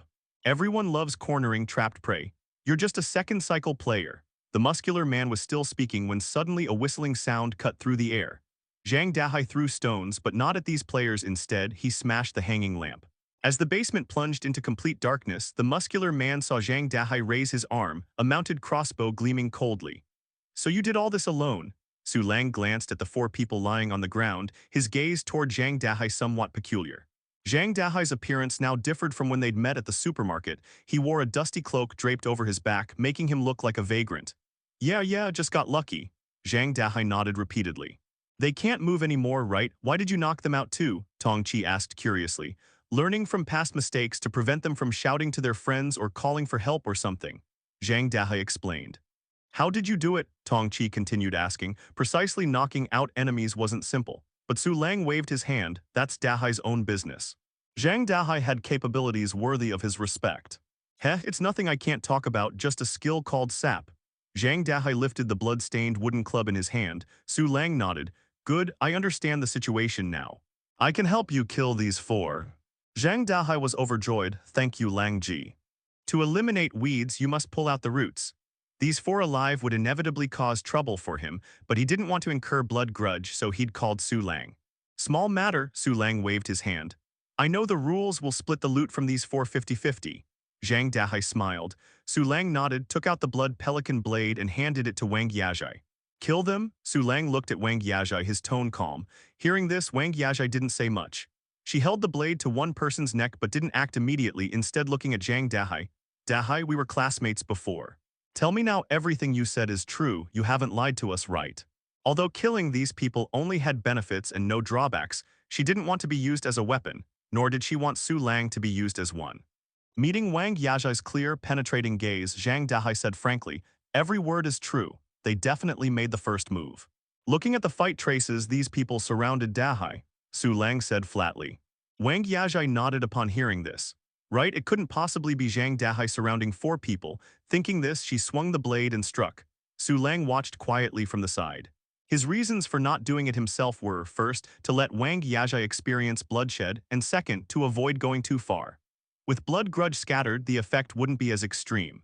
This small mechanism had been unintentionally revealed by Su Ruyan. Things should be done step by step. He'd already killed over 10 people during this rest period. If he kept killing, he feared something might go wrong. Tong Chi, Wang Yajai left one survivor and handed the blood-stained long blade to Tong Chi, who looked uncomfortable. Zhang Dahai was secretly astonished. This senior was quite ruthless. Usually she seemed elegant and refined, but this decisiveness was something even most guys wouldn't have, plus she was sharp-minded too. Tong Chi hesitated for a moment, then took the blade. After killing people with the blood pelican blade, the blade's blood color had become more intense, cold gleam mixed with bloody light, quite tragically beautiful. The long blade thrust out, easily piercing the last person's heart. Tong Chi sighed with relief as three little ghosts came whistling through the door, circling around her as if guarding her. Su Lang patted her shoulder to comfort her while taking back the blood pelican blade. Effect 2, Blood Pelican. During gameplay, permanently increase lethality by 1 point for each player killed. During rest periods, permanently increase lethality by 10 points for each player killed. Maximum increase of 150 points lethality, currently increased by 40 points. The Blood Pelican blade's lethality had directly increased by 40 points, the blade edge becoming sharper. What's going on? Zhang Dahai was startled by the little ghosts, and seeing them circling Tong Chi like attendants, he couldn't help but twitch his mouth. The women around Lang Ji really don't seem very normal. Send the little ghosts out, the scout position shouldn't be left unattended. Su Lang comforted her but still had to point out Tong Chi's mistake. Tong Chi nodded and sent the three little ghosts back outside to stand guard. Next, the four began dividing the spoils. Since he couldn't be bothered with operations and social connections, Su Lang took the remaining supplies from the four people, while the room keys went to Zhang Dahai. The former had higher value, while the latter offered a chance to open treasure chests. After each got what they needed, Zhang Dahai began sharing his floor-sweeping experience. Generally, newly appeared landmark buildings will hide one or two good items, though most have been searched through by now. But there's one place I think is quite good. Of course, this is just my personal judgment. Can't guarantee it's definitely correct. Zhang Dahai looked serious, sharing his experience without holding anything back, and finally pointed out a specific location. After listening, Su Lang nodded repeatedly and casually smiled. Dahai, now that Yi Fan has moved in with you, how does it feel having multiple people together? Pretty good having someone to help out. At the very least, when I go out now, I don't have to worry about backpack space anymore. Zhang Dahai chuckled. After formal discussions, chatting casually for a bit, this was the Eastern communication tradition, otherwise it would lack human warmth. After the casual talk, Su Lang's group bid farewell and left. Rust Lake Park. This was the newly revealed area after the dorm building's last game cycle was cleared, and it had been searched from the beginning. Su Lang's trio went straight to the lakeside pavilion. The stone pavilion's floor had been scraped clean by someone using sharp tools. Yajai, are you really going down there later? Maybe we should come back during daytime. Tong Chi hugged her shoulders, feeling this place was eerie. Yes, I'm quite good at swimming. Wang Yajai nodded. The place Zhang Dahai said might contain items wasn't the entire Rust Lake Park, but the bottom of Rust Lake itself. Only the lake bottom might not have been explored yet. Take this. Su Lang handed a pearl to Wang Yajai. This was a mermaid pearl he'd just bought from the trading network. Holding it in the mouth allowed free breathing underwater. It was a unique second-tier item, but sold quite cheaply since it didn't increase combat power. Its main function might be as raw material for some blueprint. For such somewhat special and rare items, they might sell for high prices in the future, but the vast majority of players didn't have the qualifications to hoard goods. Fair and elegant feet gently touched the water surface as Wang Yajai slowly entered the water, holding a searchlight in her hand, feeling somewhat uneasy inside. This was an experimental attempt. Whether Wang Yajai found anything good or not didn't really matter. The main pressure came from the environment itself. This outing had already yielded nearly 10,000 copper coins worth of loot, and the Blood Pelican blade had gained 40 points of lethality. Su Lang was quite satisfied. With nothing better to do, he posted 3 purchase requests on the trading network: Advanced Power Unit, Blue Crystal Barrel, and Blue Crystal. These were all raw materials needed to manufacture the marble launcher. Some of the supplies he had previously listed for sale had already been sold, so he now had 30,000 copper coins in his pocket again, allowing him to test the waters with low-price offers. From what he knew, he was currently the only one who had purchased the marble launcher design blueprint. Since the blue crystal barrel was exclusive material for the marble launcher, buying it at low prices should be relatively easy. As for blue crystals, they were available in the supermarket's raw materials section, priced at 5,000 copper coins each. The only troublesome item was probably the advanced power unit. Many turret design blueprints required this thing. It was definitely a hot commodity, and you couldn't even buy it in the supermarket. Lang Ji, Sister Yajai hasn't surfaced yet, Tong Chi said with some concern at that moment. Is she still responding to private messages? Su Lang asked. It's been longer than the agreed time, Tong Chi replied, pressing her lips together. The three of them had agreed that Wang Yajai would send back a message every minute. Su Lang frowned and was about to send Wang Yajai a private message when Tong Chi quickly said, She replied, Sister Yajai found a level 3 shield. A moment later, a circular ghost-faced shield appeared in Tong Chi's hands. Black gold ghost head shield. Type shield. Level 3. Effect 1, repel minor threats. Attacks with lethality lower than defense power will be completely ignored. Effect 2, Ghost Chi Shield. Gains 1 additional layer of shield with 10 durability every 1 minute, lasting for 59 seconds. Defense power 15-15. Durability 50-50-10. Decomposition yields. Black Gold X10 Ghost Chi X1. Upgrade condition 340 Nightmare Coins. Introduction. Mother, for what reason do I fight? For what reason do I die? Unknown soldier. If Zhang Dahai knew that the trio had found premium equipment right away, he'd probably be slapping his thigh in frustration. The quality of this item was clearly a cut above what he had managed to scavenge. This meant that resource points like the lake bottom already counted as premium supply locations. This shield is quite exceptional. The repel minor threats effect is particularly rare, Su Lang said with a smile. Yes, it's very effective against that kind of sustained attack. If only the dormitory gate had this effect, Tong Chi nodded repeatedly, her eyes shining. When defense power is high and the opponent's attack power is low, the killing effect drops sharply. However, continuous non-stop attacks would still have some effect. Yet the black gold ghost head shield could actually completely negate that portion of attacks. It could be considered very powerful. Su Lang felt this shield could probably sell for 20,000 copper coins, but he had no intention of selling it. Instead, he planned to keep it as permanent equipment in his backpack slot. About 10 minutes later, Wang Yajai emerged from the lake water to recover her stamina. The lake bottom was quite large, and she wanted to rest a bit before thoroughly searching the entire area. No rush, warm yourself up first, Su Lang said, having Cao Yakshuan trade over a devil pepper. This thing could warm up the body, at least that's what the description said. After Wang Yajai ate it, she immediately turned red and heated up. Su Lang's mouth twitched, feeling he'd done something stupid, and quickly handed Wang Yajai a functional drink. After quite a bit of fussing around, Wang Yajai went back into the water. Half an hour later, the three of them left the lakeside pavilion. It seemed only the lake bottom directly beneath the lakeside pavilion had good loot. The other peripheral areas didn't have much of anything. I always feel like Rust Lake is kind of strange. If it were during game time, I wouldn't want to come here at all, Tong Chi said, hugging her shoulders and shivering as the night wind blew. Hee, maybe it's because your constitution is too weak. Wang Yajai chuckled lightly, glancing at her dress and finding it had completely dried. The self-cleaning effect of level 4 clothing was really quite good. Where should we go now? Tong Chi looked at Su Lang. Let's head back, I need to cultivate, Su Lang replied. Cultivating outside wasn't very convenient. The dragon-elephant combat method consumed stamina and meditation was even more demanding.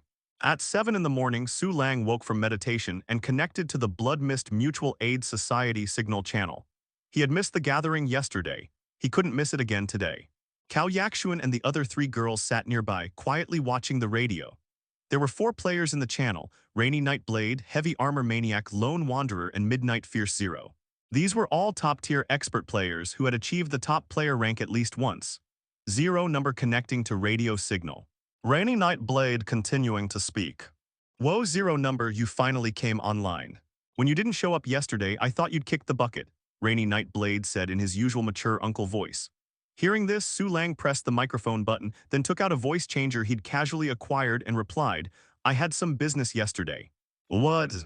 Are you guys in the middle of a game over there? Rainy Night Blade asked quickly. Something like that, Su Lang answered ambiguously, then went off microphone. Probably no one else is coming. If anyone has anything to say, let's get to it quickly. Heavy Armor Maniac came on microphone at that point, his voice very deep and resonant. No one seemed particularly curious about Su Lang. Then I'll go first, Lone Wanderer spoke up, his voice purely electronic and mechanical. We just finished a game today when the black market merchant showed up. Black market merchant, what's his name? What does he sell? Rainy Night Blade became interested. His name is Kirby and he sells all sorts of things, it's not fixed, but he definitely has capability, lots of good merchandise, Lone Wanderer replied. Rainy Night Blade. I see. Heavy Armor Maniac, what's the rarest item he has? Lone Wanderer. Su Lang listened carefully and roughly sketched out a profile of this black market merchant.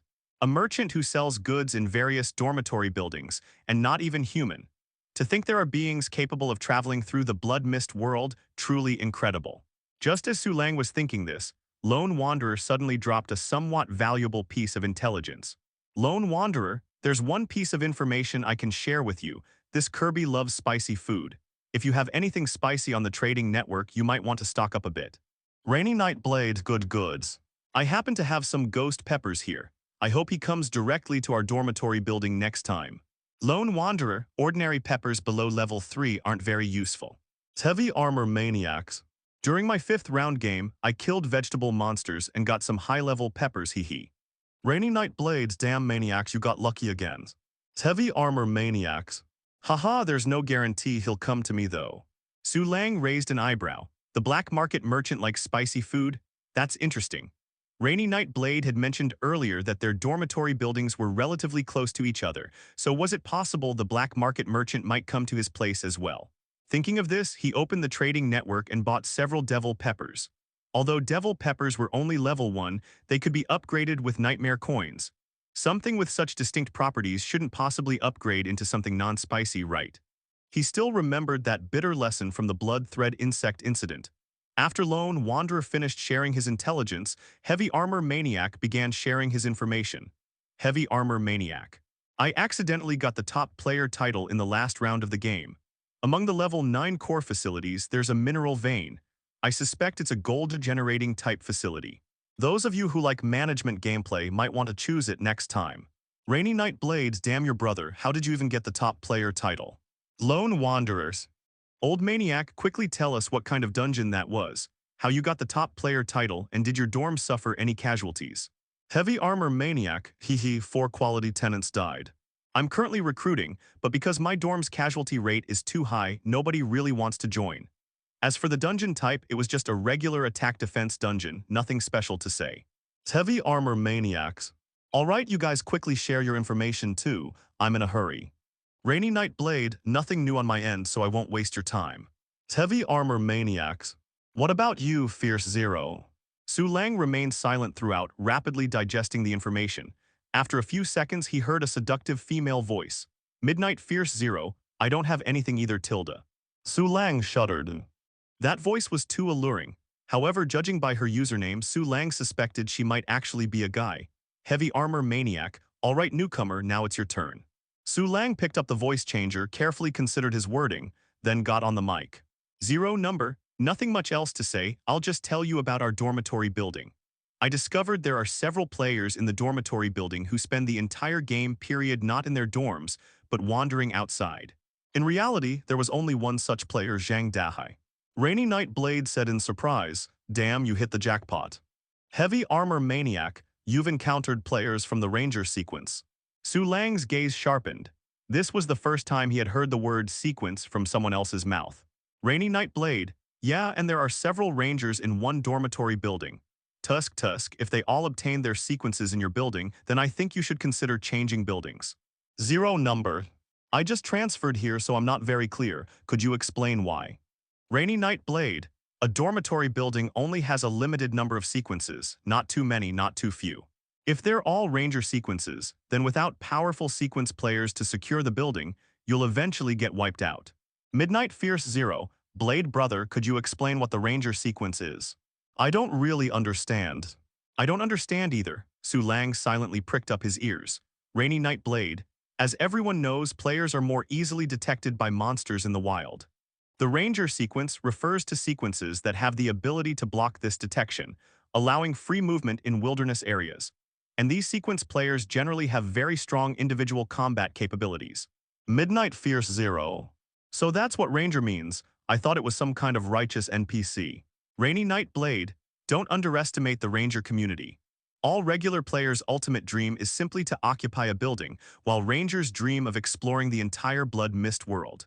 Capable Rangers are all very arrogant, and the extreme ones will even directly abandon their dorms to become wanderers. Midnight Fierce Zero, so that's how it is. Blade Brother is so amazing, you know everything. Could you explain what sequences are? Rainy Night Blade, sure. Heavy Armor Maniac, boring, I'm leaving first. After Heavy Armor Maniac left, Lone Wanderer also left. Neither of them wanted to listen to such basic information. That's right, to them, this was just basic information. Rainy Night Blade's premium mature male voice became slightly distorted. These two guys, don't they want to hear my unique understanding of sequences? Midnight Fierce Zero, hee, don't be angry, Blade Brother. If they won't listen, we will. Rainy Night Blades. You should already be a sequence holder yourself. Your seductive aura is too natural, your ability must be related to charm. Seeing Midnight Fierce Zero rendered speechless, Su Lang couldn't help but twitch his mouth. This Rainy Night Blade, sometimes his mouth was as sharp as a blade, really cutting. Rainy Night Blade, sequences start from E and go upward. I don't know the highest level, but the highest I know of is A. Rainy Night Blades. And the number after the level represents danger level. C1 would be many times more terrifying than C100. Rainy Night Blade. From what I know, each sequence is unique and seems to exist permanently, not disappearing even when sequence players die, almost like some kind of curse. Rainy Night Blades. This might sound too abstract, so let me tell you about a sequence player I killed. His sequence was D86 Siren, a very powerful combat sequence, just not very suitable for dormitory environments. Otherwise, I might not have been able to defeat him. Afterward, Rainy Night Blade shared a lot of information in one breath, then went offline. Su Lang also went offline. Midnight Fierce Zero didn't seem to be an experienced player, and she wasn't being honest in her speech, so communicating with her would likely be a waste of time. After turning off the radio, Su Lang looked at Tong Chi with a peculiar gaze. Cao Yakshuan and Wang Yajai did the same. Little Tong, your ghost controller sequence doesn't seem ordinary, Cao Yakshuan said, staring at Tong Chi. Really? I suppose so. A hint of bashfulness appeared on Tong Chi's slightly chubby face. Thanks to Lang Ji, otherwise I wouldn't have been able to collect all 10 10-day bells. You had the opportunity, Su Lang shook his head and said. Tong Chi, I feel your sequence is the type that could go for extreme stat allocation routes. Cao Yakshuan nodded repeatedly in strong agreement. Having up to 10 ghosts under control, plus possessing damage immunity abilities like Ghost Shadow, that was truly broken. They had tested it before. When Tong Chi used Ghost Shadow, her body would become ethereal and all frontal attacks would pass right through her. However, Tong Chi's mental energy was too low. At her limit, she could only activate Ghost Shadow 3 times consecutively, and during that period, there would be at least 0.1 seconds of physical form time. I think so too. Tong Chi nodded and immediately allocated all her attribute points to mental energy. If only we could get you a mental energy cultivation method, Su Lang said with a smile. Cao Yakshuan's eyes lit up. Didn't Rainy Night Blade say that with good luck, sequences can unlock new abilities later? Maybe there really is one. Hearing this, all 4 of them felt some anticipation. Although Sherry didn't fully understand the specific meaning, she knew it was something good. As for Wang Yajai and the others, after learning about the ghost controller's true value, they felt happy for Tong Chi. Feels like Tong Chi could completely leave Dorm 200 now and operate independently. Yajai sister, stop joking. Hell no. Within Dorm 200, a cheerful atmosphere prevailed. And this atmosphere grew increasingly joyful, with an added touch of pink. The point farming pals had started working, comfort level rankings starring Cao the Great, Tenant Cao Yakshuan. Experience Cycle 2. Attributes. Physique 5, Spirit 5. Skill Aiming. Comfort level 111, can increase Nightmare Coin conversion rate by 111%. Tenant Wang Yazhou. Experience Cycle 2. Attributes. Physique 14, Spirit 7. Skills, Basic Sword Technique, Green Lotus Sword Technique, Green Lotus Chi Cultivation Technique, Green Lotus Movement Technique. Comfort level 109, can increase Nightmare Coin conversion rate by 109%. Lieutenant Tongchi. Experience Cycle 2. Sequence C32 Ghost Controller. Attributes Physique 5 Spirit 22. Skill, Paper Cutting into Soldiers. Comfort level 107, can increase Nightmare Coin conversion rate by 107%. Name Sherry. Experience Worm that could die at any moment. Attributes Physique 5 Spirit 5. Skills Aiming Healing Spell. Comfort level 107, can increase Nightmare Coin conversion rate by 107%. As the dorm owner, Su Lang could check tenant information anytime, with his primary focus naturally being the comfort level that others couldn't see. The 4 women's total comfort level reached 434%, plus the luxury nightmare bed's comfort level, making it 474%. Therefore, when Su Lang woke up, he got these numbers. Base nightmare coins 80, conversion rate 474%, 8 hours produced 459 nightmare coins. Total nightmare coins 947. With the clothing enhancements, all 4 women's comfort levels had broken through 100, going completely off the charts. Lying down once earns nearly 500 nightmare coins, so satisfying. Spending money to support women, I'm practically living the coal boss lifestyle now. Su Lang's eyes sparkled. It was no exaggeration to say the 4 women were now more beautiful than A-list female celebrities outside.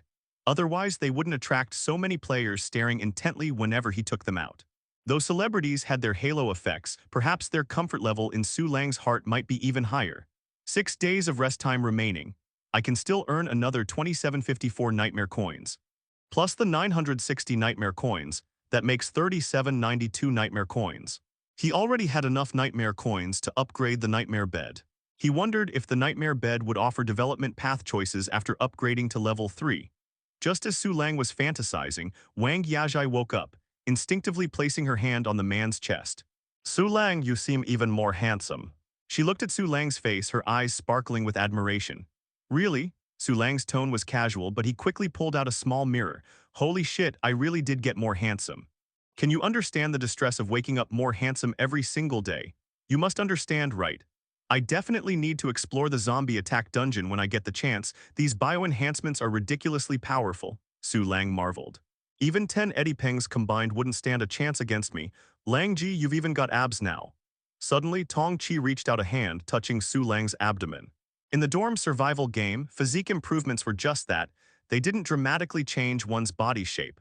Otherwise, Wu Huihui would have become beautiful long ago.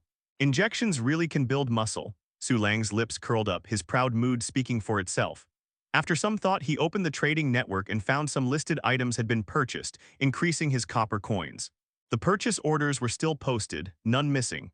Thinking further, he posted another 1 copper coin advertisement. Purchasing items that can increase attributes, prices negotiable via private message. His goal wasn't to become more handsome, of course, but to become stronger. He had long realized the benefits of personal strength, otherwise he wouldn't have bought the Blood Pelican Blade and skill scrolls. Copper coins will mainly be used to improve myself and Yakshuan's group. Otherwise, with insufficient combat power, I wouldn't dare go out to collect money after turrets kill monsters, let alone engage in floor sweeping. This was Su Lang's current plan. Nightmare coins would mainly upgrade facilities, while copper coins would mainly boost combat power. This seemed more reasonable since players' main enemies were still monsters, and using nightmare coins to upgrade facilities could easily yield hidden facilities like the Bronze Gate. Su Lang, your skin has gotten so nice. And your hair colors. Oh my god, perfect gun shapes. Women paid close attention to appearances, surrounding Su Lang to examine him from all angles, touching and feeling. After taking a shower, Tong Chi and the others had already prepared food. After eating, Su Lang and Wang Yajai began their cultivation. After completing several full sets of the dragon-elephant combat method, Su Lang was exhausted, but his physique had increased by 1 point. Physique 28, counting equipment and clothing bonuses, it had already reached 30. Su Lang felt secretly satisfied, then began practicing advanced meditation. During his meditation, his spirit attribute also increased by 1 point. Double happiness. In the long run, cultivation techniques were definitely more cost-effective than attribute-boosting items. After cultivation, Su Lang, Tong Chi, and Wang Yajai began sparring. Wang Yajai moved with flowing sleeves, her sword technique sharp and fierce, her pure spiritual energy enhancing both her weapon and body, boosting damage and physical attributes, somewhat reminiscent of internal energy. The 10 minor ghosts Tong Chi had subdued were all level 2 crippled ghosts that would inflict corresponding crippling effects on targets they caught, combined with her paper cutting into soldiers' ability, making her combat power quite impressive. As for Su Lang, no need to elaborate, he was strong in every aspect, able to handle both women with moderate effort. But Su Lang had a feeling. If the quality of ghosts Tong Chi subdued was high enough, he might not necessarily be her match. Maybe not, might not, but definitely wouldn't be. Sequences provided too much combat power enhancement. After light sparring, the three set out again, heading straight for Rust Lake Park. This time, Wang Yajai was still the one diving. Su Lang sat upright in the stone pavilion, quietly cultivating. Wearing the jade burial suit with Tong Chi by his side, he wasn't too worried about ambushes. After all, they were in the center of the lake. Over 10 minutes later, Wang Yajai surfaced from the water. She had found another good item. Netherfire active skill. Type skill scroll. Level 3.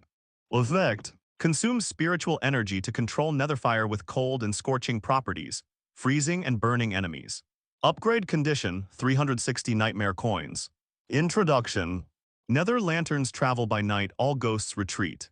2 types of special attribute damage, this skill is also a minor treasure.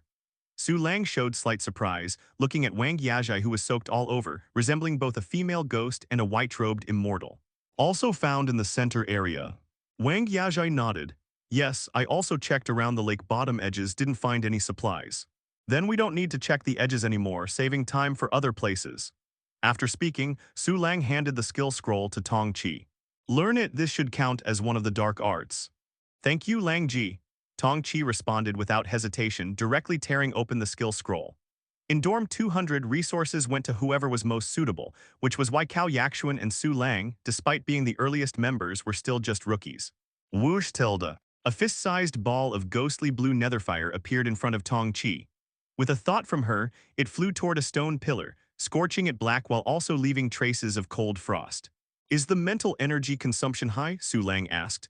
Not high. Tong Chi shook her head, and with another thought, 3 balls of netherfire began dancing around her. Not bad, not bad, Su Lang nodded repeatedly. 10 ghost creatures, plus the paper cutting into soldiers' ability, interspersed with netherfire attacks. It was starting to take on the form of a summoner build. One person could be an entire army. Langji, where should we go next? Tong Chi extinguished the netherfire and looked at Su Lang. Little Tong, you guard us. Yakshuan and I will cultivate for a bit first, Su Lang smiled. The pavilion at the center of the lake was quite a nice spot. Located in the middle of Rust Lake, there was no fear of ambushes. Okay, Tong Chi responded, releasing 3 little ghosts to hide in the shadows just in case. Wang Yajai's Green Lotus movement technique and Green Lotus sword technique would be greatly enhanced if supported by pure spiritual energy. Meanwhile, Su Lang, having just finished meditating, could now practice the dragon-elephant combat method, replenishing with some meat afterward. However, since they were in the wild, he didn't dare to push too hard, moderate-intensity cultivation at most. Boss, look quickly. There are people in the lake center pavilion. In the park jungle, a group of 3 moved stealthily. One skinny young man exclaimed in surprise. The burly man called Boss looked toward the lake center pavilion, his eyes narrowing. Holy crap, are they human or ghosts? Wang Yajai, dressed entirely in white with flowing black hair, looked far too inhuman. They're human and so beautiful. The skinny young man stared, mesmerized. The faint moonlight cast over the lake center made Wang Yajai's skin glow like jade, as if she were the masterpiece creation of the goddess Nuwa herself. Second brother, stop dreaming. We can't afford to provoke them. They're from dorm 200. Another dark-skinned young man patted the skinny young man's shoulder. It's fine, I just want to look a bit more. She's truly stunning. The skinny young man swallowed hard, his eyes glued to her. Damn it, you have an eyesight skill to see clearly, but what about us? The burly man cursed angrily. The thought of Cao Yakshuan and the other 3 women stirred some heat in him, and his gaze toward the skinny young man turned strange. Second brother was actually quite fair and delicate, aside from his poor skin condition. Both of you enough, didn't you just relieve yourselves at Auntie Zhao's? The dark-skinned young man's face darkened further as he spoke softly. Auntie Zhao was the clucker of the dorm building.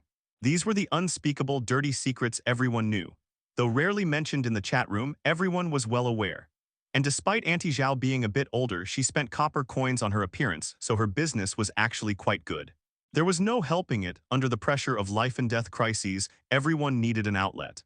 You know, why does Su Lang keep 4 women, and how did they develop so quickly? The skinny young man, clearly letting his little tadpoles cloud his judgment, turned to his 2 teammates and said, is it possible that Wang Yajai and the others are like Auntie Zhao, but only serve top players and we just don't know about it? Hey, don't say it, but you might be onto something. The burly man perked up. Everyone's been speculating about the anomalies around Su Lang, and this is a fresh angle. Should we ask? The skinny young man, seeing the dorm owner's interest, immediately fanned the flames. The dark-skinned young man's eyes glinted as he pulled out a pistol. Actually, there's only one path from the stone pavilion. Instead of messing with that stuff, why don't we set up an ambush? Hearing this, the other 2 also drew their pistols. Their trio of musketeers had some reputation among the players. Worth a try. The terrain advantage here is excellent. The burly man suppressed his wicked thoughts as greed rose within him. Su Lang was the top player, but so what? If one day I achieve great ambitions, I dare to laugh at Huang Kao for not being a true man. Hey, why can't I see anything? The skinny young man widened his eyes, speaking in confusion. The burly man frowned, then his face turned deathly pale. He saw that an eyeless little ghost had somehow climbed onto the skinny young man's back without anyone noticing. Holy Mother, the burly man screamed, falling backward onto the dead leaves. Heh heh ha ha ha. Little ghosts emerged from all directions, swarming in and instantly pinning the 3 down. Immediately after, paper dolls wielding knives and shields flew over, hacking wildly at the 3. Screams echoed through the dense forest. Chop their hands. Su Lang stepped out from behind a tree, watching the 3 from a distance. Tong Chi and Wang Yajai appeared one after another.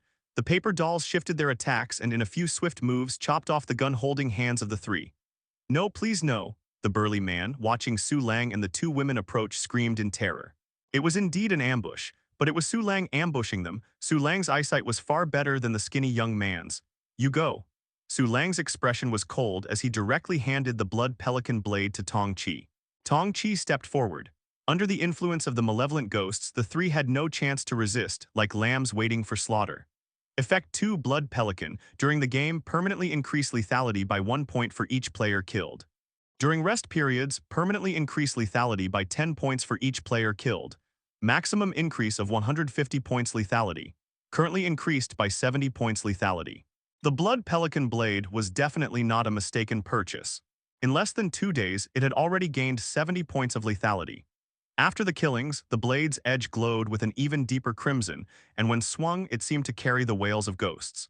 Langji, we made quite a haul this time. Tongqi, now experienced, began looting the bodies. Just these 3 guns alone can fetch a good price. Wang Yajai smiled.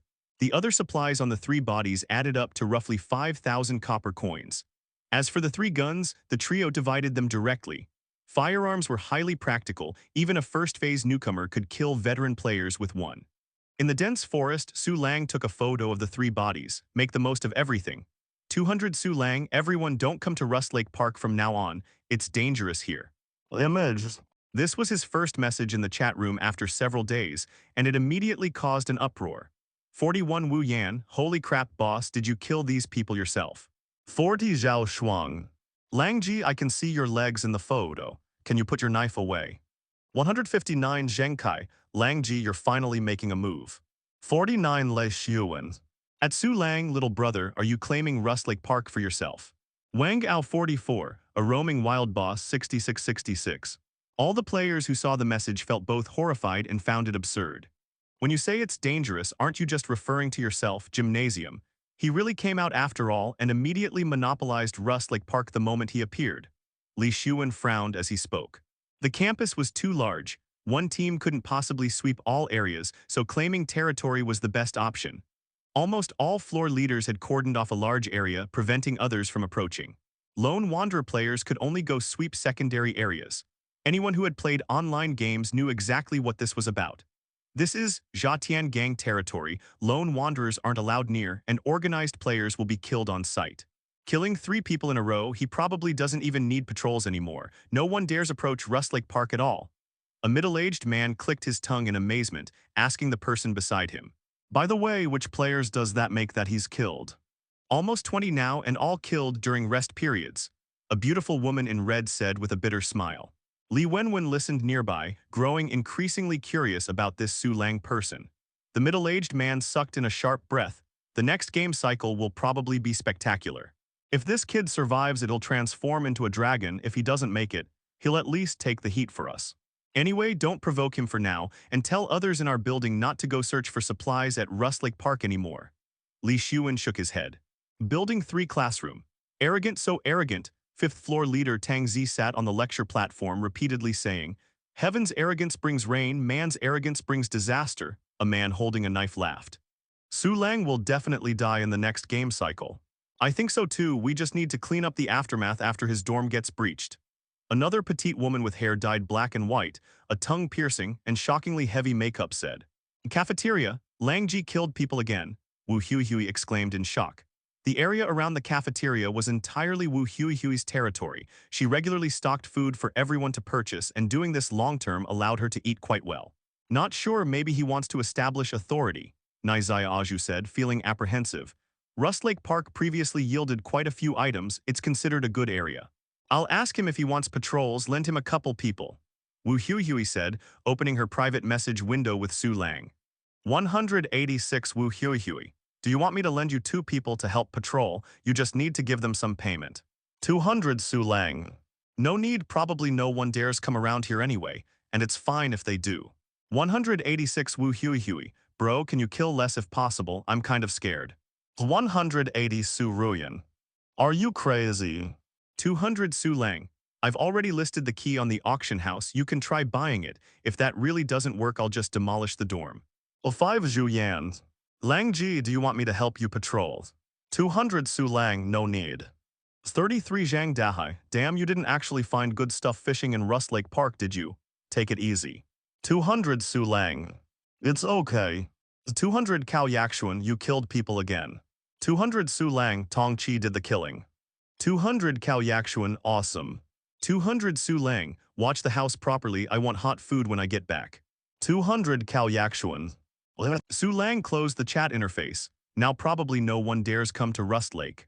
As he spoke, he casually swung the Blood Pelican blade, and a large tree immediately split into 2 sections. The Blood Pelican Blade's current lethality was 90. Once the passive stacks fully, cutting through level 3 or 4 armor shouldn't be a problem.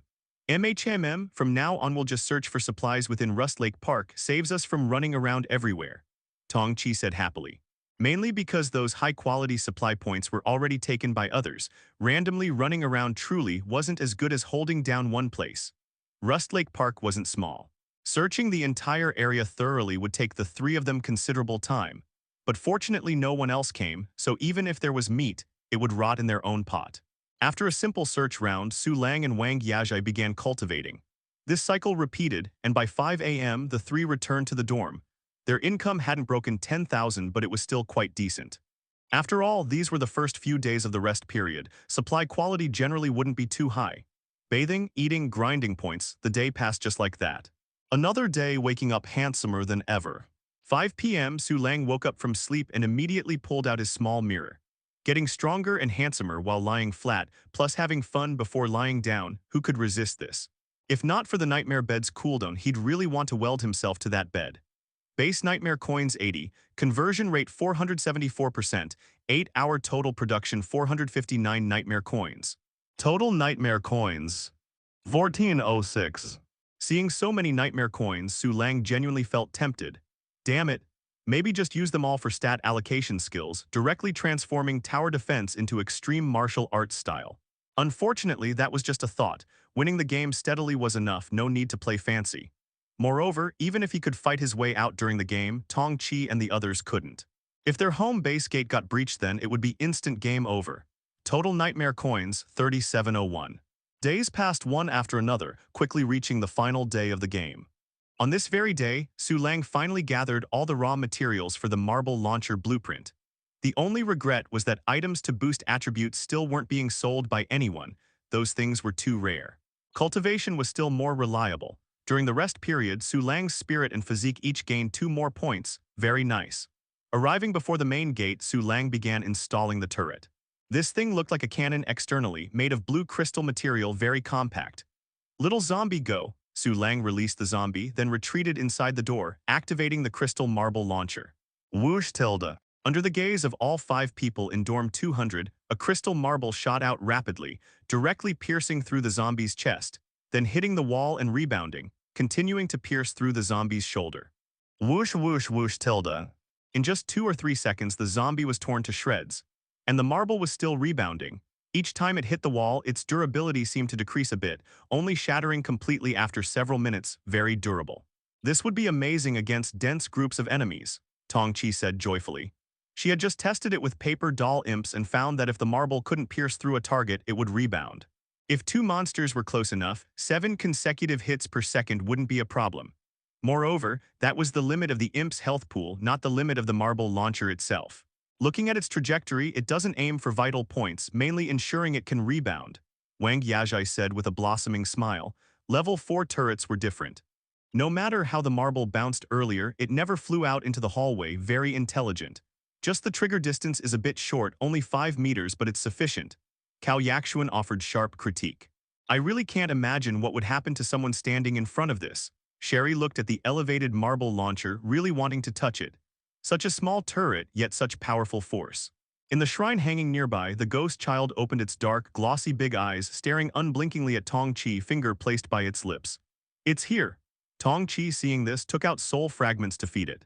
The ghost child beamed with joy. Whenever Tong Chi went out, she would give him something to eat. Let's go home, the game is about to start, Su Lang said finally. Dormitory broadcast.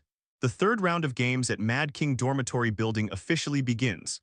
After this round, all basic dormitories will automatically upgrade to level 1. Everyone will have turrets by then, congratulations. The 3rd round game is called Day and Night Ghost March. This game will have 20 hours of daylight and 4 hours of nighttime. During daylight, temperatures will drop sharply and frost ghosts will appear. Everyone should stay warm while remaining vigilant against frost ghosts breaking down doors. During nighttime, the area outside dormitories will enter the polar night phenomenon, and mysterious monsters will emerge to hunt. Capturing mysterious monsters will yield great rewards. Don't sleep too soundly. This round's game duration is 7 days. Wishing you all martial prosperity. The dormitory broadcast was ice cold. Although it ended with words of blessing, it conveyed no warmth. Su Lang looked grave and was about to turn to say something to Cao Yaxuan and the others when his expression darkened. Why are you wearing that outfit again?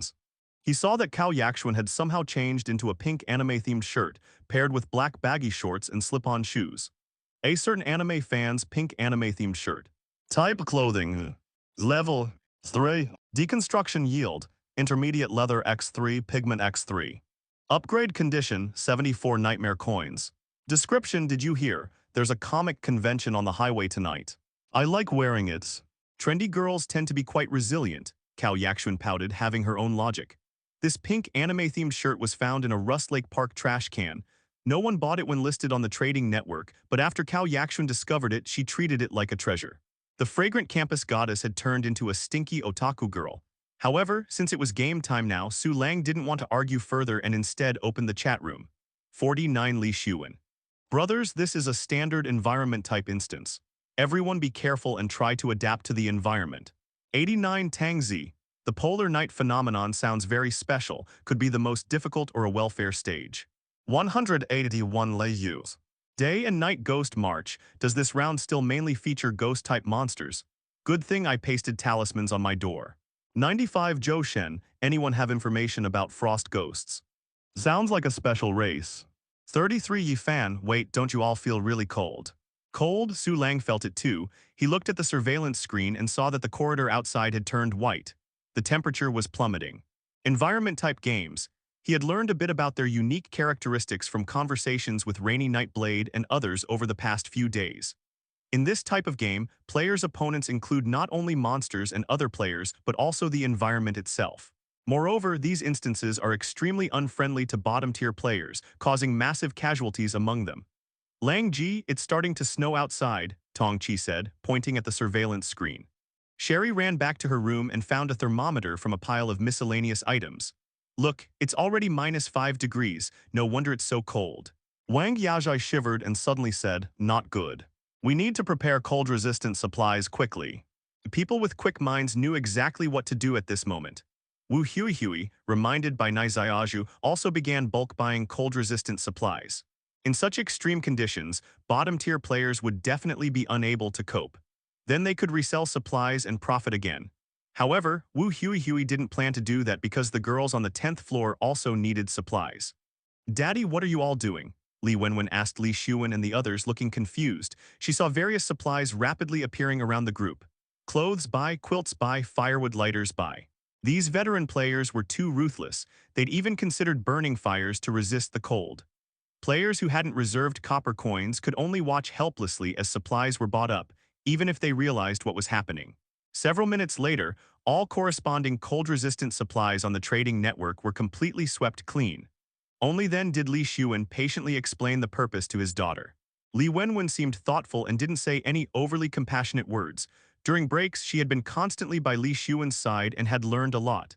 This round is a welfare game for us, the female tenant said, glancing at the air conditioner with a light laugh. Indeed, Li Xuan had once been the top player too, and the core facility he chose was the air conditioner. These animals really bought everything up so quickly, Su Lang cursed in Dorm 200. They're too cruel. What will those bottom-tier people do? Sherry asked anxiously. Although Su Lang had also bought many cold-resistant supplies, that was out of necessity. As for the others, pure scoundrels. After installing the crystal marble launcher, Su Lang still had 100,000 copper coins left. And this procurement spree had cost him 10,000 copper coins. Su Lang, I'm so cold. Cao Yaxuan shivered uncontrollably, her nose running. Then why aren't you getting back in bed? Don't forget the nightmare bed adapts to temperature automatically. Su Lang rolled his eyes. And take off that outfit or you're not allowed in bed. The dorm owner's authority over tenants was absolute. Cao Yaxuan obediently took off her clothes and got into bed, immediately feeling warmer. Sherry endured for a while longer before also undressing and getting into bed. Both girls had too low constitution stats. If they didn't return to bed, they could potentially freeze to death, let alone catch a cold. Soon after, Tong Chi also got into bed. There was no choice, her constitution was too poor. This was the downside of extreme stat allocation, dominant when favorable, dominated when unfavorable. Meanwhile, Su Lang and Wang Yajai continued watching the surveillance screen, waiting for the monster's arrival. Lang Ji Yaxuan quickly checked the chat room. Tong Chi suddenly alerted them. 33 Zhang Dahai. Brothers look outside the dormitory building, picture.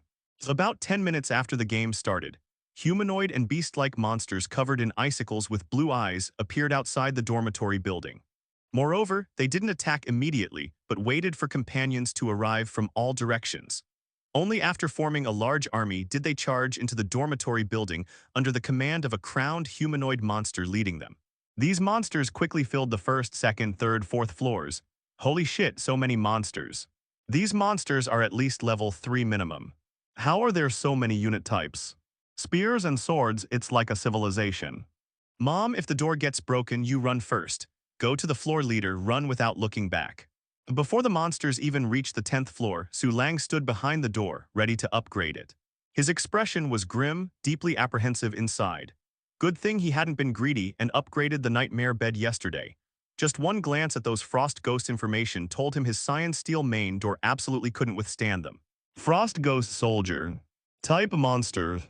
Level 3. Skills Frost Freezing Aura Spear Mastery. Introduction Ordinary Warrior of the Frost Ghost Clan. Frost Short Spear Thrower. Type Monster. Level 3. Skills Frost Freezing Aura Throwing Mastery. Introduction I know how to turn you into a porcupine. Frost Wolf. Type Monster. Level 3. Skills Beast Sense Pounce and Bite. Introduction Beast with thick fur that fears no cold. Crystal Bomb Monster. Type Monster. Level 3. Skills Crystal Bomb Throwing Mastery. Introduction Kaboom Tilda. Among all the monsters, Frost Soldiers were the most numerous, including those with shields, hammers, and blades. Counting carefully, there were actually 7 different types of monster troops coming to attack the building. Kill them, charge. Loot, loot, loot. Let them taste the power of my scimitar. Before the monsters even reached the 10th floor, Su Lang could hear their chattering shouts. Although he had never heard this language before, he could somehow understand it inexplicably. Roar. A frost wolf leaped into the surveillance screen's view first, followed by a large group of frost ghosts flooding into the corridor. Whoosh, whoosh, whoosh, tilde. 3 turrets immediately activated, with a heavy crossbow piercing through a frost wolf head-on, then the entire door became surrounded by monsters. Langji, some dorms have already been breached. These monsters break through doors so quickly. Wang Yajai shouted repeatedly. Su Lang was sweating on his forehead and didn't respond. Cyan Steel Main Door Durability. Cyan Steel Main Door Durability -6.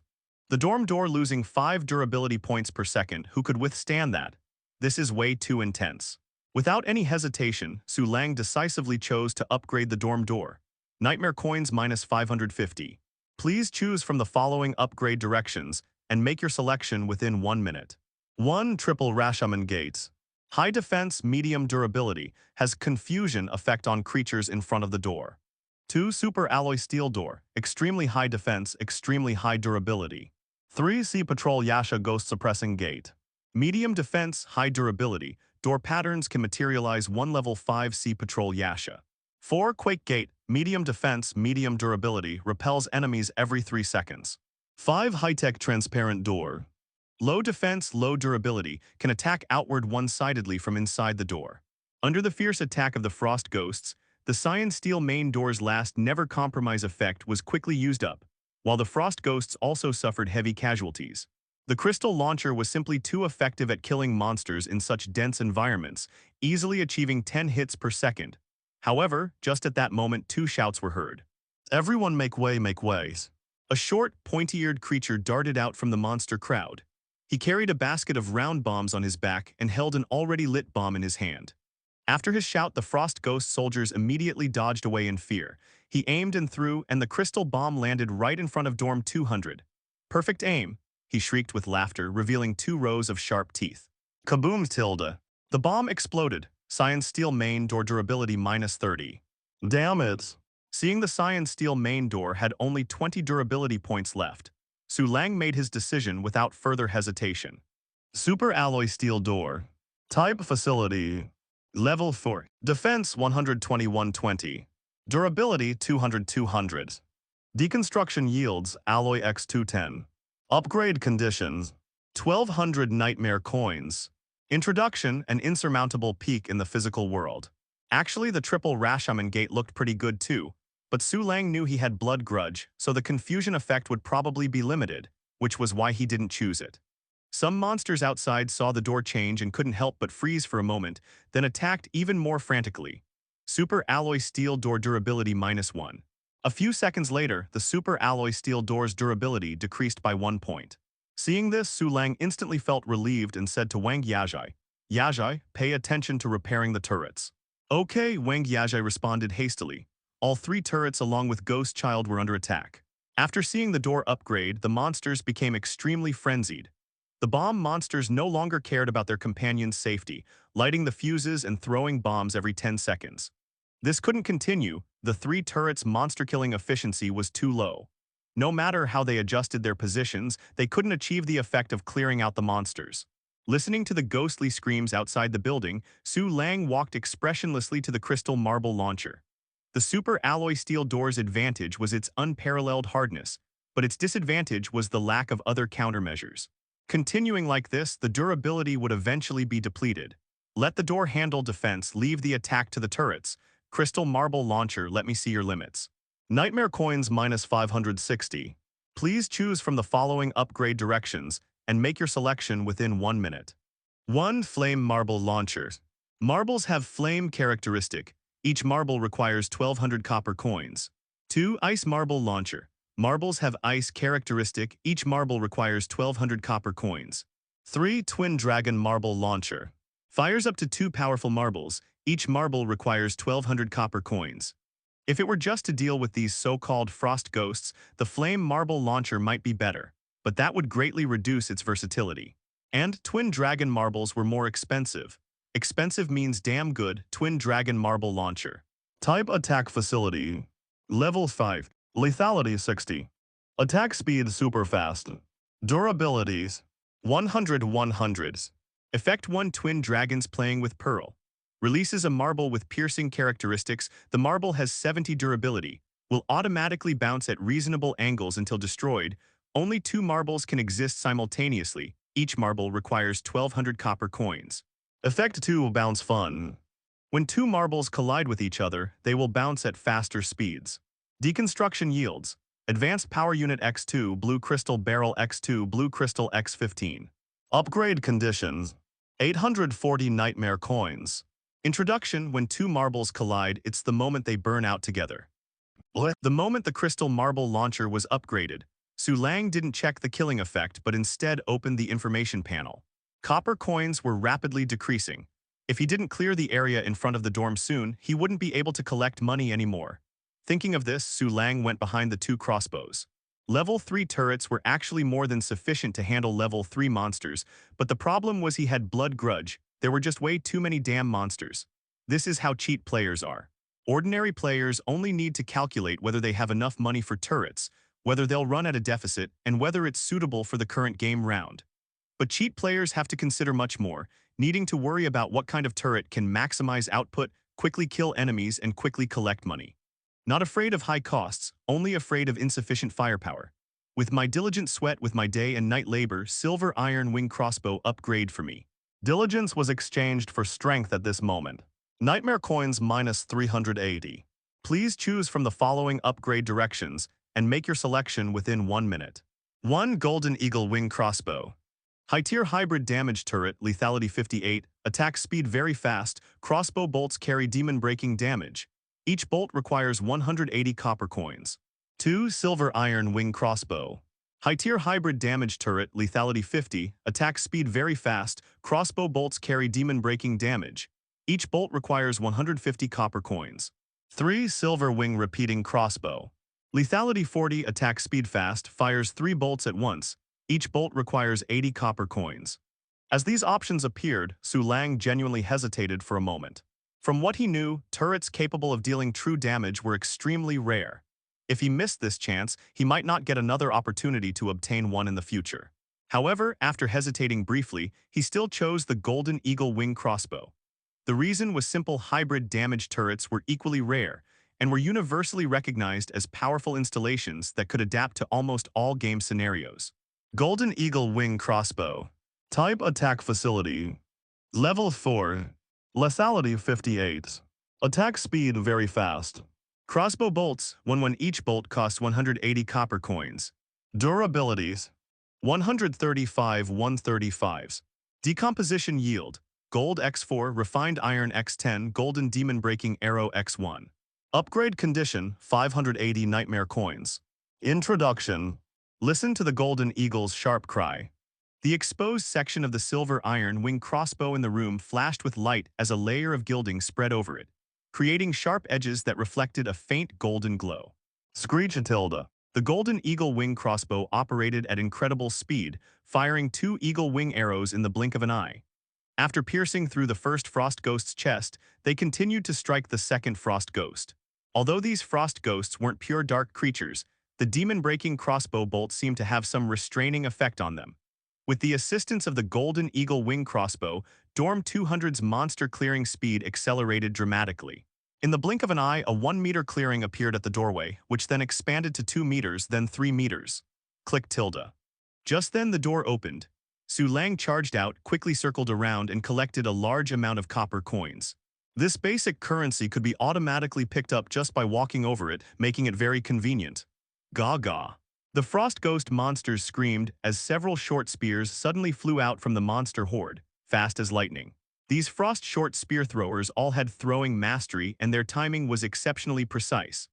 Inside the dormitory building, when monster corpses reached a certain quantity, they would automatically disappear without clogging the corridors. Otherwise, Su Lang could have used some as meat shields. Given the current situation, he could only resort to the old method. One zombie roared as it charged toward the right side, getting turned into a pincushion. Meanwhile, Su Lang took out his black gold ghost head shield, blocked the left side, and took the opportunity to retreat back into the dorm. A frost wolf leaped forward, only to be shot dead midair. Returning to the room, Su Lang turned off the golden eagle wing crossbow's automatic attack mode. He would activate it only when monsters got close. Otherwise, it would be difficult to collect money. The frost ghost army was massive, with an average of 5 monsters at each dormitory door. 5 level 3 monsters were no different from free experience for Su Lang, but for bottom-tier players they were quite troublesome. The bomb monster threat is too great, we must kill it. In Dorm 49, Li Xuan made a decisive decision, leading a group of tenants outside to forcibly kill the bomb monster before retreating back inside. When the timing was right, they charged out again from the room. Since transitioning from dorm owner to protective father figure, Li Xuan had become much more courageous than in the previous game cycle, as if he were a completely different person.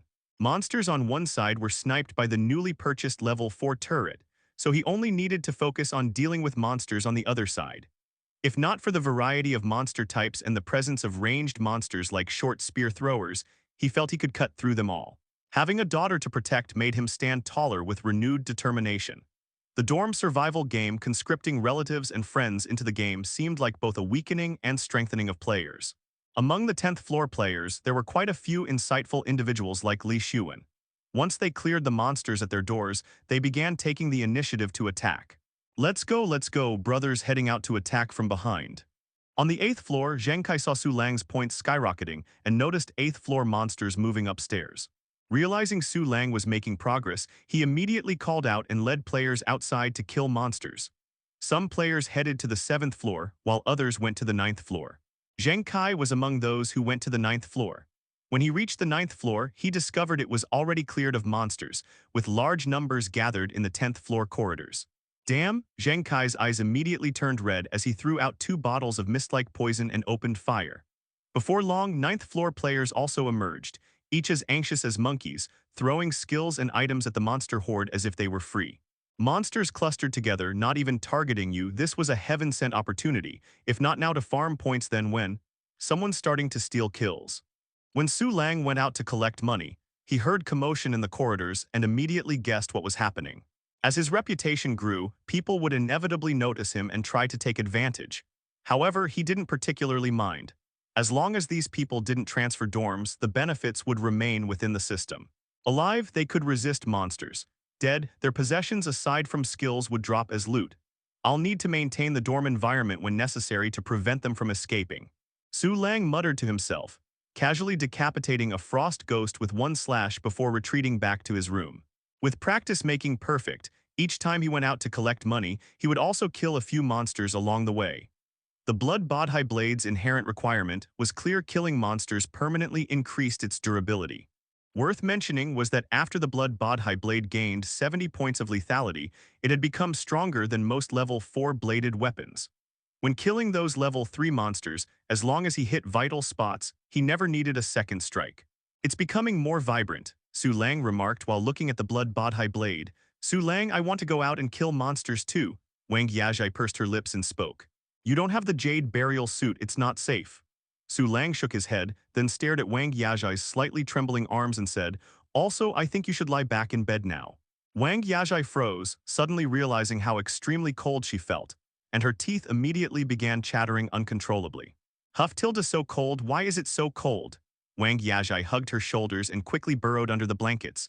Dorm 200 had a bedroom, but it was used for storage, so the bed remained in the living room. Sister Ye, you were already wearing very little. Tong Chi laughed. Environmental threats might be no less dangerous than monsters. Su Lang frowned slightly. The total monster assault on the building lasted less than half an hour before they were completely wiped out. Chat room 184-200. On the player's side, a total of 16 dorms had been breached. The low casualty count was largely because Dorm 200 had freed up the combat power of players from the 8th and 9th floors. A single player killing over 10 players could attract monsters from 3 entire floors. If located in central floors, it could attract monsters from 5 floors. It was understandable why players kept their distance from Blood Grudge. When Su Lang went out to collect supplies, he found himself surrounded. It wasn't that anyone wanted to attack him, people came from all directions with nothing but praise and cheers. Langji, you're amazing, Nizaya Aju shouted loudly. Langji, your marble turret is so powerful, it's a shame no one else chose it. Wang Tingting looked at Su Lang's marble turret with astonishment in her tone. Could Su Lang be a reincarnator from web novels? Otherwise, how would he know the marble launcher was this powerful? Since Su Lang was the only one in the entire building with a marble launcher, nobody knew his had been upgraded, and they weren't very familiar with its specific mechanics or appearance either. Langji, did you use a red heart jack to upgrade your turret? A group of players from the 8th and 9th floors gathered at the left corridor entrance, with Zheng Kai casting an envious glance at the supplies covering the floor before looking at the golden eagle wing crossbow. Last time he visited, this crossbow was still silver. Red heart jack, Su Lang's interest was piqued, mentally noting this information before smoothly changing the subject. Aren't you all going home? Aren't you afraid of the cold? Hee, of course it's cold. Zheng Kai, wrapped in a large padded coat, chuckled and said, but the monsters are all dead and the dormitory broadcast hasn't made any announcements yet, so we wanted to ask Langji what's going on. How would I know? You're really treating me like a game developer now. Su Lang silently complained to himself, but his gaze turned toward the frost ghost wearing a crown outside the dormitory building. He saw the crowned frost ghost pacing back and forth in the open area, head lowered as if contemplating something. Just then, the dormitory broadcast sounded. Dormitory broadcast. The strength of the Mad King dormitory building has made the Frost Ghost King, Glen Fizz, feel apprehensive, currently hesitating whether to continue attacking the Mad King dormitory building. All players, including Su Lang, were stunned. Could this boss actually run away, Frost Ghost King? Su Lang murmured in surprise, focusing his gaze on the crowned Frost Ghost King Glen Fizz. Type Monster Commander. Level. Skills. Commander Aura, Frost Ghost Royal Bloodline, Advanced Ice Magic. Introduction. In that extremely cold, frozen land, I fought for years against frost ghosts, trolls, beasts, and barbarians of the same clan, but ultimately I was defeated and fled far to this place. Unknown level and even has his own name seems quite extraordinary. Su Lang pondered quietly. Suddenly, the Frost Ghost King raised his head, his gaze meeting Su Lang's, those ice-blue eyes suddenly turning crimson, flashing with some kind of desire and fanaticism. Dormitory broadcast. Frost Ghost King Glen Fizz has decided to conquer the Mad King dormitory building, determined to fight to the death without retreating. Su Lang, even cheating players are struggling to survive. I didn't know your eyesight was that good. Go talk to my Blood Grudge about it. Su Lang thought that maybe if players endured a few rounds of attacks, this Frost Ghost King would withdraw his forces, but now it seemed like it would be a fight to the death. Blood Grudge really makes monsters hate you too much. In the open area outside the dormitory building, an ice throne materialized out of thin air, and the Frost Ghost King sat on it, then rested his chin on his hand, remaining completely still as if resting with his eyes closed. Dormitory broadcast. Frost Ghost King Glen Fizz is currently gathering his army, expected to complete recruitment in 3 hours. Players can interrupt him now or fight a defensive battle later. After the dormitory broadcast finished, many players emerged from their dormitories and focused their attention on the Frost Ghost King.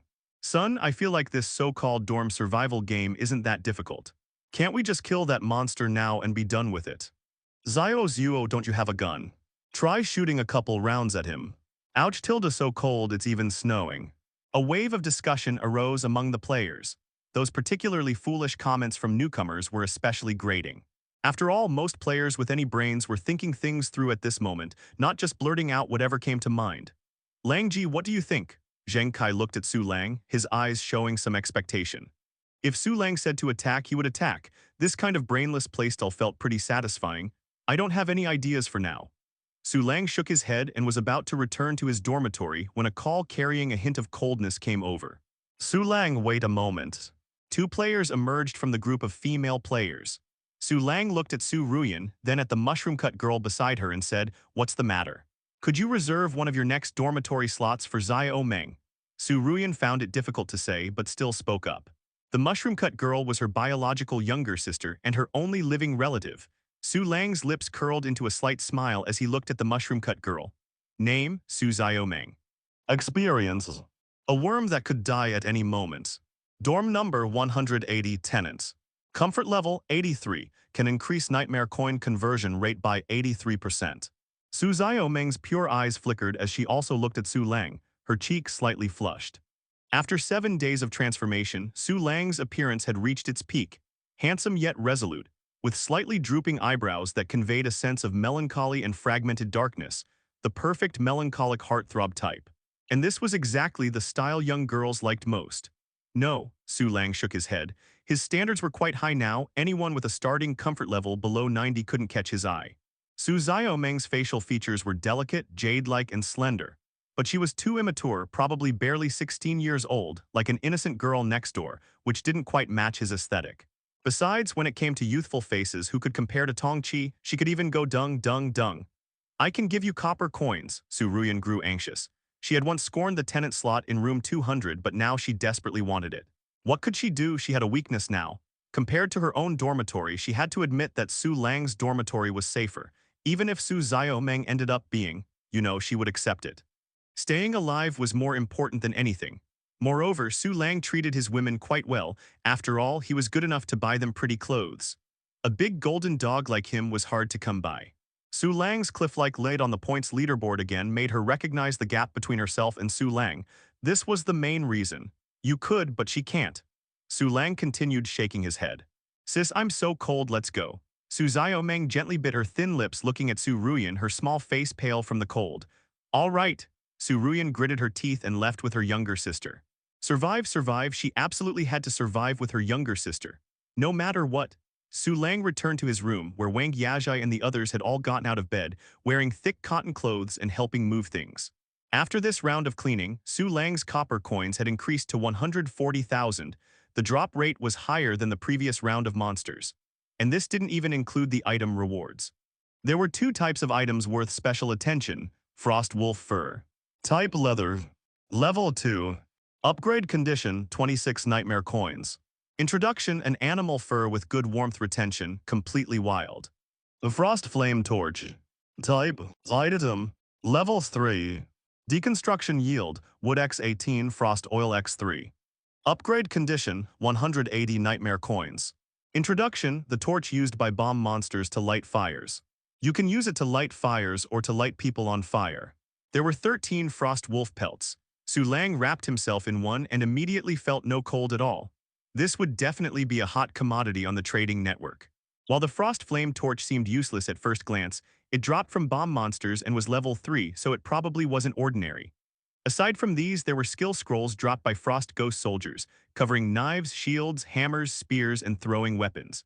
Su Lang casually learned throwing mastery, spear technique mastery, and shield bash mastery. Since they were all passive skills, learning them wouldn't hurt. Suddenly, Su Lang sensed something and opened his private messages. 49 Li Xuan, young friend, are you interested in that Frost Ghost King downstairs? Su Lang's first reaction upon seeing Li Xuan's private message was suspicion. This guy was usually quite cautious too, so why did he suddenly become so radical and bold? Could he be setting a trap for me? 200 Su Lang, did you discover the Frost Ghost King's weakness? 49 Le Xuan. No, I just want to try. If all players go all out, we can definitely defeat it. 200 Su Lang, no player will fight to the death, they'll just run if they can't win. You should understand that, right? 49 Le Xuan. That's why I want to gather the floor leaders first to try. 200 Su Lang, I'm not going. In Dorm 49, Li Xuan sighed. Based on his intuition from playing so many games, killing the Frost Ghost King would absolutely result in a massive loot drop. Because normally speaking, monsters with question mark levels weren't meant for players to kill, but were NPCs meant to trigger plot events. Old Li, don't think too much about it. The female tenant patted Li Xuan's shoulder and said, "Let's just focus on defending our home peacefully.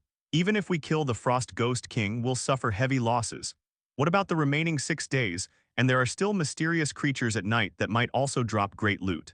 Hearing this, Li Xuan smiled lightly and nodded. It doesn't matter anyway, I was just communicating the idea first. Another middle-aged male tenant looked worried. Li Shuan's condition didn't seem quite right.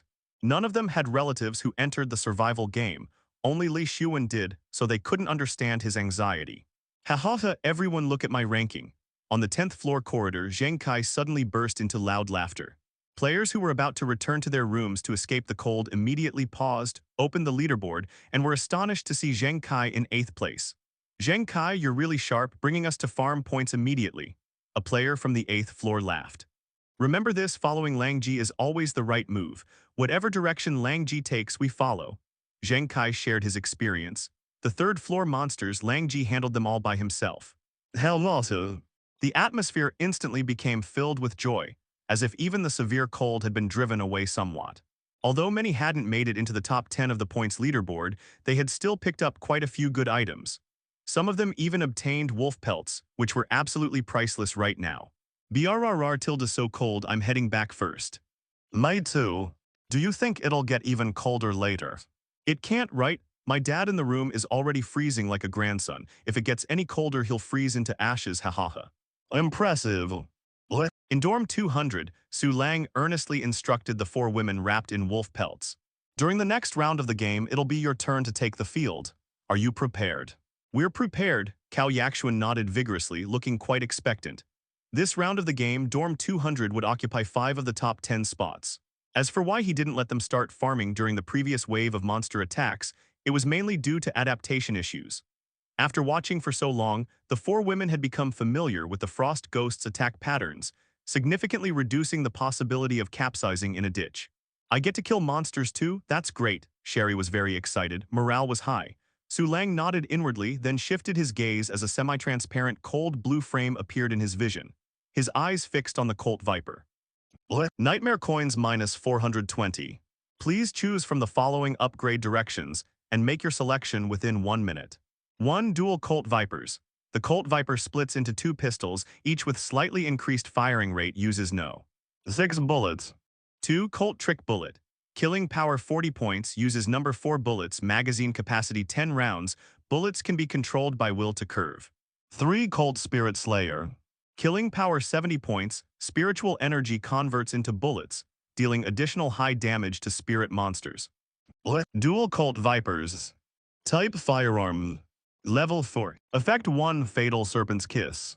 Hit rate greatly increased. Effect 2 Golden Partners. When both Colt Vipers fire together, they create a bullet curtain. During curtain time, bullets are automatically deducted from equipment slots without needing to reload. Killing power 49. Ammo 17/17. Durability 15/15. Decomposition yields. Stabilizer X2, Gun Barrel X2, Bullets X34, Steel Material X26. Upgrade conditions. 710 Nightmare Coins. Introduction Ratatatat, Call Me a Typewriter. Total Nightmare Coins 1791. As long as he didn't upgrade the Nightmare Bed, he had more Nightmare Coins than he could use. Can't spend them all, absolutely can't spend them all.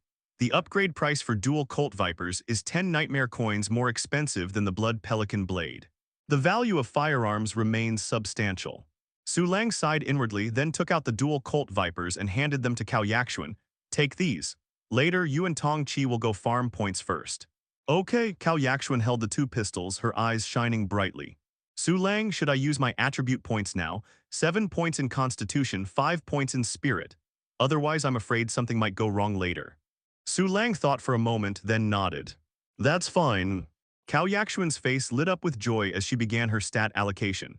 The wolf pelt's warmth didn't reach her face, and having stayed outside too long, Cao Yaxuan's cheeks were flushed like a little lucky charm, looking quite adorable.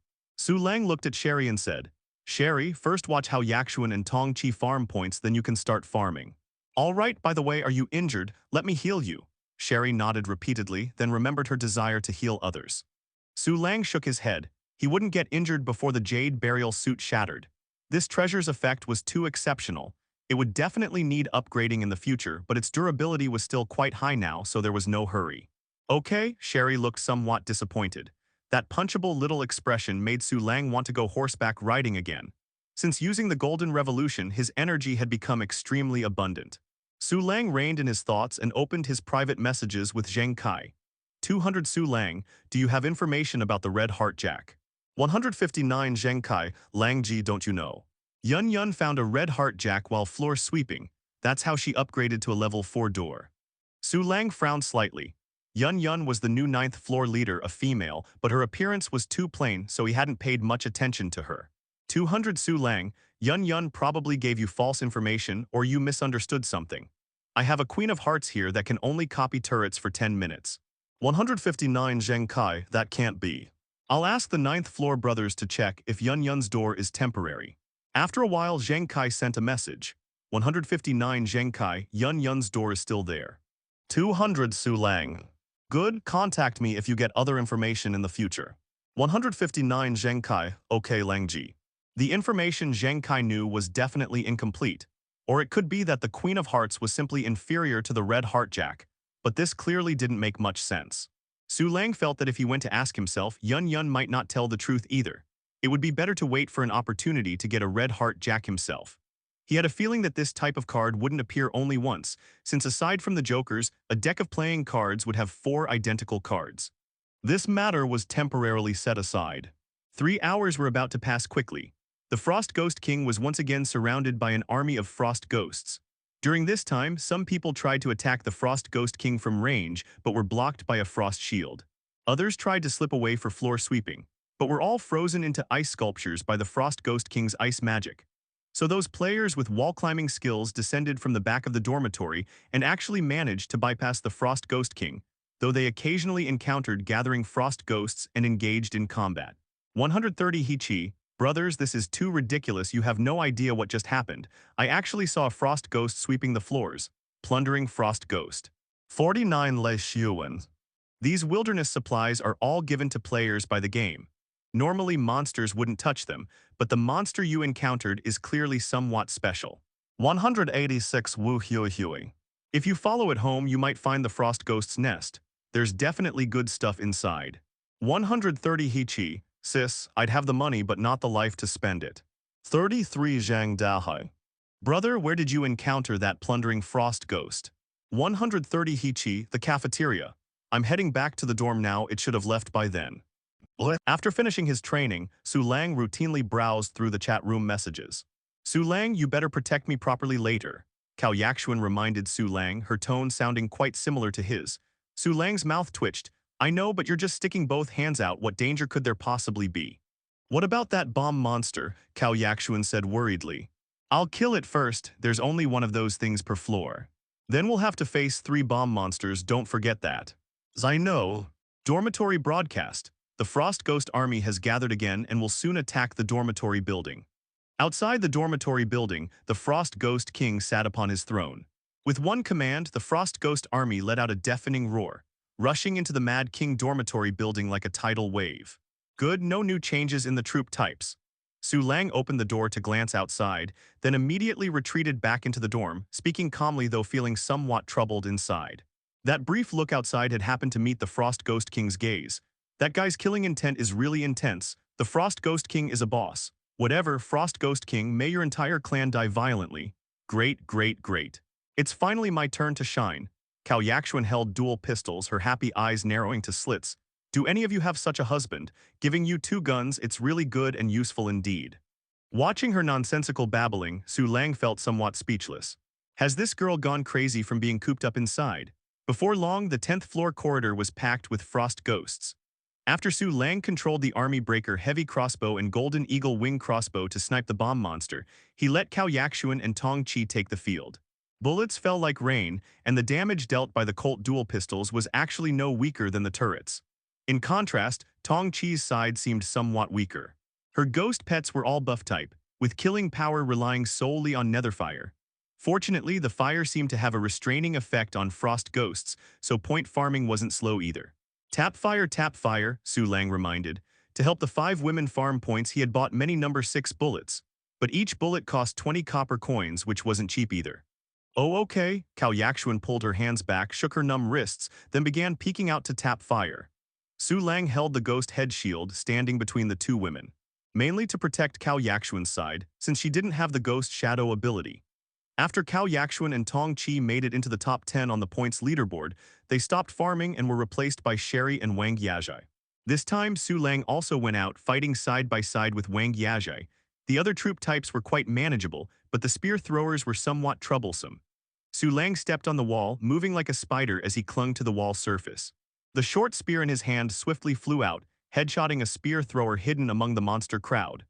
Immediately after, he threw several more spears in succession, sniping several more spear throwers. On the other side, Tong Chi was raising her shield to defend against spears from the left, while Wang Yazhai, wearing the jade burial suit, was completely safe. Her long sword flowed with faint green light as she quickly killed monsters. It's worth mentioning that all 4 women had several pieces of equipment, with the lowest being level 2. Dorm 200 had killed far too many monsters, dozens of times more than other dorms, so the drops were also extremely abundant. The equipment listed on the trading network were all what they had picked over and discarded. So in a real head-to-head fight, Wang Yazhai truly wasn't weaker than those so-called veteran players. After the battle ended, all 4 women squeezed into the top 10 of the points leaderboard. Before the big monsters appeared, point farming was about winning through quantity, and the monsters in front of Dorm 200 were literally like mountains and seas. 186 Nizaya Aju. At Cao Yakshuan at Wang Yazhai Chi holy moly, how did you all get into the top 10 again? 5 top 10 players from one door, one carrying 4. 186 Wang Tingting. I'm numb. At first the corridor was full of monsters, we didn't dare go out. 144 Wu Lei. Brother Lang is amazing, really not considering getting a male pet. 83 Zai Peng. My envious bull is turning purple. 200 Cao Yakshuan. At Nizaya Aju point farming is really simple and easy. We all rely on solid strength. By the way, do any of you have items that increase attribute points? We'll buy them at high prices. 200 Tong Chi. At Nizaya Aju Little Zhu, your points aren't low either. 186 Nizaya Aju. We just went downstairs to find monsters after you finished killing, haha. 87 Wu Yue. Brothers, could you please stop stealing monsters? I'm going to become developmentally stunted. 159 Zhengkai, damn, biting the hand that feeds you. If you have the guts, don't ask for help later. So strong, too strong. In Dorm 180, Su Ruyan looked at Su Lang's points, a full 7 times more than second-place Li Xuan, and felt so pressured she could barely breathe. One round like this would be one thing, but every round like this, how are others supposed to survive? Being in the same dormitory building as Su Lang was both fortunate and unfortunate. Those with the right mindset like Zheng Kai felt incredibly happy, while those without the right mindset only felt despair. Xiaomeng, I will definitely get you into Dorm 200. Su Ruyan took a deep breath, looked at Su Xiaomeng and said solemnly. Sister, Su Xiaomeng opened her mouth but ultimately said nothing. After the monsters on the 3rd floor were cleared, Su Ruyan had gone out to kill monsters and suffered some injuries. Seeing this made Su Xiaomeng's heart ache repeatedly, and she couldn't bring herself to say anything against her sister's wishes. Be stronger. Later, I need to go out for floor sweeping. When you're home alone, absolutely don't turn off the turret's auto-attack mode and talk less with others. Su Ruyan instructed while bandaging her wounds. Tenants needed the dorm owner's permission to open the door. She wasn't afraid of her sister opening the door, but worried that without noticing, someone might quietly wear down the door's durability. The 10th floor atmosphere was quite good, so this likely wouldn't happen, but she still passed on this experience. Just in case she died someday, her sister would have one more hope of survival. Okay, Su Xiaomeng nodded, wrapping herself tighter in the wolf skin, feeling somewhat cold. Playing games with someone like this is truly despair-inducing. In Dorm 179, a scar-faced woman frowned. Sister Yun, his playstyle is too extreme. He could flip in an instant, and he's probably invested most of his resources into facilities, so his personal strength shouldn't be that great. Another long-haired man said, "Besides, the big monsters haven't appeared yet. It's not impossible for us to surpass Su Lang. At the very least, we can block the 8th floor players and take 2 top 10 spots. Ideally, we should concentrate resources to get a top 3. A blonde man added immediately. Hopefully, Yun Yun nodded. This was typical player mentality, hoping you're strong enough to share the pressure, yet hoping you're weak enough not to take too many resources. After all, the pie is only so big if you take more. Others get less. 5 minutes after all the monsters were eliminated, the dormitory broadcast sounded. Dormitory broadcast. The Frost Ghost Army has been completely routed, and the Polar Night is about to descend again. The Frost Ghost King has decided to regroup and will return tomorrow with stronger soldiers to attack the building. Outside the dormitory building, the Frost Ghost King retreated. Some daring players rushed forward and fiercely smashed the Frost Ghost King's frost throne, then posted the material information in the chat room. 84 Li Wang posted it, brothers, Frost Cold Crystal. Frost Cold Crystal. Type. Material. Level 4. Description: it will always come in handy someday. My marble launcher only has the advanced power unit as level 4, and this guy's throne material is level 4. Su Lang exclaimed in disbelief after seeing the information. That big boss is probably really extraordinary.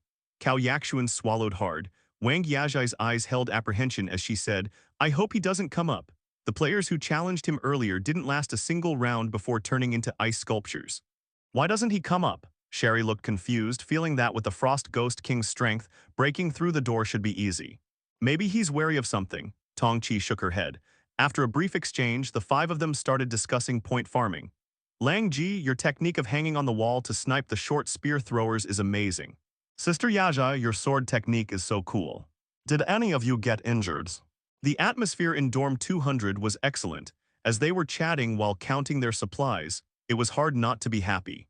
After this round, Su Lang's copper coins directly increased to 180,000, and he also obtained 10 wolf pelts. He didn't plan to sell the wolf pelts immediately, intending to hold on to them for a while until market sentiment improved for higher prices. Players didn't know exactly when the Polar Night would descend, so some players hurried to go floor sweeping. Su Lang didn't plan to go out until he fully digested the gains from this game round. Having 5 people in the top 10 was quite conspicuous. The intensity of competition between players during game time was far greater than during rest periods. He did have some skills now, but if he got surrounded, survival wasn't guaranteed. During the previous rest period, the best item he obtained was a level 4 weapon dragon spring sword, which was now in Cao Yaxuan's hands. By that reasoning, it wouldn't be surprising if the entire campus produced several level 5 items in the previous round. If someone hit him hard with one of those, he'd really suffer. Moreover, there was no guarantee that others wouldn't have sequences, such bug-like existences. In this dark forest, my torch burns the brightest. Su Lang muttered to himself, but he didn't regret it. Being reckless in the dorm was suicidal, but being a turtle hiding in its shell was even more suicidal. Since he obtained 2 cultivation skills, he had less free time, generally alternating between the 2 skills while using high-quality food to replenish his energy. Otherwise, he couldn't keep up. Only Su Lang dared to play like this. Others with high-quality ingredients used them during monster fights, wishing they had 2 mouths to eat each portion. Just as Su Lang was meditating, time quietly reached midnight. Dormitory broadcast, Polar Night has descended, lasting 4 hours. Everyone go out and capture the mysterious creatures. Su Lang opened his eyes. Wang Yazhai also stopped her energy cultivation. They exchanged glances, then simultaneously opened the chat room. 16 Lin Long, holy shit, what's going on? Why did it get dark? 44 Wang Gao, I'm in the cafeteria, who the hell turned off the lights? 33 Zhang Dahai. At Su Lang, Lang Ji save me, I can't see anything now. 142 Ma Yi. Polar night descends as the cold night recedes, the temperature finally warms up. My old father doesn't have to freeze like a grandson anymore, long live Polar Night. 142 Gu Liang. Don't celebrate too early, Polar Night might be more dangerous. In the equipment room, Li Xuan looked at the pitch-black environment before him, his face extremely grim as he shouted to his surroundings. Are you all still here? Still here, a voice responded. Li Xuan felt slightly relieved. If you have lighting, get it out quickly, this environment is too dangerous. After several attempts, they discovered that no lighting equipment worked. The Polar Night seemed to be absolute darkness, you couldn't see anything. players began experiencing widespread panic. Especially those players in the wilderness who didn't know what to do, now they didn't even know how to return to their dorms. This situation only eased when a player discovered that frost flame torches could provide light. Li Xuan quickly contacted Li Wenwen in the dorm, asking her to trade over the frost flame torch that had been treated as junk. The ice blue torch was lit, but the light it provided was less than 10 centimeters. Seeing this, Li Xuan's expression still didn't look good. This light was too weak. So that's what the frost flame torch is for. In dorm 200, Cao Yaxuan laughed. Lang Ji, should we sell them? Tong Qi asked, holding a frost flame torch. Not in a hurry, Su Lang shook his head. If we sell them now, we might not be able to buy them back later. The lights in the room were on. He walked to the main door, opened it, and discovered that the light was swallowed up as soon as it passed through the doorway. The outside world was completely dark. Standing at the doorway felt like standing at the intersection of two different worlds. Su Lang quickly closed the door, then returned to the living room and turned on the radio. He wanted to see if anyone on the radio knew how to deal with the polar night environment. The polar night environment was much more eerie than the extreme cold, giving off a creepy feeling that even made him uneasy. When he connected to the radio station, Su Lang found no one there. Although everyone was in different dormitory buildings, they were in the same time zone. Midnight was a delicate time period, everyone was probably busy. Having just practiced the dragon-elephant combat method in meditation, Su Lang had plenty of time. He monitored the chat room while patiently waiting. About 10 minutes passed and a prompt appeared on the radio. Midnight Fierce Zero has joined the radio station. Midnight Fierce Zero, oh, there really is someone here. Zero number, big sister, do you know about the polar night environment? If Midnight Fierce Zero really was an old auntie, she should be happy to be called that. Midnight Fierce Zero, ha tilde. Cao Yaxuan, Wang Yajai and the others shuddered and got goosebumps when they heard this charming yet happy laughter. Midnight Fierce Zero, you've asked the right person. Did the dorm broadcast also tell you that there are mysterious creatures in the polar night environment, and that you should go out to capture them? Zero number, yes, it seems you really know about this, beautiful. Could you give some guidance? Midnight Fierce Zero, haha, no problem, last time this old lady was badly tricked by that dorm broadcast. What mysterious creatures? They're actually high drop rate monsters, and they're damn powerful too. Zero number, tell me more. The so-called mysterious creatures in the polar night environment are actually very rare but powerful monsters with extremely high drop rates. Like the polar night creature Midnight Fierce Zero encountered last time, it was a spectral monster called Soul Devourer that was extremely difficult to kill. When it attacked doors, it would get injured but recover quickly afterwards, and players didn't dare go out to finish it off. Over time, even the strongest players would be worn down to death. The 5 people in dorm 200 nodded repeatedly after hearing Midnight Fierce Zero's account. Midnight Fierce Zero. As long as you don't go out to chase them, the polar night environment is relatively easy to survive, provided your dorm door is sturdy enough. As for killing monsters in the polar night environment, don't even think about it unless you have ultra-high-level lighting items. Remember, never get greedy, never chase them out the door. Zero number, understood sis. By the way, do you know any tricks for dealing with the extreme cold environment? Midnight Fierce Zero, what do you mean? You didn't encounter a dual environment instance, did you? Through the voice tone, Su Lang could tell Midnight Fierce Zero's interest had immediately spiked, as if elevating to a whole new level of gossip. Hearing this, Su Lang curled the corner of his mouth. Yes, that's right. Not afraid you'd be interested, just afraid you wouldn't have the desire to talk. Then he briefly summarized the situation of this round's game for Midnight Fierce Zero. Midnight Fierce Zero, damn, you might actually be the big shot. What cycle player are you really? How did you encounter a dual environment instance? At this moment, Midnight Fierce Zero seriously suspected Su Lang was a high-level player, who just chose to use the radio relatively late. Zero number, you're too modest, Sister Zero. Midnight Fierce Zero. The extreme cold environment seems to be one of the regular environment instances, but I haven't encountered it myself, so there's not much to say. You'll have to figure it out on your own. Zero number, okay, thank you. Midnight Fierce Zero, no need to thank me, big sister likes polite boys. Hearing this, Su Lang quickly hung up.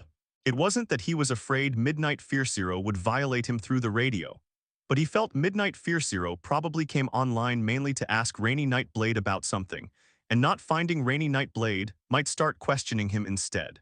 If that happened, his identity as a little newbie might be exposed. To some extent, it was better to maintain an air of mystery.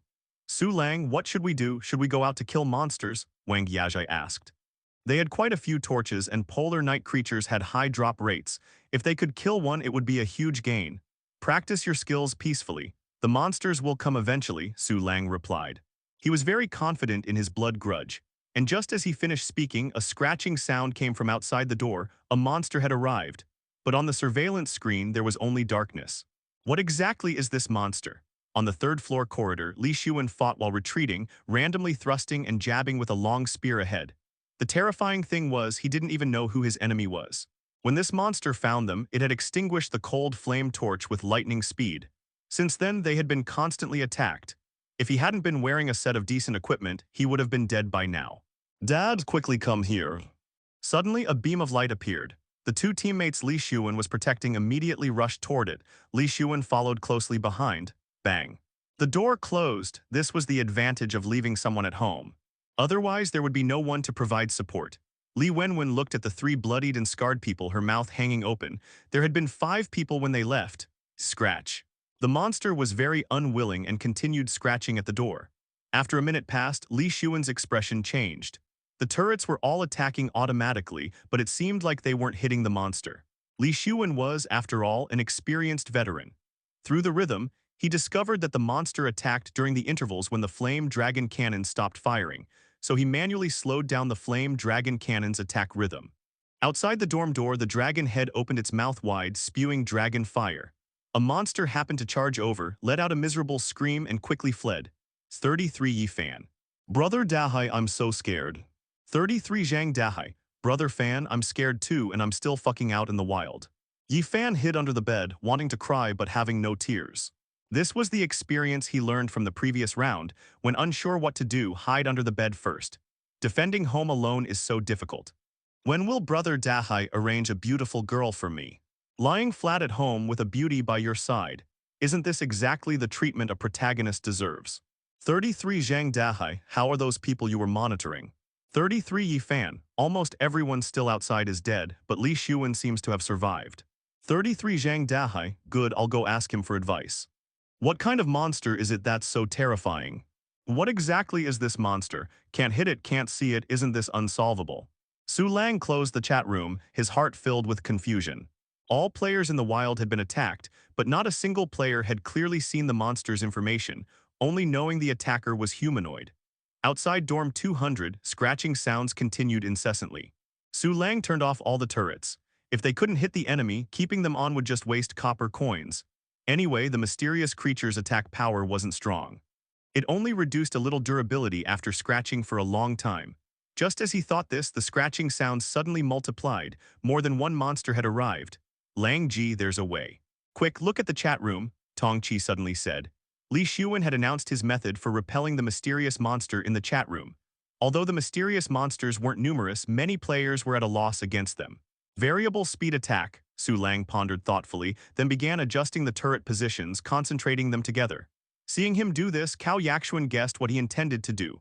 One person controlling multiple turrets. The mysterious creatures don't seem very powerful. Confident people can try opening the door to let them in. This was one suggestion Li Xuan offered, but unless there was no other choice, no one would do this. Su Lang was no exception.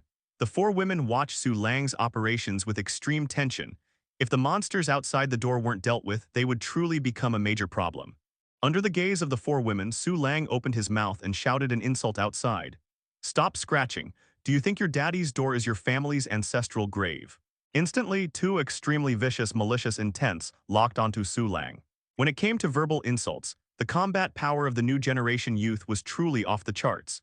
And at exactly this moment, Su Lang decisively communicated with Ghost Child and used eyewitness on one of the sources of malice. The Golden Eagle wing crossbow emitted a sharp cry. The Army Breaker heavy crossbow fired with a thunderous boom. 2 crystal marbles also shot through simultaneously. A sorrowful scream sounded outside the door, followed immediately by Su Lang receiving a kill notification. The scratching sounds instantly disappeared. They've quieted down. The next second, the scratching sounds resumed. With blood grudge active, they wouldn't stay quiet for even a moment. Su Lang's mouth curled up high. This was exactly the effect he wanted. Only 3, Su Lang questioned lightly. Probably only 1 per floor, and your blood grudge range happens to cover 3 floors, Wang Yajai speculated. Su Lang nodded and looked at Tong Chi. Little Tong, send the little ghosts out to scout. Better safe than sorry. Tong Chi released all 7 little ghosts in one breath. It's worth mentioning that the little ghosts could pass through their own dorm walls, but couldn't penetrate other players' dorm walls. The little ghosts didn't encounter any monsters. Tong Chi shook her head. Su Lang lit the cold flame torch and reached outside, revealing a terrifying scene before their eyes.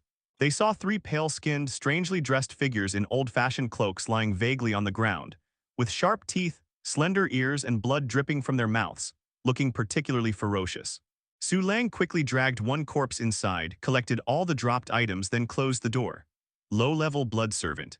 Type dark creature. Level 3. Skills dark affinity, sharp claws, blood feeding, blood escape. Introduction. A blood descendant who can only survive in dark environments. Vampires, Tong Chi exclaimed. Probably vampire minions, so this is the so-called mysterious creature, Cao Yaxuan laughed. Haven't these things been thoroughly covered in movies and TV shows? Look at this, Su Lang took out a piece of intelligence. This was also dropped from the low-level blood servant. Information slip. Type item. Content. Blood servants are weak creatures transformed by vampires, afraid of sunlight, garlic, and silver. Introduction. These things have no levels, cannot be decomposed or upgraded, just look at them and that's it. It really is related to vampires, Sherry exclaimed in surprise. Cao Yaxuan's nose practically pointed to the sky as she said calmly, naturally, when has my analysis ever been wrong? Tong Chi sighed. These vampires are afraid of so many things, just like zombies, and they both seem to have the setting of being long-lived species that grow stronger by drinking blood. Look at this too, Su Lang smiled, taking out 3 blood-colored crystals. Midnight Fierce Zero wasn't wrong, these mysterious creatures really have exceptionally high drop rates. Low-level blood crystal. Type Curio. Level 3. Effect 1 Blood Descendant. After use, obtain blood contract skill low-level blood servant. Possess vampires' explosive power and speed, plus slight dark affinity. Effect 2 Fusion 110. Fuse 10 low-level blood crystals to upgrade to high-level blood crystal. Upgrade condition 450 nightmare coins. Introduction, become a blood descendant. Tip. Blood contract skills test user compatibility. Incompatible users cannot use them. These upgrade conditions were somewhat terrifying. Actually only 100 nightmare coins less than the Cyan Steel main door, definitely good stuff. Blood contract skills look quite powerful, Cao Yaxuan commented. They had never heard of such skills before, indicating they were high-end, and high-end usually meant good quality. Langji, if we sold something like this, how much could it fetch? Tong Chi asked. Probably around 20,000 copper coins, since blood contract skills seem much stronger than ordinary skills, Su Lang said absent-mindedly. He was doing some simple math. If one low-level blood crystal was worth 20,000 copper coins, 10 would be 200,000. If low-level blood servants served as the mysterious creatures for the next 6 days, then over 7 days that would be 1.4 million. Calculating this result, Su Lang gasped sharply, holy shit, is this the joy of monopolizing the field? If we listed all the goods, probably all players combined couldn't absorb them all right. These low-level blood servants are practically walking treasure chests. Hee hee, we earned 60,000 copper coins in one wave, not bad, Tong Chi said halfway, then suddenly noticed Su Lang's strange expression. Lang Ji, what's wrong? We're going to get rich, Su Lang said excitedly. The women looked at Su Lang, who seemed pumped with adrenaline, feeling increasingly confused. While explaining, Su Lang cast corpse refining art on a low-level blood servant, then understood why this thing wasn't afraid of turret attacks. Because the blood escape skill could elementalize itself. The entire low-level blood servant's body seemed to be composed of a pool of blood. When attacks came, it could open up its body in advance to let attacks pass through. While Su Lang was analyzing the low-level blood servant's composition, others were still feeling anxious because of this sudden polar night. Sis, you're back, you're not hurt, are you? In dorm 180, Su Xiaomeng looked at Su Ruyan pushing the door open, almost crying with joy. No, I was fast enough that the monsters couldn't catch me, and those monsters don't seem to be able to climb walls. Their weaknesses are quite obvious. Su Ruyan shook her head calmly and confidently. Her voice was extremely magnetic, the kind of mature woman's voice that could trick young boys out of their underwear in online relationships. The monsters probably didn't attack the door right. How did you know, sis? Because Su Lang is here. Outside dorm 33, monsters persistently scratched at the door. Scratch, scratch, scratch. Yifan operated the turret to attack randomly, found it useless, then started using raw materials to replenish the door's durability. Old man, stop scratching, I'm scared. Our door is very thick, go find someone else. Damn it, is Emperor Yi Fan going to die here? It's only the first night, don't be so crazy. What? Can't kill it, just can't kill it. In another dorm, a boy listened to the scratching sounds outside the door, cold sweat increasingly covering his forehead. Didn't they say rhythm-changing attacks could kill monsters? Why didn't it work when he tried it? What he didn't know was that both his turrets were burst fire type, so even rhythm-changing had little effect on low-level blood servants. Son, should we open the door and fight head-on? A middle-aged woman said. No, I haven't strengthened myself much. The boy quickly shook his head. Quickly contact the floor leader, see if he can think of something.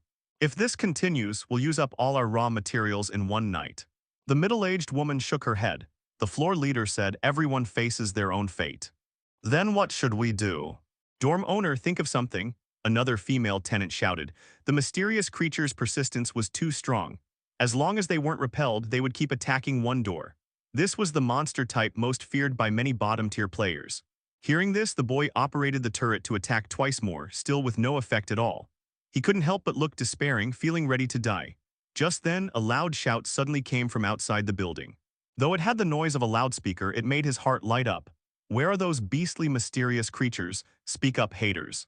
This was Su Lang's voice. Oh my god, Lang Ji is still fighting. At this moment, Su Lang seemed possessed by Jesus, becoming the savior of all trembling players. Because after hearing his shout, all mysterious creatures stopped their attacks and collectively headed toward the 10th floor. 33 Yi Fan, Lang Ji, is that you? 200 Su Lang, it's me, I'm here, I've always been here. 5 Zhu Yan, children, Su Lang is here, we're saved. 37 Zhao Lin. Great, it's Blood Grudge Big Bro, the monster in front of my door really got attracted away, thank you. 59 Cao Longs, thank you. 70 Wu Tian, thank you. 101 Li Bais. Thank you. 129 Kayan Chunshuo, thank you.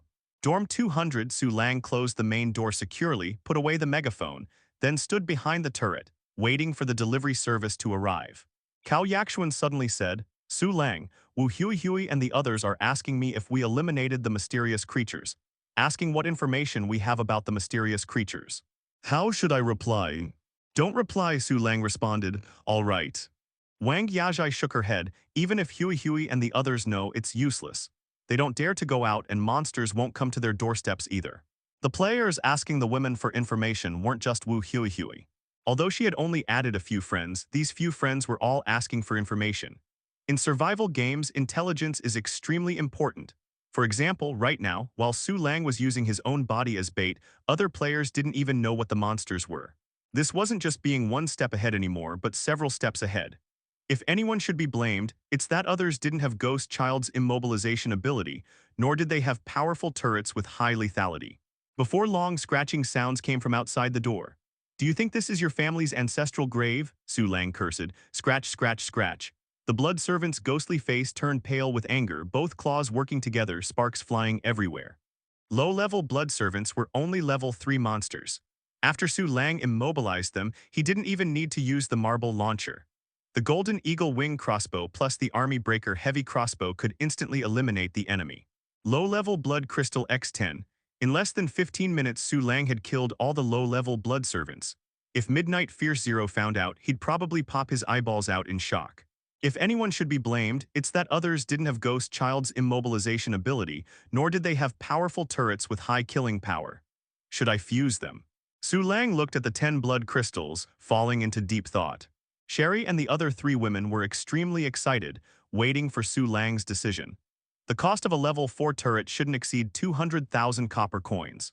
Selling them separately seems more cost-effective. Fusing them would actually be a loss. These were all considerations that everyone could think of. But Su Lang had more to consider. Were 450 nightmare coins worth 200,000 copper coins? After a long while, he let out a deep breath. Let's wait until tomorrow to decide.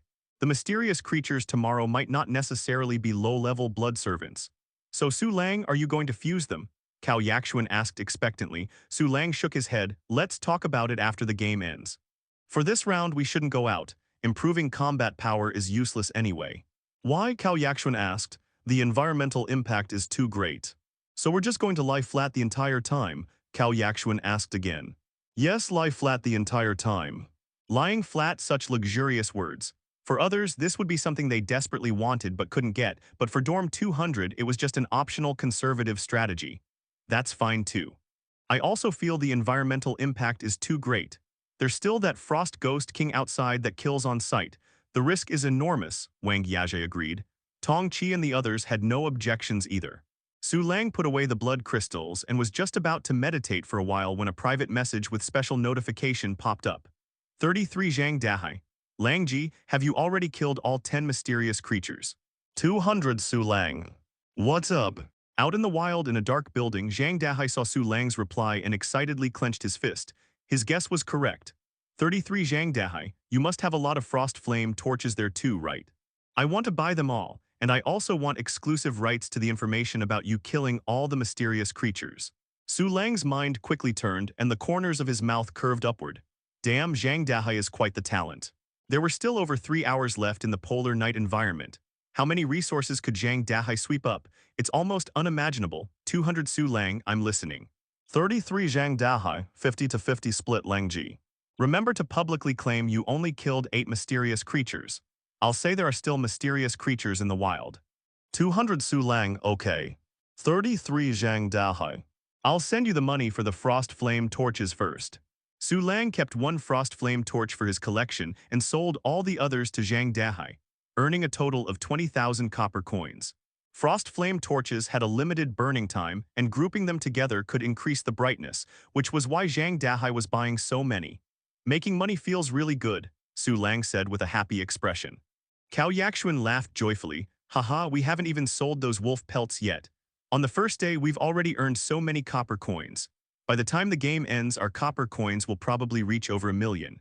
If we survive this round, we can buy whatever we want from the supermarket. Su Lang let me do the shopping then. I want to spend money like a god of wealth. If only she could take screenshots of the funds, she would definitely go show off. Sherry wrapped her arms around Su Lang's neck and suddenly straddled his lap. Her man was so capable, he definitely deserved a good reward. The charm of the strong is always 10,000 times greater than that of simps.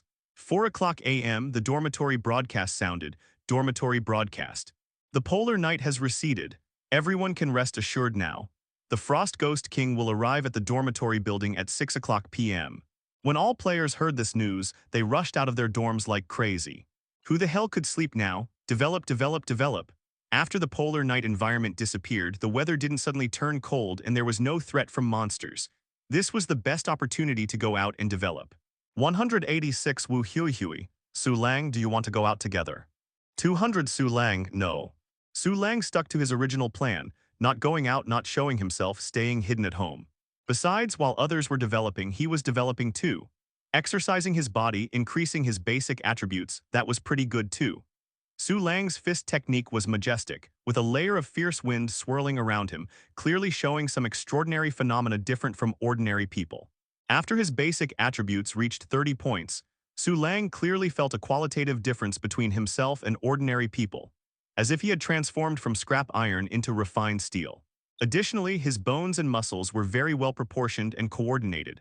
Practicing the dragon-elephant combat method yielded twice the results with half the effort, transforming from mediocre to martial arts genius. These were all changes brought about by digesting the effects of Golden Revolution. If Cao Yaxuan and the others also used Golden Revolution, wouldn't their comfort level skyrocket to the heavens? If there's a chance, I really should check out the exploration mode of zombie attack. Attributes. Constitution 31, Spirit 18. Constitution increased by another point. Good. Su Lang finished his practice and opened the skill information for Dragon Elephant Combat Method. Effect 1, Dragon Elephant Treasure Body 4/13. Long-term practice of Dragon Elephant Combat Method can increase Constitution by up to 13 points. I feel stronger than Wu Song now. Too bad there are no tigers. As Su Lang thought this, he suddenly had an impulse and summoned a zombie. Come on, little zombie, let's practice.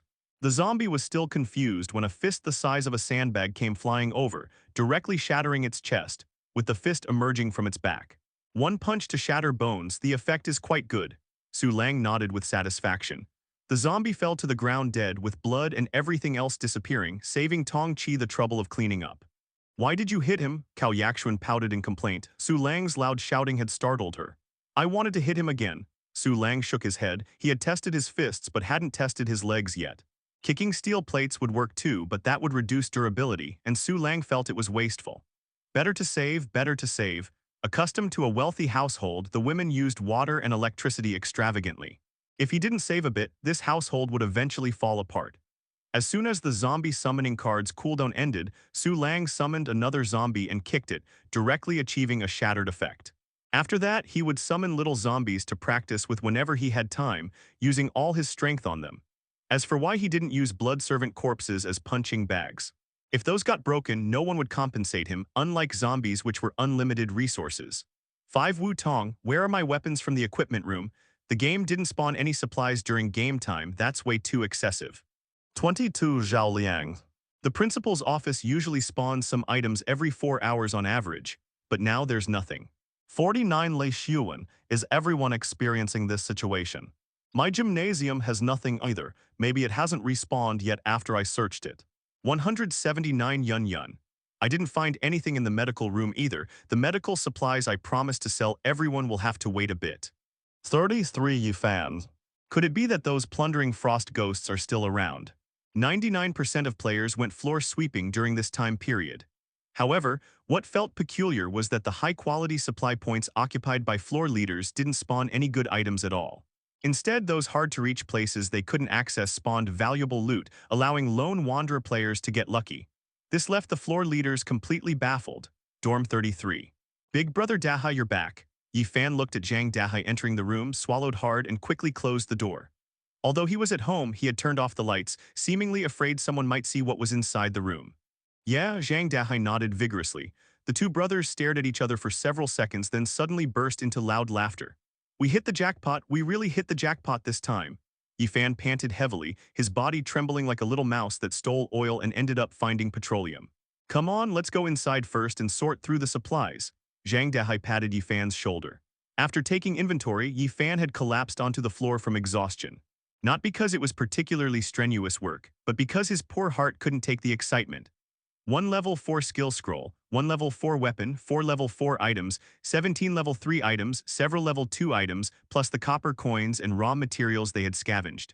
Heaven have mercy, aside from the supermarket, Yi Fan had genuinely never seen so many supplies before. Big Brother Dahai, how come you even searched Zhao Liang and Wu Hui's territories? Isn't that a bit inappropriate? Yi Fan asked after catching his breath.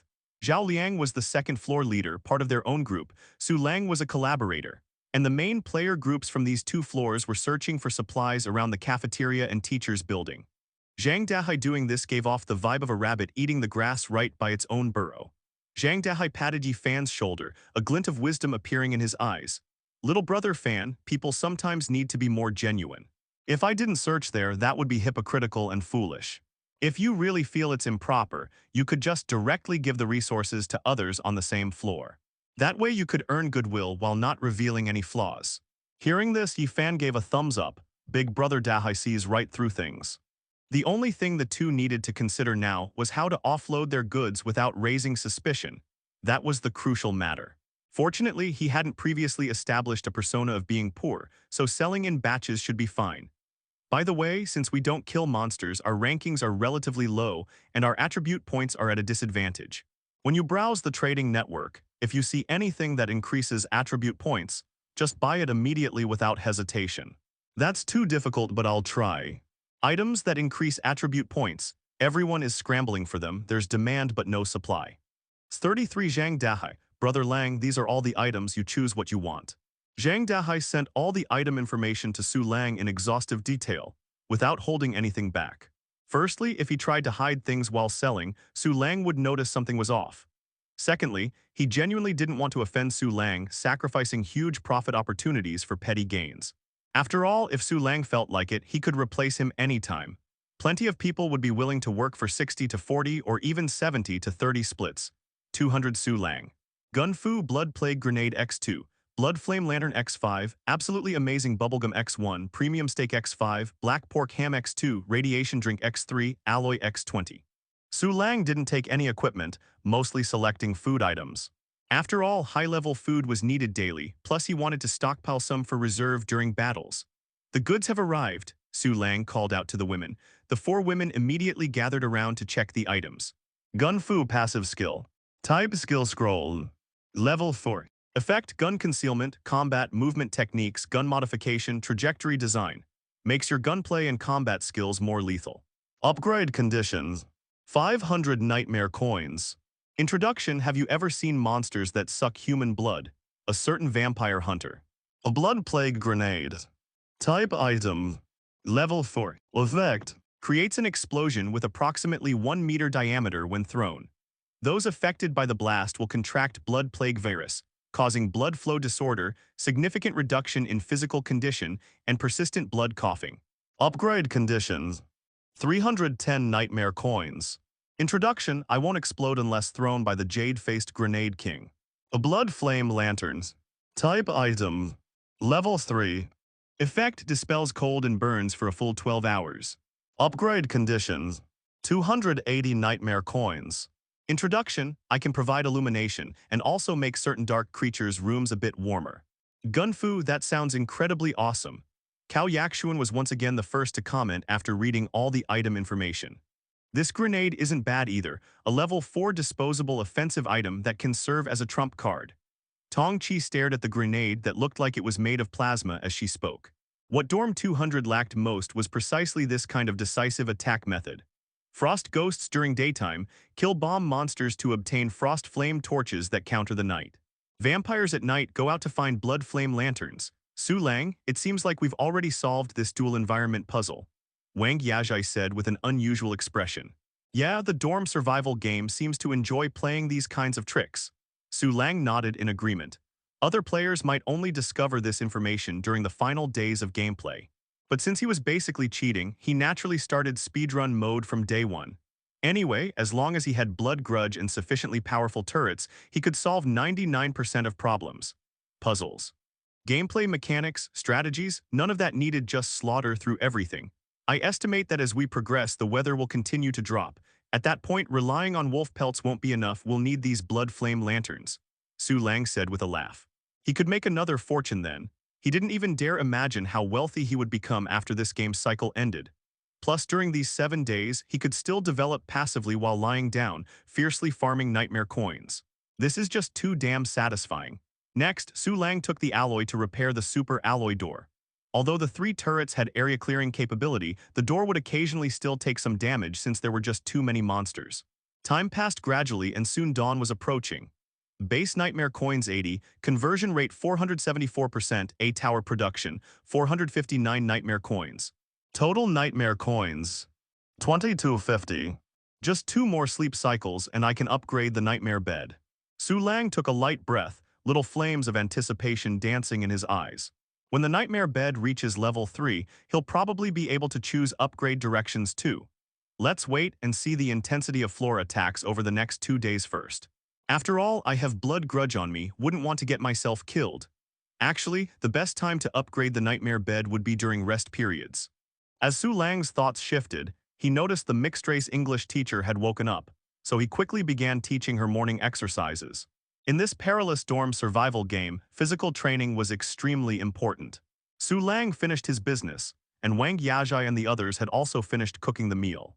While eating, Cao Yakshuan shivered and casually remarked, after the polar night passed, the weather turned cold again. It's back to -5 degrees now, and it seems like it might drop even further. Who did you hear that from? Sherry asked. Everyone in the chat room is saying it, Cao Yakshuan replied. Wang Yajai speculated, after all, we're still in the early stages of the game. It's normal for the difficulty to increase later on, and we can't rule out that people hoarding supplies are deliberately spreading panic. Although she focused on practicing swordplay and didn't constantly monitor the chat room, she could still guess the general mindset of the players. Born into a scholarly family, she possessed a natural calmness and was arguably the most clear-headed among the women. The game is about to start. I'm going to feed Ghost Child. Tong Chi quickly finished her meal and ran out the door. If only there were high-level ghost creatures this round, Su Lang murmured thoughtfully as he watched Tong Chi's retreating figure. Tong Chi had been gone for less than 2 minutes when she came running back out. Lang Ji. That Frost Ghost King has appeared again. Upon hearing this, everyone stood up simultaneously without needing to coordinate. Su Lang wiped his mouth and hurried out of the room. Many people had already gathered in the corridor, looking outside the dormitory building. They saw the Frost Ghost King approaching from the distance, followed by rows of soldiers.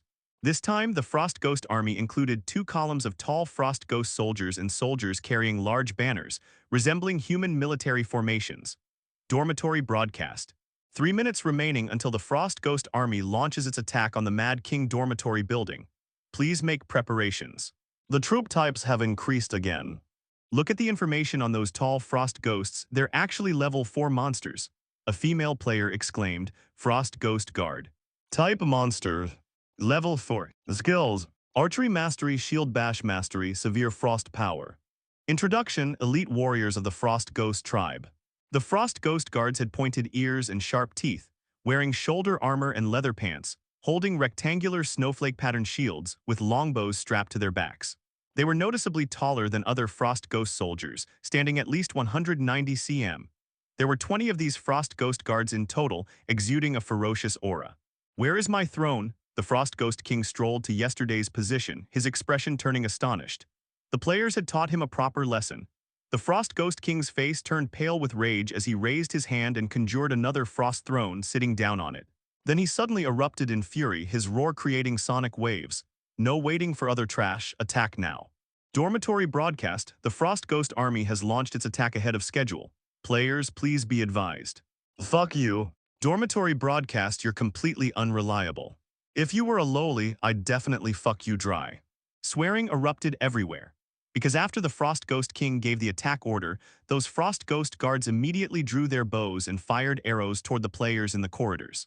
Several unlucky players were shot right in the forehead, dying instantly. This was exactly why everyone needed to take shelter in the dorms.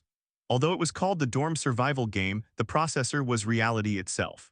Even if you allocated stats to become a martial arts master, if you were hit in a vital spot, you'd still kick the bucket. If you were unfortunate enough to fall into a monster horde, it would be virtually certain death. Hit. Die. Wu Huey, seeing that the arrows couldn't reach the 10th floor, took out a burning gas canister and threw it directly into the monster crowd. Boom. A large group of monsters was blasted away. Wu Huey watched her points skyrocket and ran back to her dorm with a triumphant expression. The cafeteria happily spawning gas canisters, that's perfectly reasonable, right? Die. The Frost Ghost King's ice blue pupils fixed on Su Lang as he raised his hand and made a motion of crushing the latter's head. The killing intent and greed in his eyes were almost tangible. Heavy snow fell, with frost turning the ground into a crystalline world. Su Lang's expression remained calm as he drew the blood pelican blade, pointing the edge toward the Frost Ghost King. A mocking smile suddenly appeared on his face. During this morning's radio station gathering, he had asked Rainy Night Blade about information on overpowered monsters, like the Frost Ghost King. The response was that the dormitory had a suppressing effect on such monsters. Players stood no chance in the wild, but inside the dormitory building, they could attempt to kill them. Because once you killed such monsters, they would drop massive loot, and it was the supermassive kind. If you could kill such a monster and no powerful players transferred to your dormitory building, you could basically secure the top player position for the next round of the game. Humans have intentions to wound the tiger, while the tiger has intentions to kill humans. Su Lang and the Frost Ghost King had essentially locked eyes on each other. This was the excellent matching mechanism of the dorm survival game. Su Ruyan was also in the corridor, and from a distance she saw Su Lang still daring to provoke the Frost Ghost King. She genuinely felt shocked inside. Just how big is your trump card? Daring to mock such an overpowered monster. Come on. Cao Yaxuan followed the example, beckoning the Frost Ghost King with her finger. Lang Ji, sister Ya, please go back home, I'm scared. The owner of dorm 199 was a freckled girl who looked like she was on the verge of tears. When Old Wang X and Jiajiu X fight, their X gets eliminated. She was truly afraid of suffering collateral damage. Afraid of him but not of me. Su Lang waved the blood pelican blade lightly and said with a light laugh. The freckled girl shrunk her neck and mumbled without saying anything. Of course, Su Lang wouldn't actually cut her. After teasing her, he brought Tong Chi and the others back home. The Frost Ghost soldiers quickly reached the 10th floor and began breaking down doors. Began delivering themselves to their deaths. The attack pattern of Dorm 200 was roughly as follows. The marble launcher defended the left side, while the Golden Eagle Wing Crossbow and Army Breaker Heavy Crossbow defended the right side. Sherry, Cao Yaxuan, Tong Chi, and Wang Yajai began taking turns farming points, while Su Lang occasionally joined in to kill monsters and improve the Blood Pelican Blade's durability. The coordination between the five was rapidly improving. Apart from being slightly denser than yesterday's, today's monsters didn't have any special characteristics. Many players had worried for nothing. Those Frost Ghost guards clustered around the Frost Ghost King and didn't come to attack. The monsters on the 10th, 9th, and 8th floors were cleared out rapidly. This wave earned Su Lang 50,000 copper coins, 10,000 more than yesterday, bringing his total copper coins to 230,000 with over 20 silver coins. Actually, if you calculated carefully, Dorm 200 consumed the monster resources of 60 dorm rooms, so these 50,000 really weren't that much. Mainly because the turrets were too expensive to operate. Secondly, those monsters would get shot by other dorms' attack facilities on their way over, just like living targets. Thirdly, players led by Zhengkai, adopting hyena tactics, were frantically attacking the monster wave from behind, and their harvests were genuinely substantial. These hyena-style players were becoming increasingly skilled. This was all bad influence brought by Zhengkai. What made 9th floor leader Yun Yun feel particularly ashamed was that she had also become one of the hyena-style players. She had always believed that Su Lang would eventually fail. But faced with benefits, she had to join in despite the shame. This strategy was just too rewarding. Anyone who has played games knows how satisfying it is to attack others from behind. As for Su Lang, he never said anything about it. Being able to snatch monster kills was their skill as long as they didn't touch his loot. Points leaderboard. Su Lang, 123,200. Li Xiuwen, 22,932. Zhou Daha, 14,290. Zheng Kai, 12,391. Cao Yaxuan, 11,290. Wang Yazhai, 11,000. Sherry, 10,682. Tong Qi, 10,328. Yun Yun, 9232. Wu Huihui, 8231. Yay, I finally made it to 10th place. In room 186, Wu Huihui cheered excitedly. She wasn't just celebrating reaching the top 10. She was also thrilled about her wise decision-making, feeling completely confident inside. Considering Su Lang's influence, she hadn't upgraded her door during rest time, instead using all her resources to enhance attack facilities. Now room 186 had 2 level 3 turrets and 1 level 4 spring-loaded fist turret. The latter was the single target turret with the highest damage output from the previous round's shop. Though its attack speed was slow, it came with high burst damage and knockback effects, often taking out Frost Ghost soldiers in one hit. Su Lang carried too much blood grudge. The monster waves pushed forward relentlessly, filling any gap that appeared, and gaps appeared incredibly fast, leaving no time to attack other dorm rooms. Huey, you're so brilliant. Nizaya Aju felt happy for her friend. Wang Tingting was also overjoyed. If Wu Huey was strong, then they were strong too. Come on, let's go support the other floors quickly. Wu Huey couldn't wait to leave the room. The 10th floor had relatively special terrain with 21 dorm rooms total. The previous strength rankings were 200, 180, and 159. This round, Su Ruyan, concerned about having her younger sister with her, purchased large quantities of door repair materials instead of upgrading turrets. One move behind in the strategy. She might fall further behind in the future, eventually being overtaken by Wu Huey. BRR, it's so cold, Huey. Nizaya Aju shivered as soon as she stepped out the door. Definitely, Wu Huey shivered too. The indoor temperature has actually dropped to minus 10 degrees Celsius. In room 200, Tong Qi looked at the thermometer in surprise. Could it be dropping 5 degrees every day? Cao Yaxuan did a quick calculation and exclaimed, if that's the case, by the 7th day, wouldn't it be minus 30 degrees? During peaceful times, even without air conditioning, people could manage by wearing down jackets. But this was a survival game with scarce resources. Even fleece-lined clothes were rare, let alone down jackets. During rest time, the supermarket did sell down jackets, but they were quite expensive and nobody showed interest at the time. The colder it gets, the more expensive wolf pelts become, plus we can hide under blankets. This is actually good news, Sherry said cheerfully. Su Lang glanced at the girl. Truly inheriting that Caucasian bloodline, she'd make a great capitalist. Su Lang opened the chat room to check the situation and found many people had already started lighting fires for warmth. Not everyone had a cozy little bed to snuggle in. Unless they were expert players, most players weren't willing to upgrade their small beds. They usually just returned home after clearing floors and collapsed straight to sleep. Should we start selling wolf pelts now? Cao Yaxuan frowned as she asked. Wolf pelt prices were already rising in the market. Wang Yazhai shook her head. Wolf pelts are rare, unlike last time's porcelain. There shouldn't be any risk of getting stuck with unsold inventory. What she meant was that the later they waited, the higher the prices would climb. Wang Yazhai continued, but there's another factor to consider, whether players will still have copper coins in the later stages. If they didn't harvest the leeks now, there might be no leeks left to harvest later when people ran out of money. Let's start selling tomorrow, Su Lang pondered for a moment before speaking. Room 77. A man wearing sunglasses dressed in a suit and tie with slick-back hair spoke eloquently. Retail investors are like that. They only need to think about when to buy and when to sell. But market makers have much more complex considerations, like whether retail investors will have any money left on the final day, and if not, whether they have equipment to mortgage. If they really have nothing, they can consider taking out loans. That's how I built my fortune. Joe Daha had been a financial professional in peaceful society, deeply versed in the art of harvesting leeks. Perhaps because he had harvested too many leeks in his original dorm building and offended people, he brought his original team to the Mad King dormitory building, quickly building his wealth through snowballing and claiming to be the second richest person after Su Lang. Currently, room 77 was packed with over 30 people, all listening to Joe Daha's speech. Everyone, the money-making opportunity has arrived. Right now on the trading network, cold protection items are disappearing one by one and prices keep climbing higher. As long as everyone works with me to control the market, then the entire Mad King dormitory building with over 100-player households will become our piggy banks. One trading round and I can make all of you skyrocket. Everyone looked at each other with varied expressions. These players invited by Joe Daha were all quite capable with decent experience. Hearing Joe Daha's pitch, they felt the plan seemed feasible. If they could truly control the cold protection market, wealth would surely come pouring in.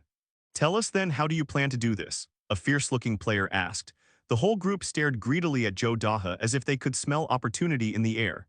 Joe Daha smiled calmly and confidently. To control the market, the first step is capital pooling and coordinated operations. Everyone transfers their funds to me. I have professional traders here.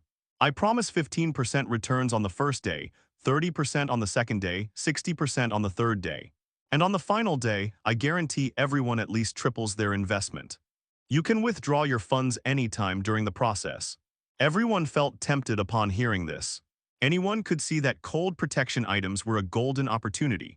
But they felt uncertain about exactly when to sell and when to buy, and also feared getting stuck with unsold inventory. Handing their money to Joe Daha seemed like a good option. After all, he had made commitments. If he dared to cheat them, he would have thoroughly offended all 30+ of them. Even if Joe Daha was a floor leader, he would have no life to enjoy any ill-gotten gains. All right, Brother Daha, I trust you all in. If they didn't harvest the leeks now, there might be no leeks left to harvest later when people ran out of money. It's time for the fourth floor to rise up. The crowd grew excited, everyone enthusiastically signing up and transferring funds to Joe Daha.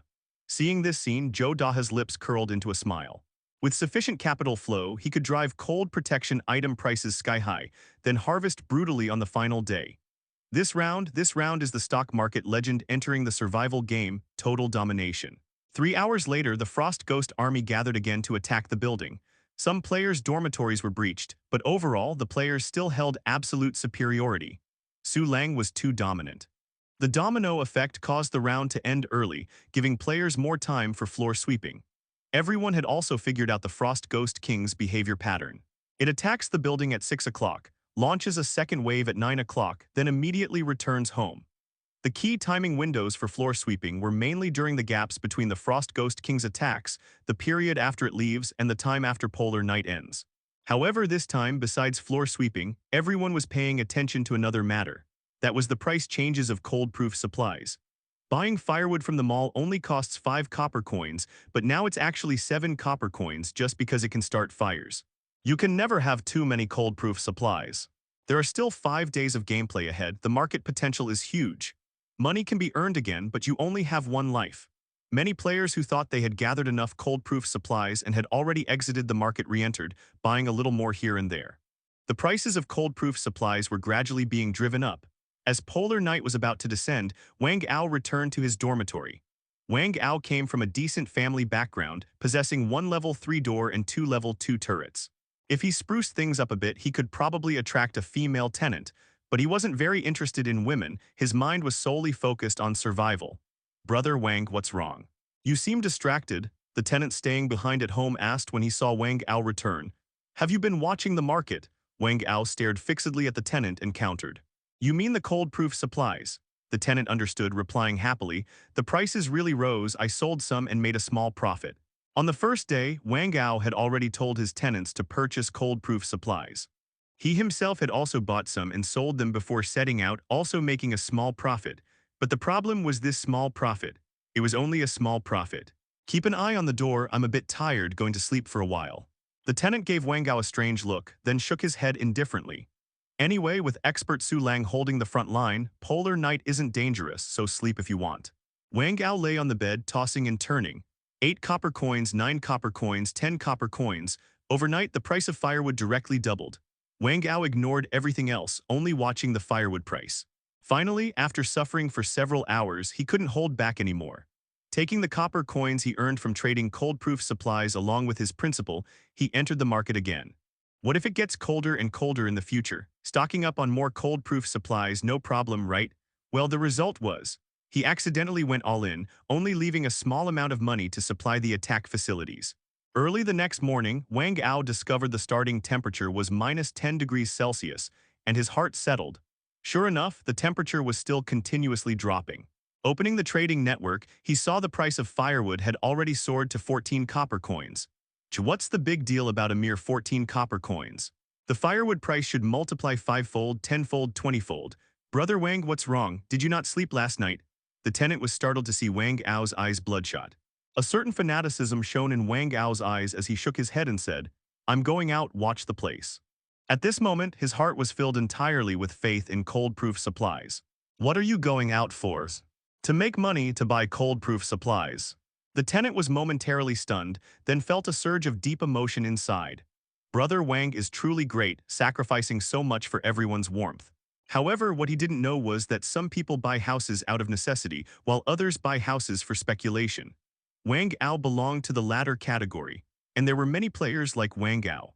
Some people even sold their weapons at low prices last night to stock up on cold-proof supplies, then resold them for profit. Everyone was making money. So who was losing? In a bull market, there are still people losing money. How stupid would you have to be? 33 Zhang Dahai, Langji, today's trends seem a bit off. People have already started collecting cold-proof supplies. Should I change my floor sweeping approach next time? 200 Su Lang, the wind direction does seem a bit off. Now a single wolf pelt has risen to 1,000 copper coins. Let's wait and see a bit longer. If later everyone goes to collect cold-proof supplies, and there's too much supply, the bubble will burst. 33 Zhang Dahai understood. Su Lang, with his immense wealth and clear-sighted perspective, could naturally maintain a stable mindset. Cao Yaxuan and the other women delivered the supplies traded over by Zhang Dahai to the study, then came before Su Lang. Su Lang, aren't you going to fuse these 20 blood crystals yet? How about trying to fuse them? Cao Yaxuan stared at the blood crystals on the coffee table and spoke. Not necessary, we're not in a hurry to boost our combat power right now. Su Lang repeated his stance, then added, we can start selling some wolf pelts now. After saying this, he listed 1 wolf pelt for sale. The whale is starting to offload. Joe Daha had been closely watching the trading network. Seeing someone list a wolf pelt and that someone was Su Lang, he immediately perked up. After waiting half the day, he didn't see any other moves from Su Lang. Maybe testing the waters with a light position to avoid missing the rally. Joe Daha had his subordinate buy that wolf pelt, then listed one for 1,300, had another subordinate buy it, while simultaneously spreading this market news in the chat room. Immediately after, he listed another wolf pelt for 1,500, which was bought by another player after about 10 seconds. Okay, the wolf pelt price is now stuck at 1,500, it won't drop below that, awesome. If you want to sweep floors in the icy snow, wolf pelts are essential. Wolf pelts are the real hard currency. Joe Daha smoothed his hair and confidently laughed to his subordinates. From now on, buy up all the wolf pelts on the trading network for me, take as many as there are. Currently, there are 3 main types of cold-proof supplies on the market. Wood, firewood, and wolf pelts. Wood burns easily, firewood is more durable, and wolf pelts are the top tier. Although Joe Daha and Wang Ao focused on different commodities, they were essentially doing the same thing. Driving up the prices of cold-proof supplies. Not bad. Su Lang's eyebrows raised in great delight when he saw the wolf pelt price pushed to 1,500. As for the 500 copper coins he lost, he didn't care at all. Just a drop in the bucket. After that, Su Lang began his cultivation, occasionally selling another wolf pelt. The wolf pelt price climbed all the way to 2,000, then met resistance. Joe Daha was no fool. He was genuinely carefully manipulating the market. After a night of training, Su Lang's spirit attribute increased by another point. At 7 in the morning, Su Lang and his 4 companions punctually attended the radio station gathering, absorbing the experiences of veteran players. Surprisingly, the black market merchant Kirby actually went to the heavy armor maniac's dormitory building. This allowed the heavy armor maniac to make a huge profit, exchanging peppers for a level 8 turret design blueprint worth at least 2 million copper coins. Su Lang was extremely envious and really wished the black market merchant Kirby would appear at the Mad King dormitory building. After all, the peppers the heavy armor maniac offered were only level 6, whereas he was confident he could upgrade the devil pepper to a higher level. It's worth mentioning that black market merchants have an ironclad rule: they cannot harm players in the survival game. If attacked, they can only flee. They are a special existence, neutral leaning towards good, evoking mixed feelings of love and hate from Rainy Nightblade and others. The hate comes from the black market merchants selling things that are too good, but you can't afford them. The love Hello, everyone. As we wrap up this video, I want to share a quick note. I have a Patreon account. If you'd like to support me and enjoy on-demand audiobooks, you can become a Patreon member. Alternatively, you can check out my Google Drive link, which has 500+ novel audiobooks available through my Ko-fi or Patreon shop. I appreciate your support.